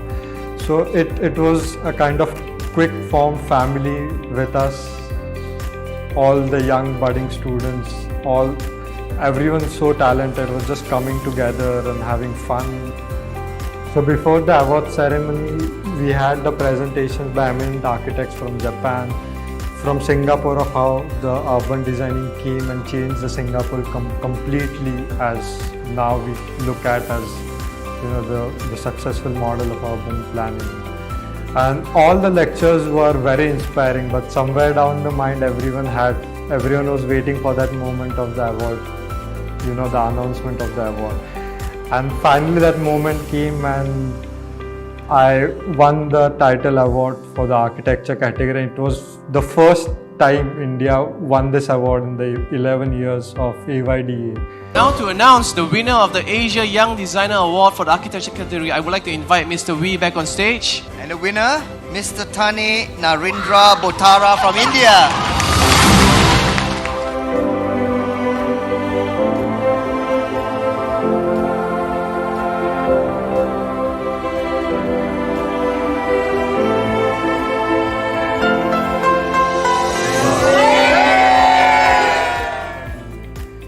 So it was a very, very proud moment for me and India as well.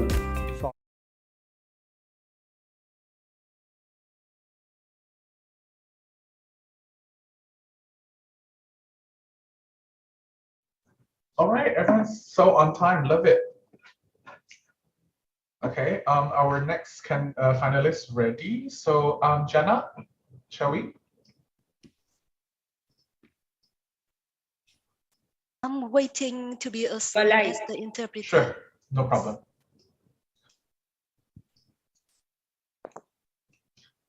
Ladies and gentlemen, welcome back to the final segment of the AYDA International Finale, Interior Design category. I'm Brandon, your moderator. Joining me is Mr. Sami, Mr. Chu, Mr. Horace, Ms. Leia, and Professor Kiet, our judges for the Interior Design category. Next, we have Nguyen from HCMC Architecture University from Vietnam with her project Healing Resort. Her project ID is 49. Judges, there will be an interpretation option. You can choose to listen to her presentation in English. An will be interpreting. Thank you, An. Hi, Nguyen. You ready? Okay, over to you.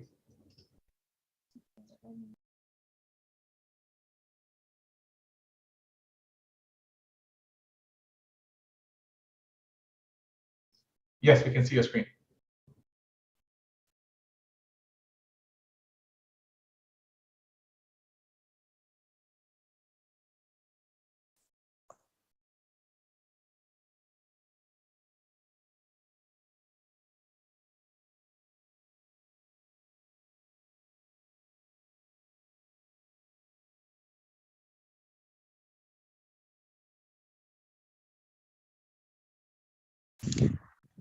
Good afternoon, everyone. My name is Huỳnh Lê Bảo Quyên, and I would like to present our project.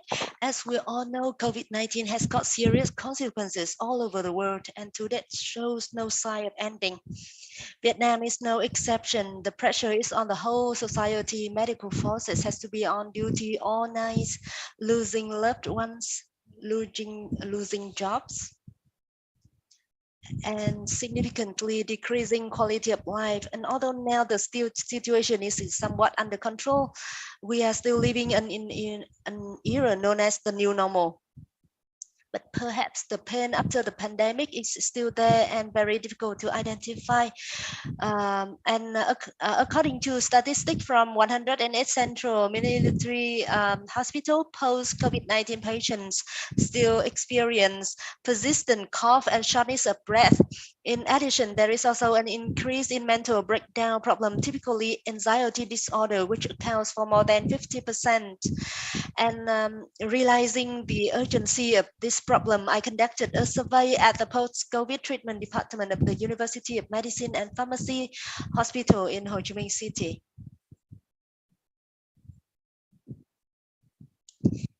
And the survey results show that the consequences after a long time of being disconnected from the society had a negative impact on the patient's perceptions at different levels.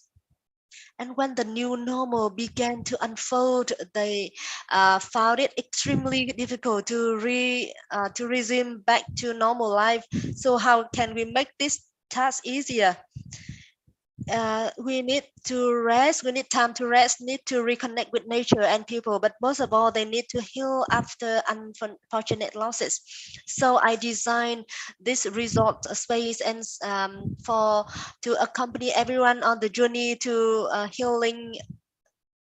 Yeah, the site I chose is the land located in Kỳ Co, Bình Định province. This is an isolated area with pristine surrounding landscape as a way to bring people back to their most original value, away from the noises of the city's hustle and bustle. And a suitable area to begin the healing process, I think, is necessary. We naturally perceive a space through the use of our senses, and by smell, people are interested in how much dust are there in this space. Are there harmful chemicals or bacteria? With vision, one would want to know how the brightness and luminance in this space is. With hearing, they care about whether that space is noisy or not. And finally, about sense of touch, they care about whether the space is hot or cold, wet or dry. Is the surface of the material easy to clean? But since the pandemic, people have new demands for a space that not only meets the physical aspect but also meets the mental well-being aspects. They want the air quality in this space to be fresh. And in addition, they focus more on the layout of the space. Is it open or closed? And what is the view from both inside and outside of the space?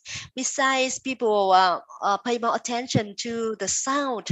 And finally, they expect a space that have people and nature connect to each other and interact with each other. And from the above observations, I envision a space conducive to nurturing spiritual values, including a spatial layout where the design of the space must have a reasonable opening and closing to both create a sense of openness and connection in the space and create a sense of privacy for the users. In addition, the lighting also needs attention because light has a great impact on human emotions. That's why depressed people are often advised to get a lot of sunlight. Therefore, in our design, we also pay more attention to the natural light into the building. Color is also one of the factors that need to be considered. Blue is used as the dominant color in the space because according to research, color blue gives people a feeling of peace and as part of encouraging them to get close to the nature. And after the pandemic, human beings have become more aware of protecting the environment, and not only aware, but the materials used in this work are environmental friendly, mainly using natural based materials such as good bamboo rattan, which are materials and not having adverse effect on the environment. And I also have a different space like lobby space, share space, spa space, meditation space, and restaurant and villa. And after researching, I realized that healing is a process. The first, we need to accept that you have mental health problem and need healing. Then our problems need to be heard and shared by experts. At this point, the real healing process begins. Physically, they are directed to practice methods to end the disease. Spiritually, they are encouraged to look into themselves and find the medicine within them. Finally, the wellness habits have acquired after the pandemic need to be maintained. And the first stage, acceptance stage, correspond to the lobby space. This space will be the first. The approaches I use the space layout to create an airy feeling, because according to principle known as trauma-informed design, open space helps increase a person's sense of safety while also reducing a perceived sense of crowding or being trapped, so they can more easily open up to acceptance. I have designed this space to have a reasonable opening and closing. The partition systems are divided by conventional methods just to create a connection between the spaces inside and connecting people with another. But it also creates space of privacy for those who need more time to integrate. As I mentioned in the concept section earlier, I have included the touching or sense of touching design inside the work. Typically, the central area like a garden with water and trees, and the running water ensures the sound, very zen sound, and green plants create a feeling of relaxation. According to research, greening helps reduce stresses, pain, and increase healing levels. And trees also help to increase air quality and good for post-COVID patients in the process of ventilation. And in addition, the lobby space also has a large skylight to maximize natural light into the building. And natural light have a positive effect on our health. And in the evening, I use indirect light with a warm color temperature to create a sense of lightness for the space without dazzling the users. And the second stage is sharing space, right? It is correspond to sharing space, and usually traumatized people tend to ignore or to hide themselves in their own problems. So they need someone who can identify the problem and know what they are suffering from. With that in mind, I designed the shared space for the proposed place where vulnerable people will receive initial help from a psychologist. And the shared space consists of two areas: the reception area to schedule a consultation with psychologists, and once booked, they will be taken to groups to meet with psychologists. At this point, both people will talk and find the best solution for healing. And after finding the right course of treatment, they begin the healing process. And in terms of physical health healing, this physical healing, this stage will correspond to spa space. In addition to the functions of a regular spa, I also add acupuncture therapy, because after the survey, I know that the University of Medicine and Pharmacy Hospital is treating post-COVID patients with this method. And in the design, there are the areas with rehabilitation functions, such as physiotherapy rooms, and facilitate the treatment of guests with mild symptoms of post-COVID right at the resort. And the area in the space spa are focused on the view of overlooking the garden by a large glass door system. Yeah, and inside regarding the mental health healing, I apply it to the space of Zen. One of the most important steps in spiritual healing is to bring them back to themselves, and the medicine is within them. And Zen is known as the most effective method.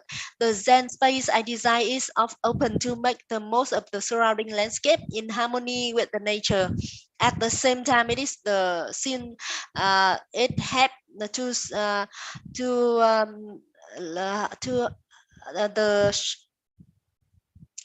the Zen space include a shared Zen area to serve a large group of adults who want to resonate and share energy with each other.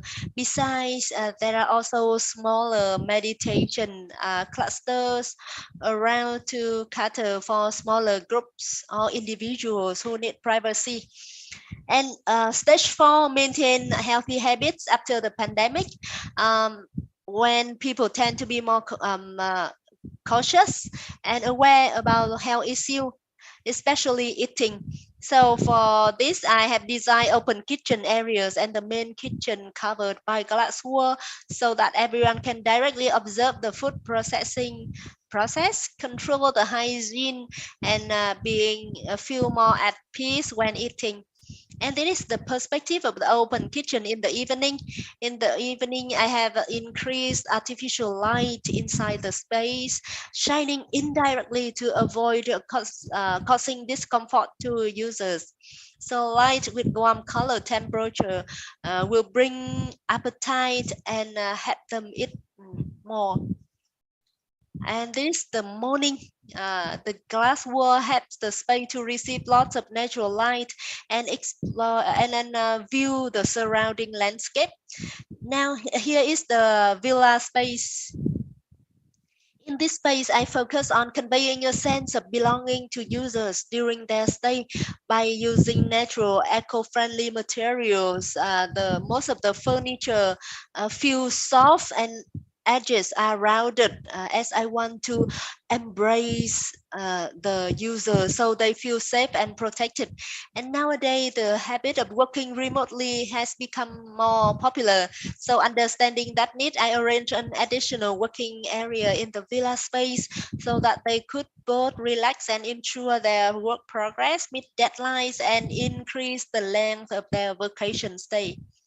And finally, until now, issues related to mental health are often underrated, especially in Vietnam. Yeah, partly because they are very hidden and difficult to recognize. But the outbreak of COVID is a wake-up call to our entire society, and it gives us a time to look at ourselves, listen, and return to find our original values that we have accidentally lost. And from there, once again, we nourish our mental health. And this project is more precisely a small contribution to that work by thinking from a creative designer perspective. Thank you. Thank you. Thank you both. Judges, comments and questions. Can I open the floor to you, please? Any volunteers?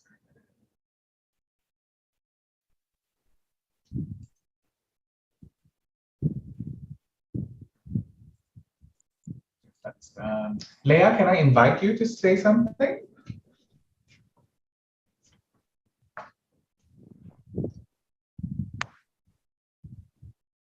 Oh, sorry, you're unmuted. Sorry, you're muted. Sorry. Oh, okay. Hello. Actually, this is a very nice presentation, clear and neat. Actually, after the COVID-19, so more open space, more in everything. I just want to know that the design that you presented, is it just a moment. Can you sorry, I can hear it. Sorry.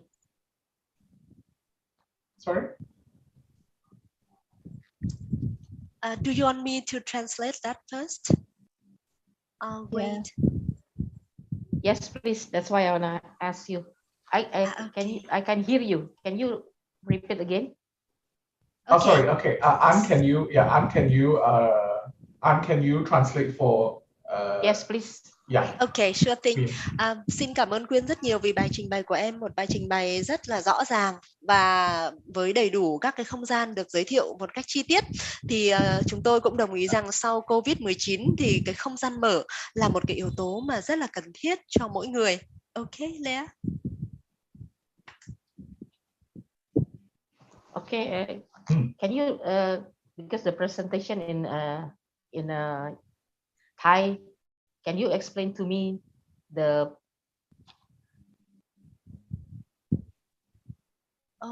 It seems. Sorry. Yeah. Sorry.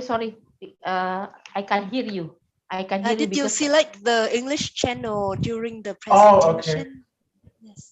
Because Quyên presented in Vietnamese, but we also interpret Quyên, like I can hear in English because I already put it in English, but I couldn't hear in English.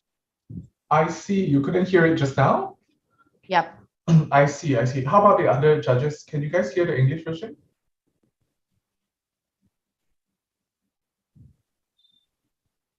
Did everyone got the English version or the Vietnamese version earlier? No, I only turned it to English, but I couldn't hear in English at all. I see. Apologies on that, Leah. If that's the case, can you get Quyên to explain her project just very briefly to Leah, maybe one more time? Just maybe like 5 sentences, just to summarize her mental health, physical health, and then the whole COVID-19 let me summarize. Thank you. Quyên ơi, rất tiếc là vừa rồi thì các ban giám khảo không nghe được cái phần dịch tiếng Anh. Thì chị sẽ tóm tắt lại cái bài trình bày của em nhé. Thì em có thể tóm tắt lại ở trong khoảng 5 câu được không? Tóm tắt ngắn á.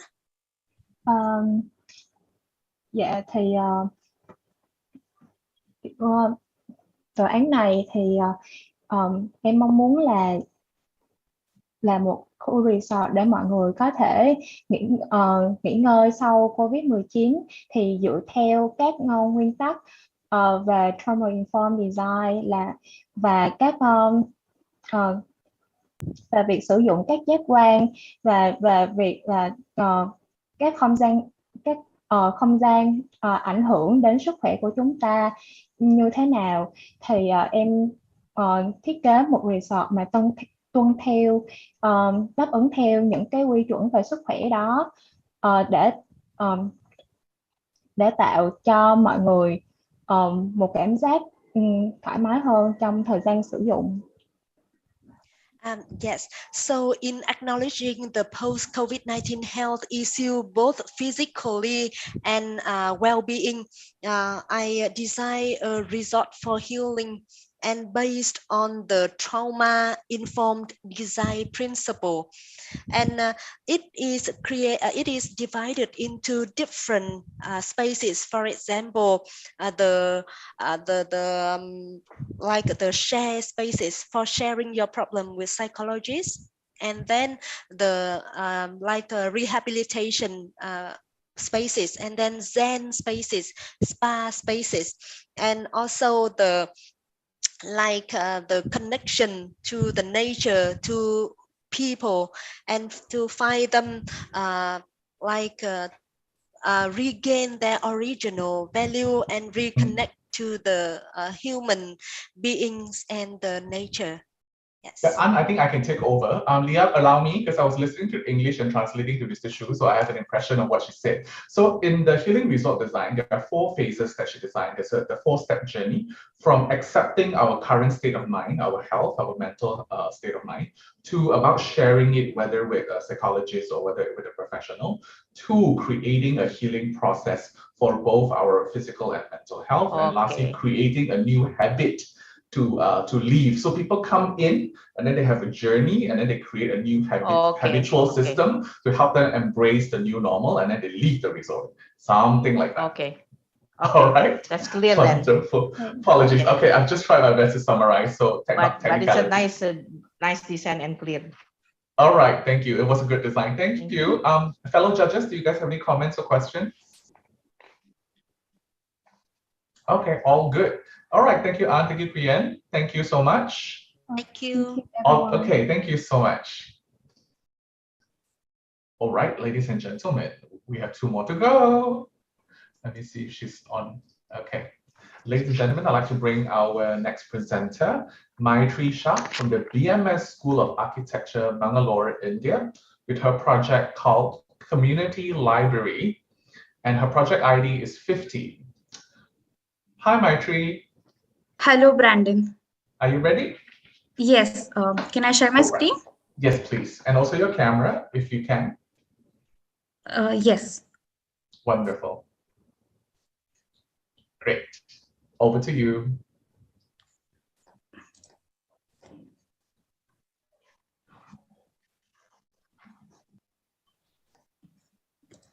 Just a moment. Sure, no problem.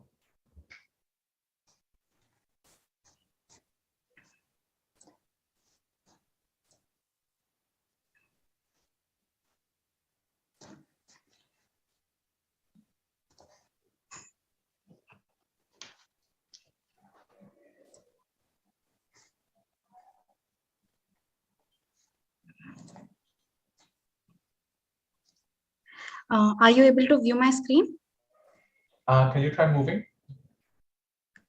Yeah. I can see your windows. Okay, go full screen, please. Yeah. Yeah. Is my screen visible now? But I can see my face there.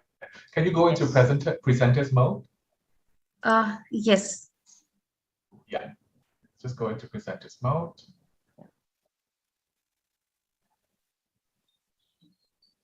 It is on I mean on the PowerPoint. Yeah, bottom right, there's a button.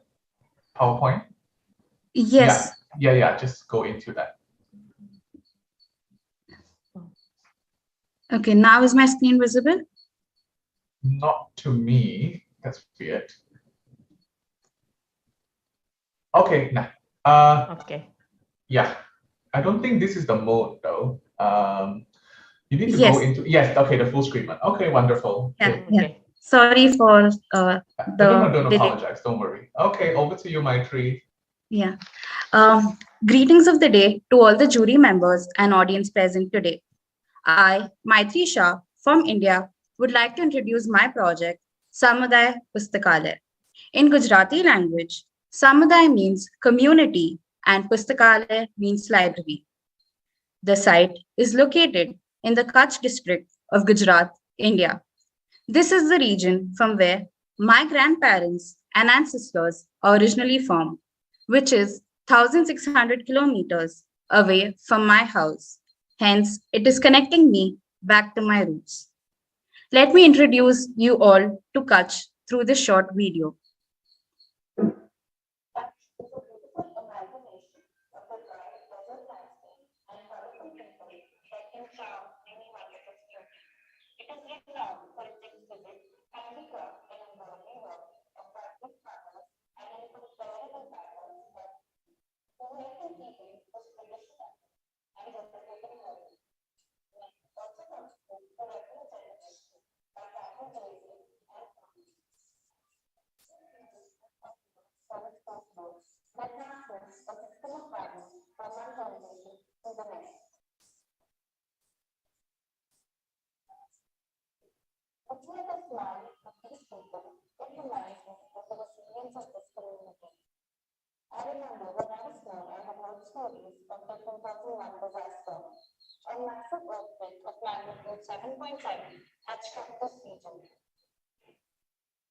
It lasted for 2 long minutes and its effects were felt thousands of kilometers away. Millions of people had become homeless. Nearly 400,000 homes were completely destroyed, and around 20,000 people had lost their lives. After this tragedy, stories on how miraculously a handful of these houses survived started to spread amongst people. In 2015, when I visited Kutch on a tour, I personally got to see these houses, which got me intrigued, and it was etched in my memory. When I joined architecture, I learned about the construction techniques as to why these houses survived the earthquake, whereas most of the modern construction was turned into rubbles. With the knowledge of construction of a typical Bunga house, along with modern architectural elements, the community library is an intervention to bridge the gap between generations. Further ahead, I will explain about these Bunga houses. In the aftermath of the earthquake, the government came up with policies for rehabilitation of this region. One of the policies included involving the local people to themselves build their houses, which would be funded by the government. The community library is envisioned with the government policy, that is, the community is involved in building the library. The site is located in the Ludhia village of Kutch district. It consists of typical Bunga houses with community spaces provided in between the houses on otlas, which are the plinths. Bungas are traditional mud circular houses with thatched roof. It is a centuries-old construction technique in harmony with nature. Hence, my concept for design is derived from the context itself. The main inhabitants of the Ludhia village are the 2,000 members of the Rabari community of Gujarat. It is a collectivist community where the men and women both equally contribute towards revenue generation. The literacy rate of the village is very low, which is 28%. Hence, the statement of equality does not hold true, as for every 1 literate woman, there are 2 literate men. The community library should address to this chasm to not only uplift the literacy rate of the women, but the entire community itself. For such a closely knit community and the literacy rate standing at 28%, community upliftment cannot be achieved through traditional book reading. Hence, new methods of learning are explored in the library. That is, learning through play, interactive display, conversations, folk music, activities, documentaries, and encouragement of self-learning. The library is located in the quieter zone of the Ludhia village and away from the houses so that there's a change in environment. Visiting this library is not just about learning, but the experience that a person has.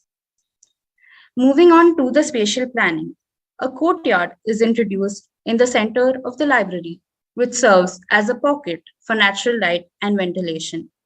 It also helps people to connect with nature, and that is what we want for a learning environment. The library develops radially around this courtyard. A roof covering is provided over the assembly. The thermal massing of the library ensures that it is passively cooled in all seasons. The open plan is fitting to the context that offers a space to the community. The emptiness in the center is left intentional to invite people in and simply allow nature to occupy its space. With the courtyard set as the library center, the kids section, the seating area, and digital section are arranged according to their dynamics to interact with the courtyard. Openings in form of entrance arches are provided on the southwestern side, which is the predominant wind direction.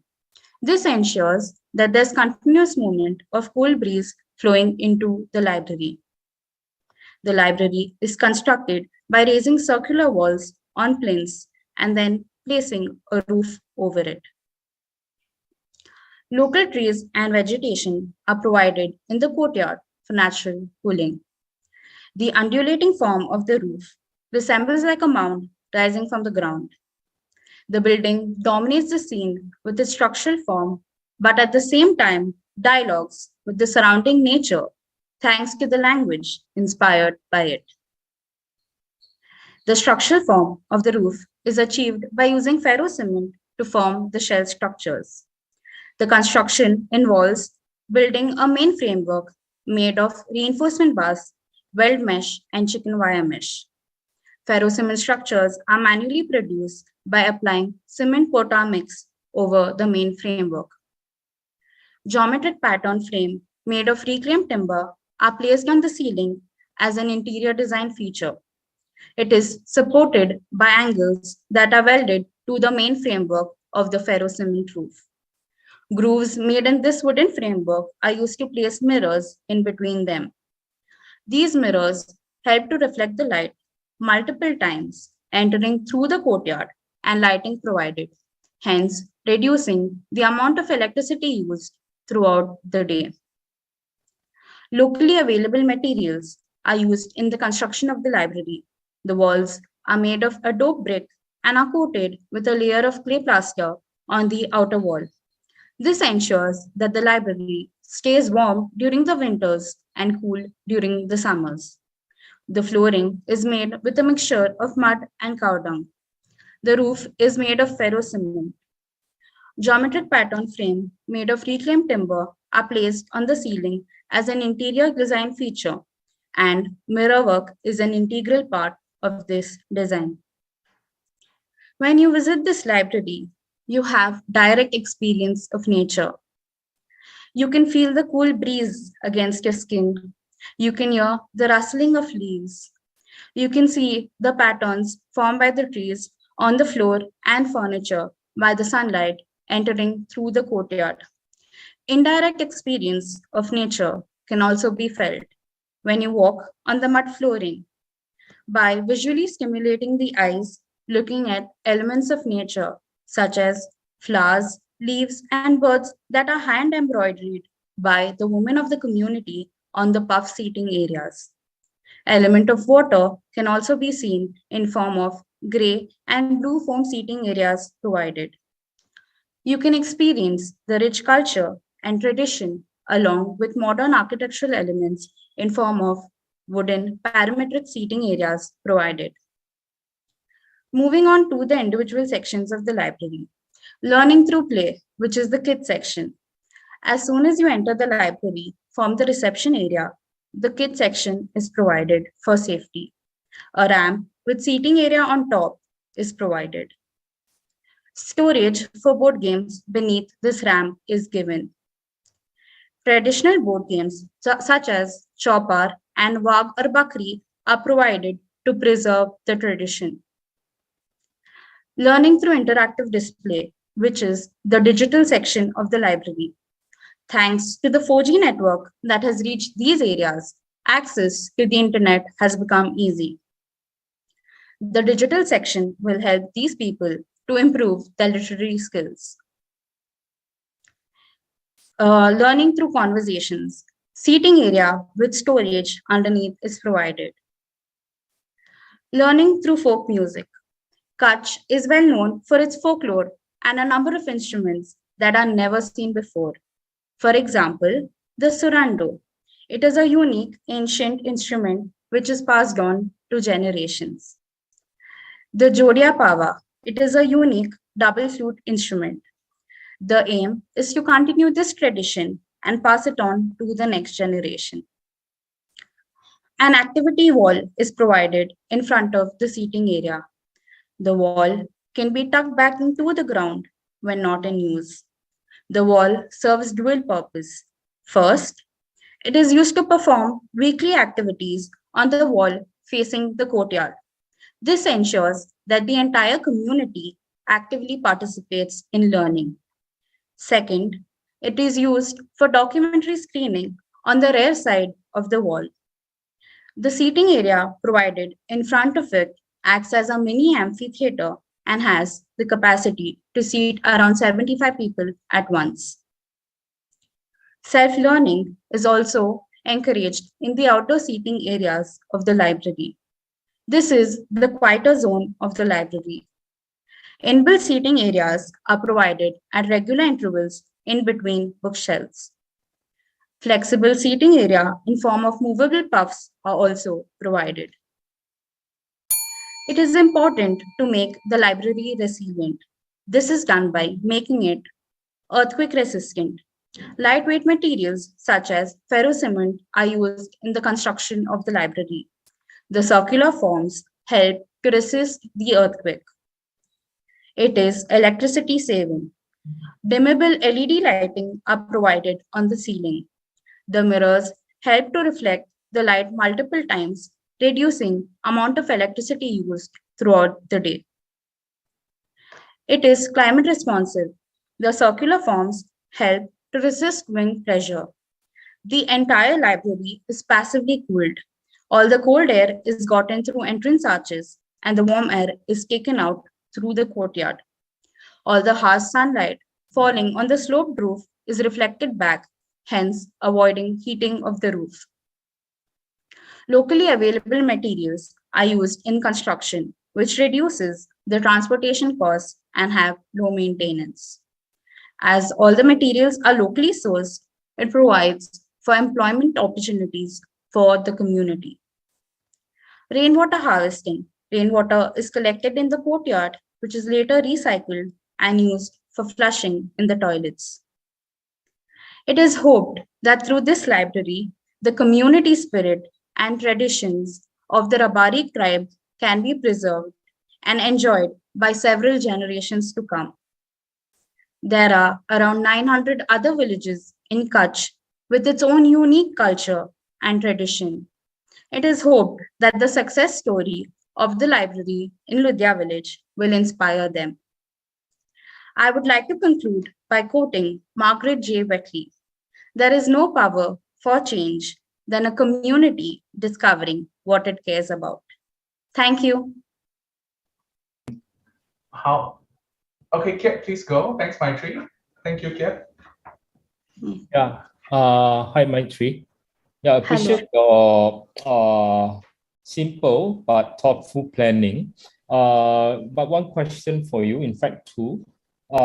Is there any reason why you are not integrating some of the interior feature with your opportunity to create something that organic? Why are the furniture like the shelf and things like that not integrated totally into your setting? So that's the first question.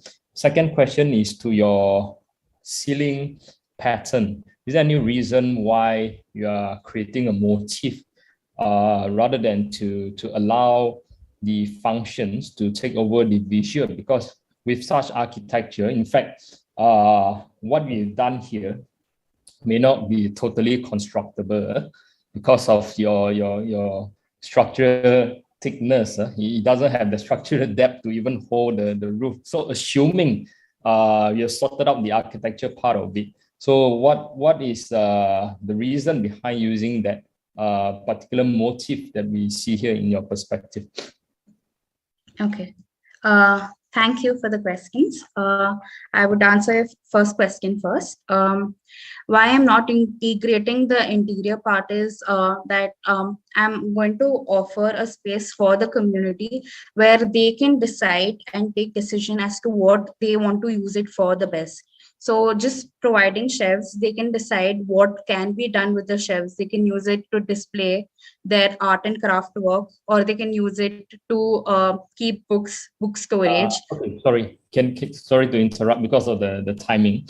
Yeah, what I meant is in terms of your aesthetic presentation of your bookshelf and other furnitures inside. Yeah, so I'm sure those are not done by the community because you are in an interior design awards or competition now. You're not in an architecture one. So I'll be questioning you on the interior aspect of this. Yeah, so are those assumingly done by the community rather than designed by you?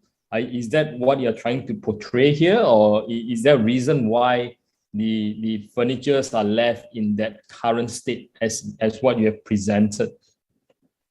Okay, actually, the space will be used by a community and a large number of people will be coming in. That's why I've provided flexible seating areas which can be moved around and can be arranged according to how the community wanted. So they can form groups and sit as cluster, or they can sit individually. That's why the furniture is designed in such a way that it is movable around. Okay. So even if you are doing a modular furniture system, right? It would be clever if you are designing the modular and allowing the module system to move in a certain way to allow flexibility. So Yes. I didn't see that in your scheme. Yeah, that's one thing. Yeah. Then can you answer me on the motif as well, your ceiling? Yeah, so when I visited this village, what I saw is in their houses, they have something known as Lipan art, where they mix mud and mirror work and they form patterns of motifs on their walls and ceiling.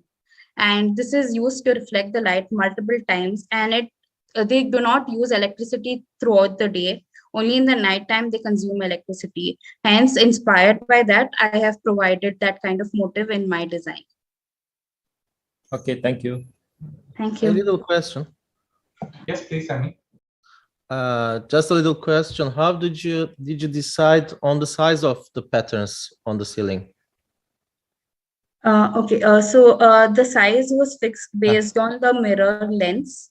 So it is 3 centimeters wide, the mirror length, but the length of the mirror depends on how the geometric pattern of the reclaimed timber is being formed. Okay. Thank you, Sammy. Thank you. Anyone else?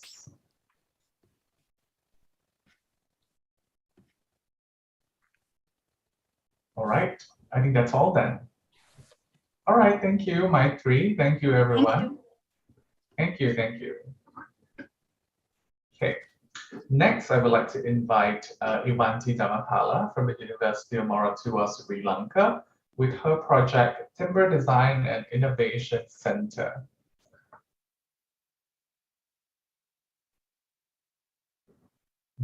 Oh, hi, Ivanti. Hi, can you? Yes. Can you share your screen? Yes, we can hear you perfectly. Yeah.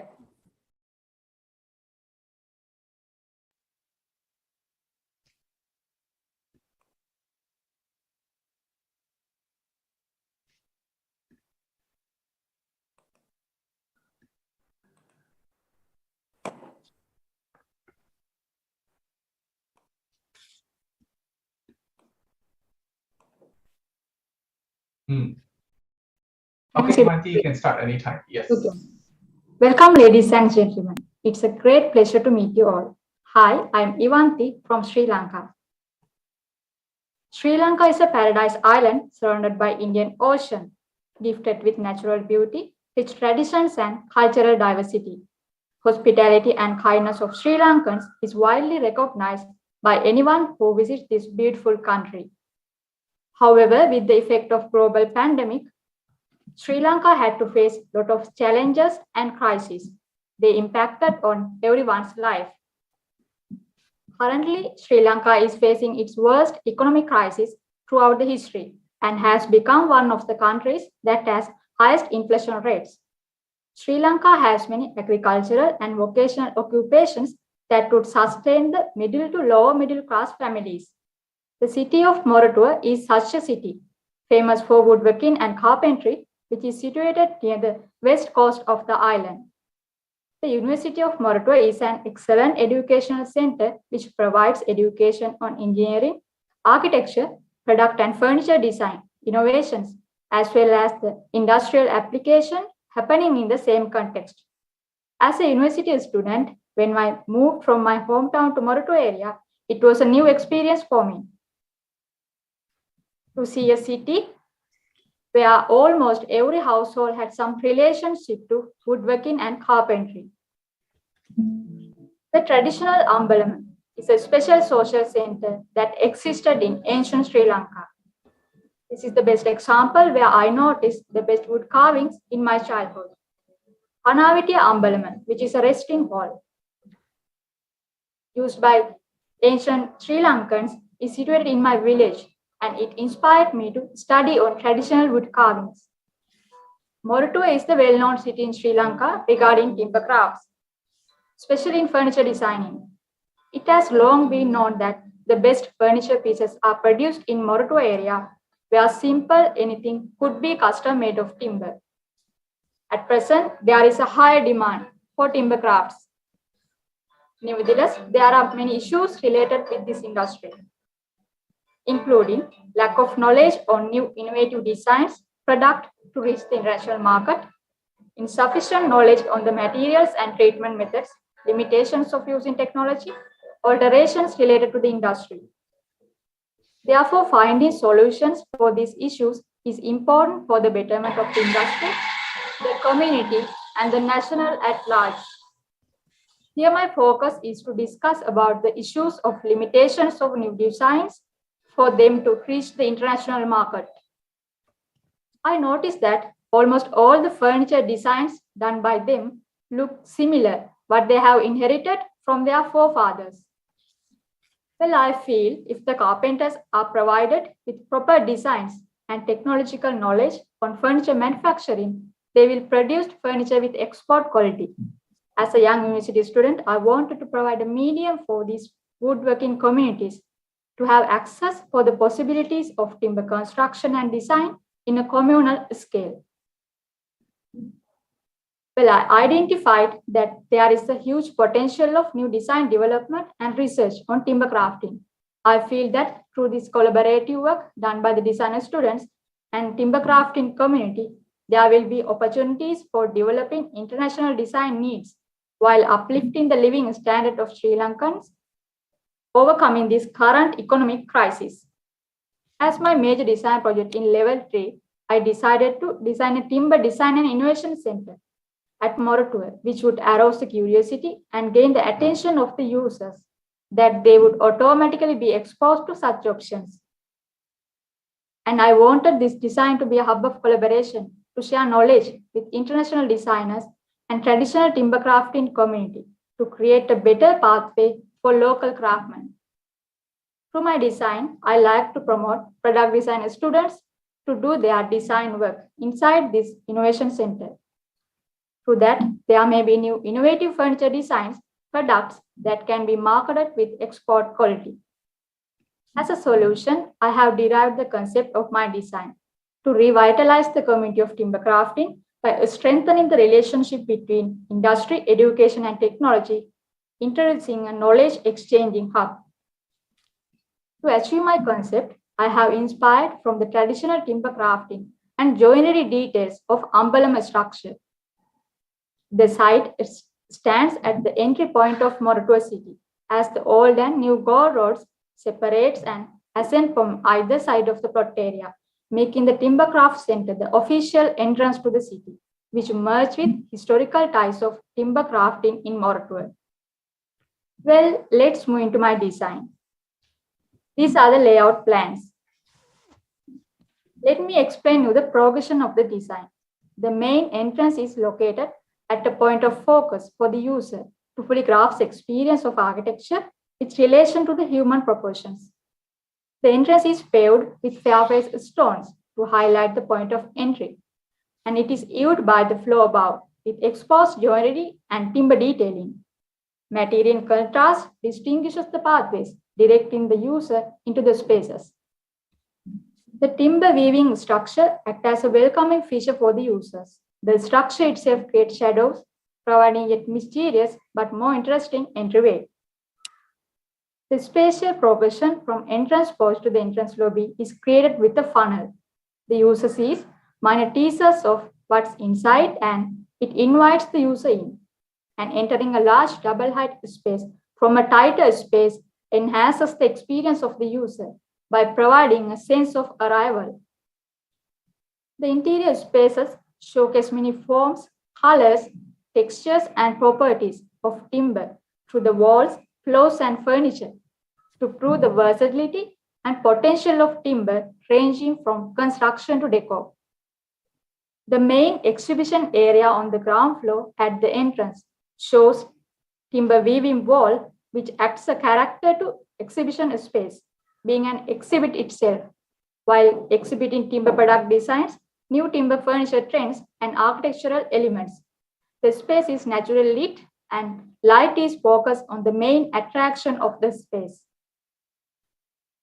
Moratuwa city in Sri Lankan history has always symbolized revolution.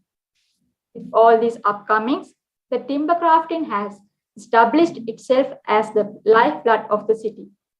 The sculpture into the light, where a rhythmic freebeing is erected into the skylight from a solid rough log of wood, represents the hardness, the softness, as well as the evolution of timbercraft industry in Moratuwa area.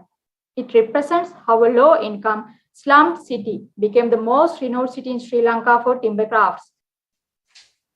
White stands in timbercraft display area reflect more light, and therefore they are used to put more exhibits. This space has ambient and spot lighting in necessary focal points while being naturally lit during the day. The black-colored wooden structure emphasizes the structure of the building, providing a sense of strength as well as providing a more composed and spatial experience. The prominent ambience in permanent gallery space was allocating experiencing area with affordable furniture sets for the users. The patterns of the wall panels allows the whole space to have unique visual character. The spaces are nicely lit with the natural daylight, creating patterns by the shadows of the wall panels. The front weaving deck gives a well-framed vista of the city. The timber design represents a modernist approach on weaving structure, and it will complement the building with an exciting lighting effect because of the sunset and shadow play. The vista is emphasized as it's a very significant pathway leading to a complex and a comparatively dark and a closed space. The spatial progression in space will provide the user with an exciting journey. The design development unit with the ebony timber frames framing the architectural perception of the space to the user. The louvered and finished surfaces create different orientations and various shapes in the design. This also helps with cross ventilation as well as legibility of the interior spaces.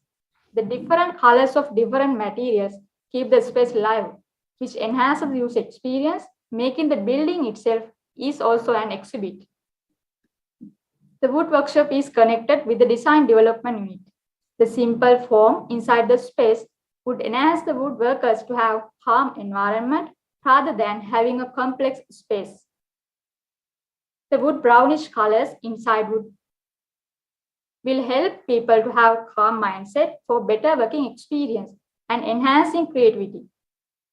The students' workspace, which is having the extended view of the front yard, is designed as per the university students. Training college students and school children can work together and share their knowledge. This is the seminar unit where timber crafting community, their societies, product designers can have meetings and discussions.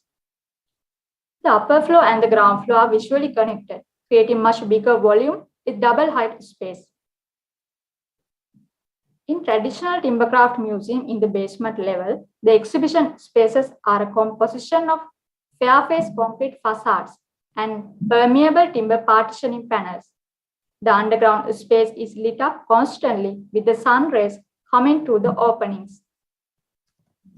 The journey to the design falls to the timber joinery display area as well as timber carving display area. The simple fair-face concrete colors and textures will put more emphasis on every piece of timber designs as an exhibit in the space. The ambient lighting and floating lights will provide the user with a more enhanced experience. The Historical Information Center gives knowledge to school children, university students, and public on timbercraft industry in Sri Lanka. The detailed cross-section displays the alternative material combination with timber material and different construction joints of each building component. The building interior and exterior design have been done considering the climatic responses. Usage of wood weaving as a method of construction represents its strength from intersecting members of various sizes and depths, which will improve the harmony of different timber elements which are in different sizes and angles. The local bamboo mats are used as a ceiling cover, which enhance the thermal insulation. This is the sectional perspective with the details. The use of many colors of timber and interior leading to a feeling of warmth, invitation, and belonging. As timber is known for the warm colors it brings from its natural properties due to its yellow, orange, and red undertones. Timber creates a traditional, comforting, or a rustic feel into the spaces. This is most suitable for this particular building, keeping its aim and concept to be built in mind. In my design, Sri Lankan natural hardwood, including jack, ebony, satinwood, nadum, teak, and calamanda are used with different colors and textures. Let's move into 3D animation to get a proper idea of the spaces.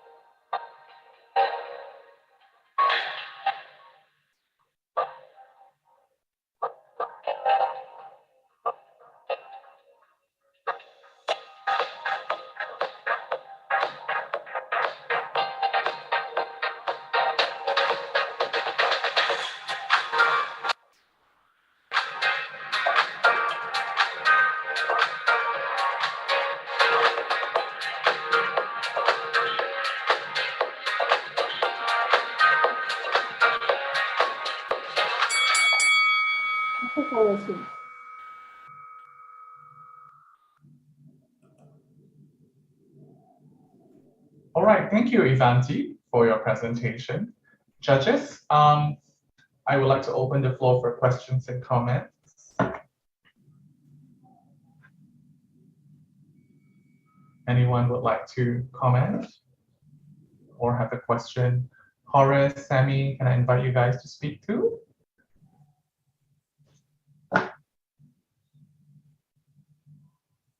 Thanks, Horace.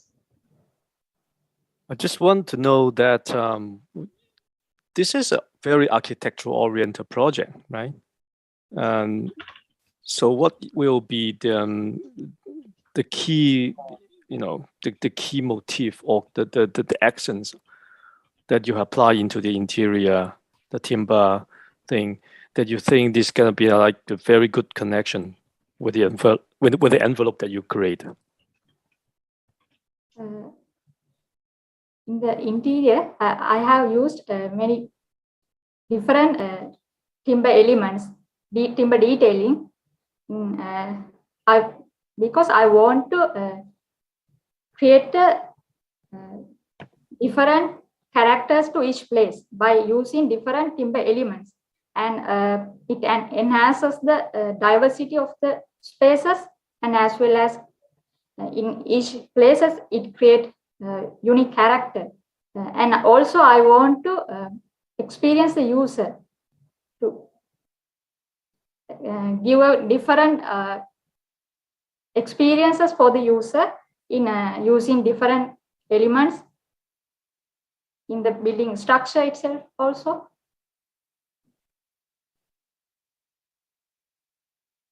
And I want to keep the liveliness of the spaces.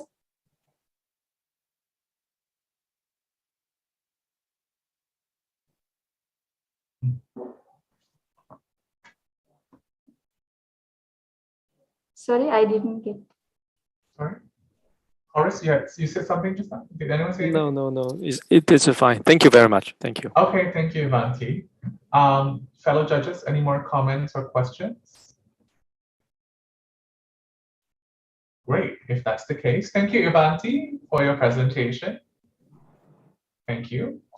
Judges, the missing candidate is already on the platform. My apologies. Last but not least, I'd like to invite Burke from Istanbul Technical University from Turkey with his project Street House, project ID 52. Hi, Burke. Hi.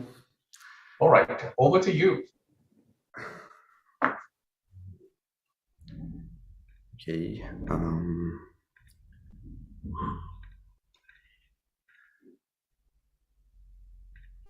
Okay.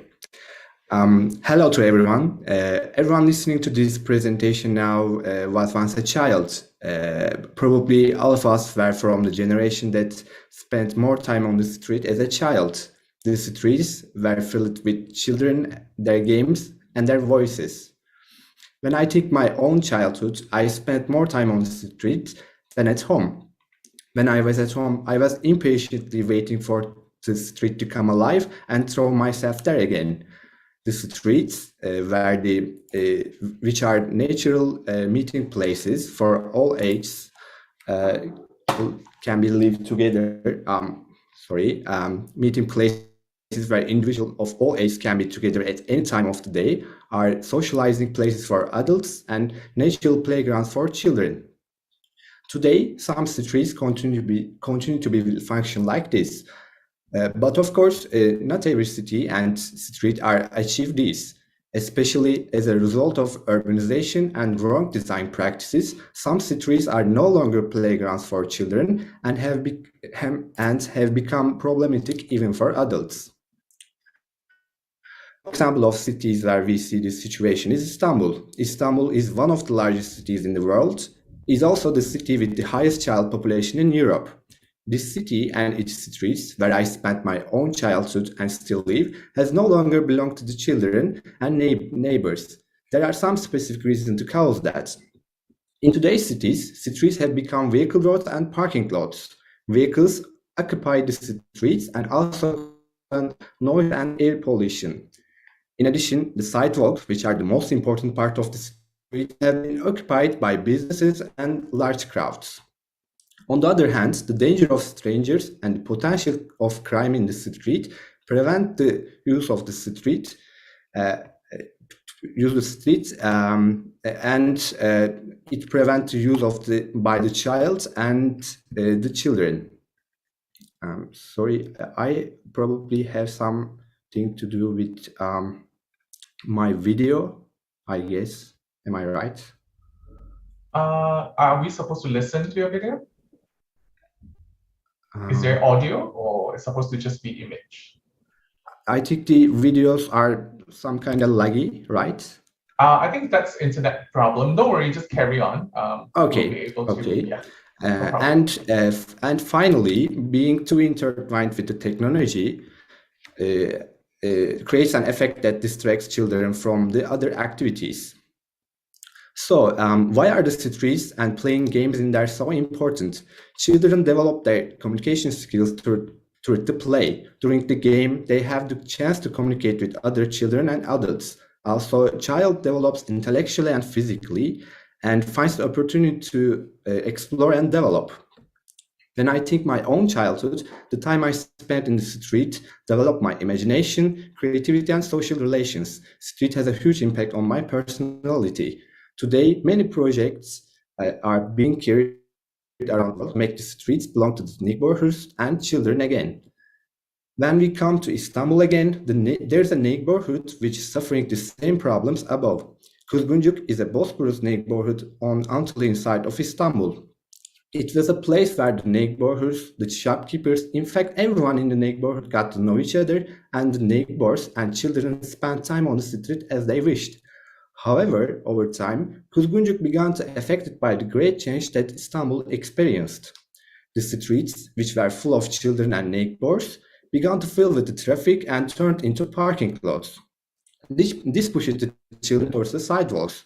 Later, when the shops on the main street in the neighborhood were closed one by one and boutique cafes and restaurants started to open, the sidewalks were occupied and there was no space for children to play. Also, the crowd coming out from outside of the neighborhood by this gentrification not only reduced the communication of the neighbors with each other, but also some security problems. Well, all this caused the neighbors and children to leave the street in the Kuzguncuk. Over time, the street of the Kuzguncuk lost its function to be playground for children. As a designer, I am trying to review the street in the Kuzguncuk again, starting at the scale of a building and aiming to expand to the scale of the neighborhood. Located right entrance of the neighborhood, this building used to be a pazar place in the past and functioned as a part of the street. The street will continue here and with a garden and with a garden. This garden at the end of the passage was reachable in that times. After the owner of the building is changed, it underwent a major renovation and took its current form. Today, it has been converted into a building with the first 2 floors are offices and upper 2 floors are residential. The path that we used to walk through the arches, which used to be part of the street, is now completely closed to the public. As a result, there is no access to garden at the back. At this point, as a designer, I am creating a solution for the street and also make an empty the past of the building and return it to its former form.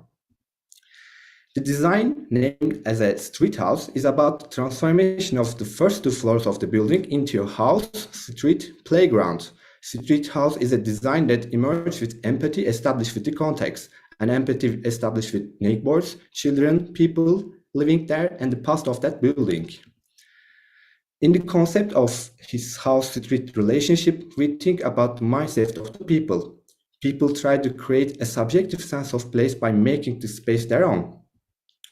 How can people feel at home in the city?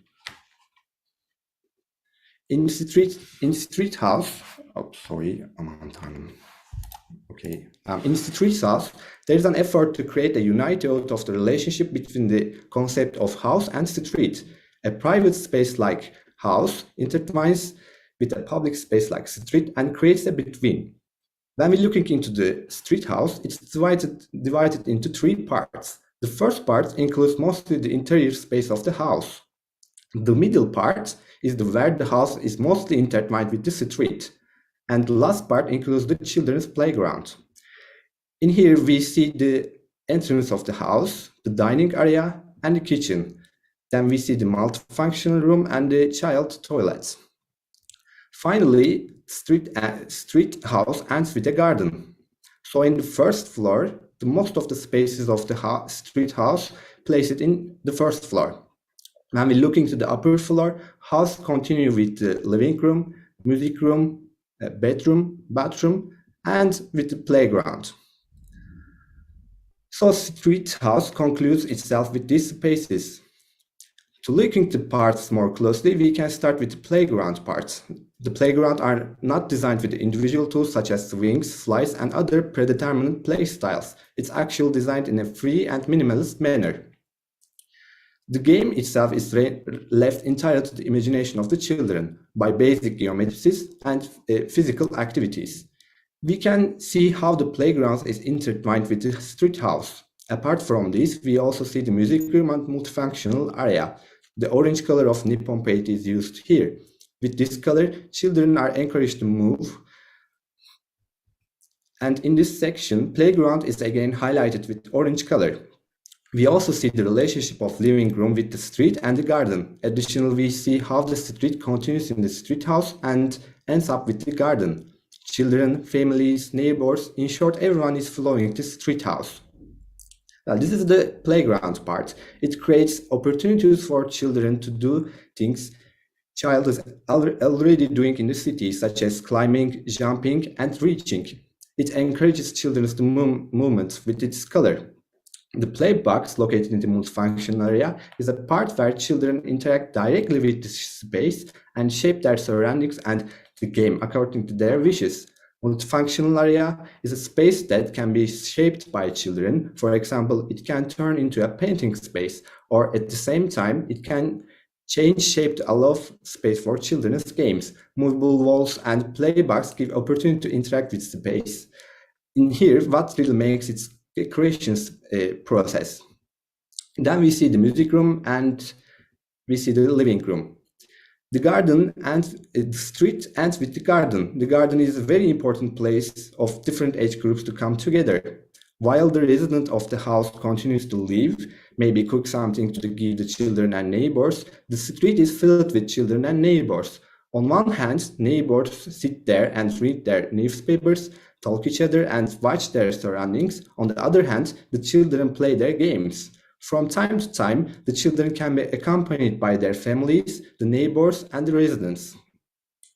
Well, next, we came to the middle part. The streets continue in the street house.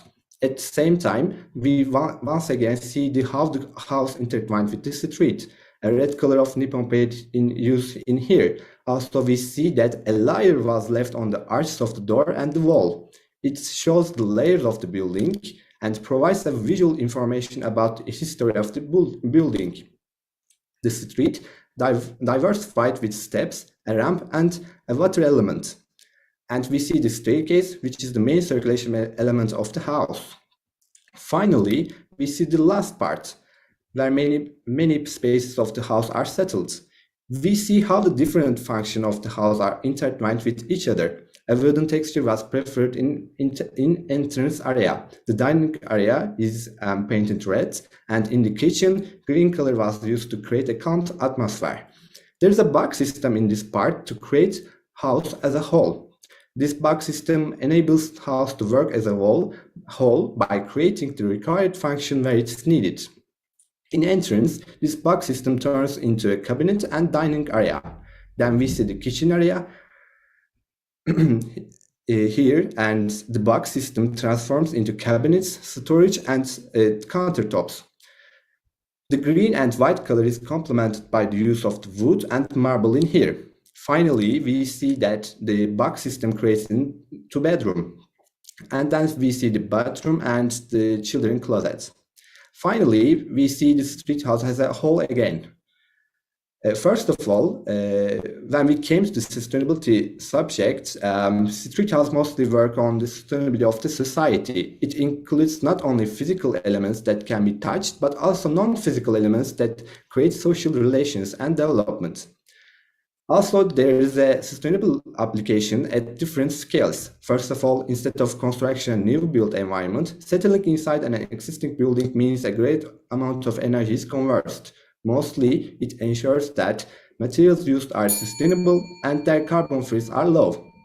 Lastly, in theory, it is possible to convert kinetic energy into electrical energy and use it in the street out with various sound and pressure sensors in the children's playground. This energy, which can be produced from children's sounds and sounds, can also be applied to other playgrounds in cities when it becomes profitable and applicable. And last but not least, we see the kitchen and garden, the place where the house and street are most intertwined. It's actually an inspiration I got from a very familiar place.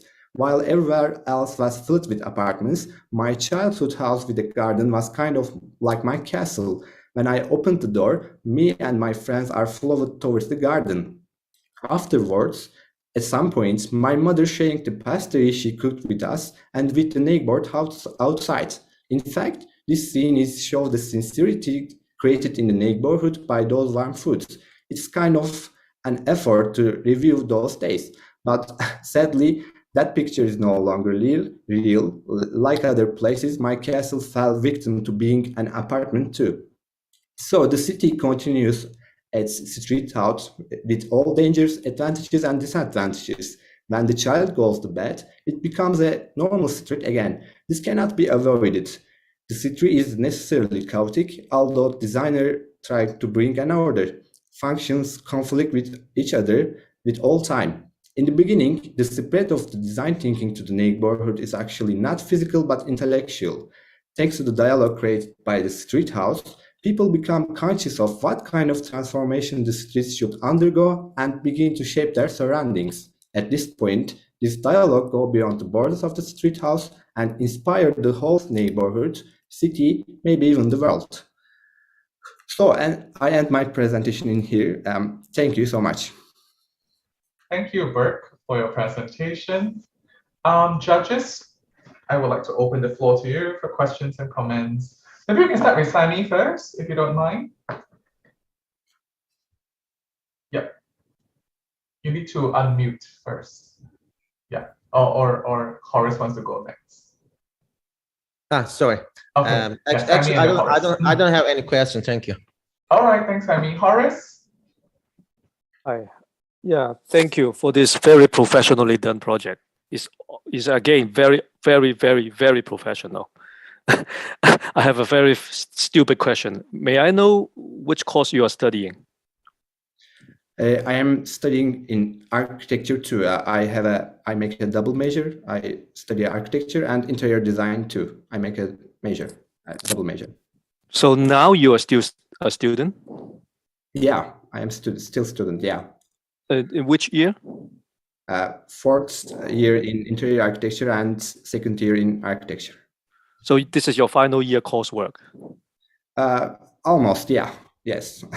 Yeah, it's almost. Actually, I actually make this design in my second year, 2 years ago. But it is not like this, of course. The idea and the building is the same, but I make major changes in the last year when I starting to get ready to the AYDA. So it's both in a second year and the last year course, yeah. Are you practicing also? No, not yet. Thank you very much. Thank you, Horace, for the clarification. Thanks, Burke. Judges, any other comments and questions? Okay, right. Wonderful. That means it's very well done, very clear. Okay, thank you, Burke, for your time, for your presentation. You're welcome. Thank you. All right, we can log out now. Thank you.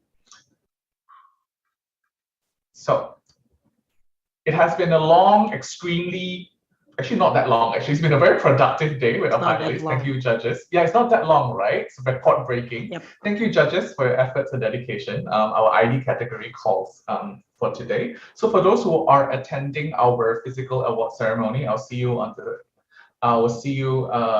in 2 weeks. For those who are not, I will see you online. So everyone, goodbye and take care. Judges, please stay on. I do have a deliberation segment with you to decide who is the winner of the year. All right.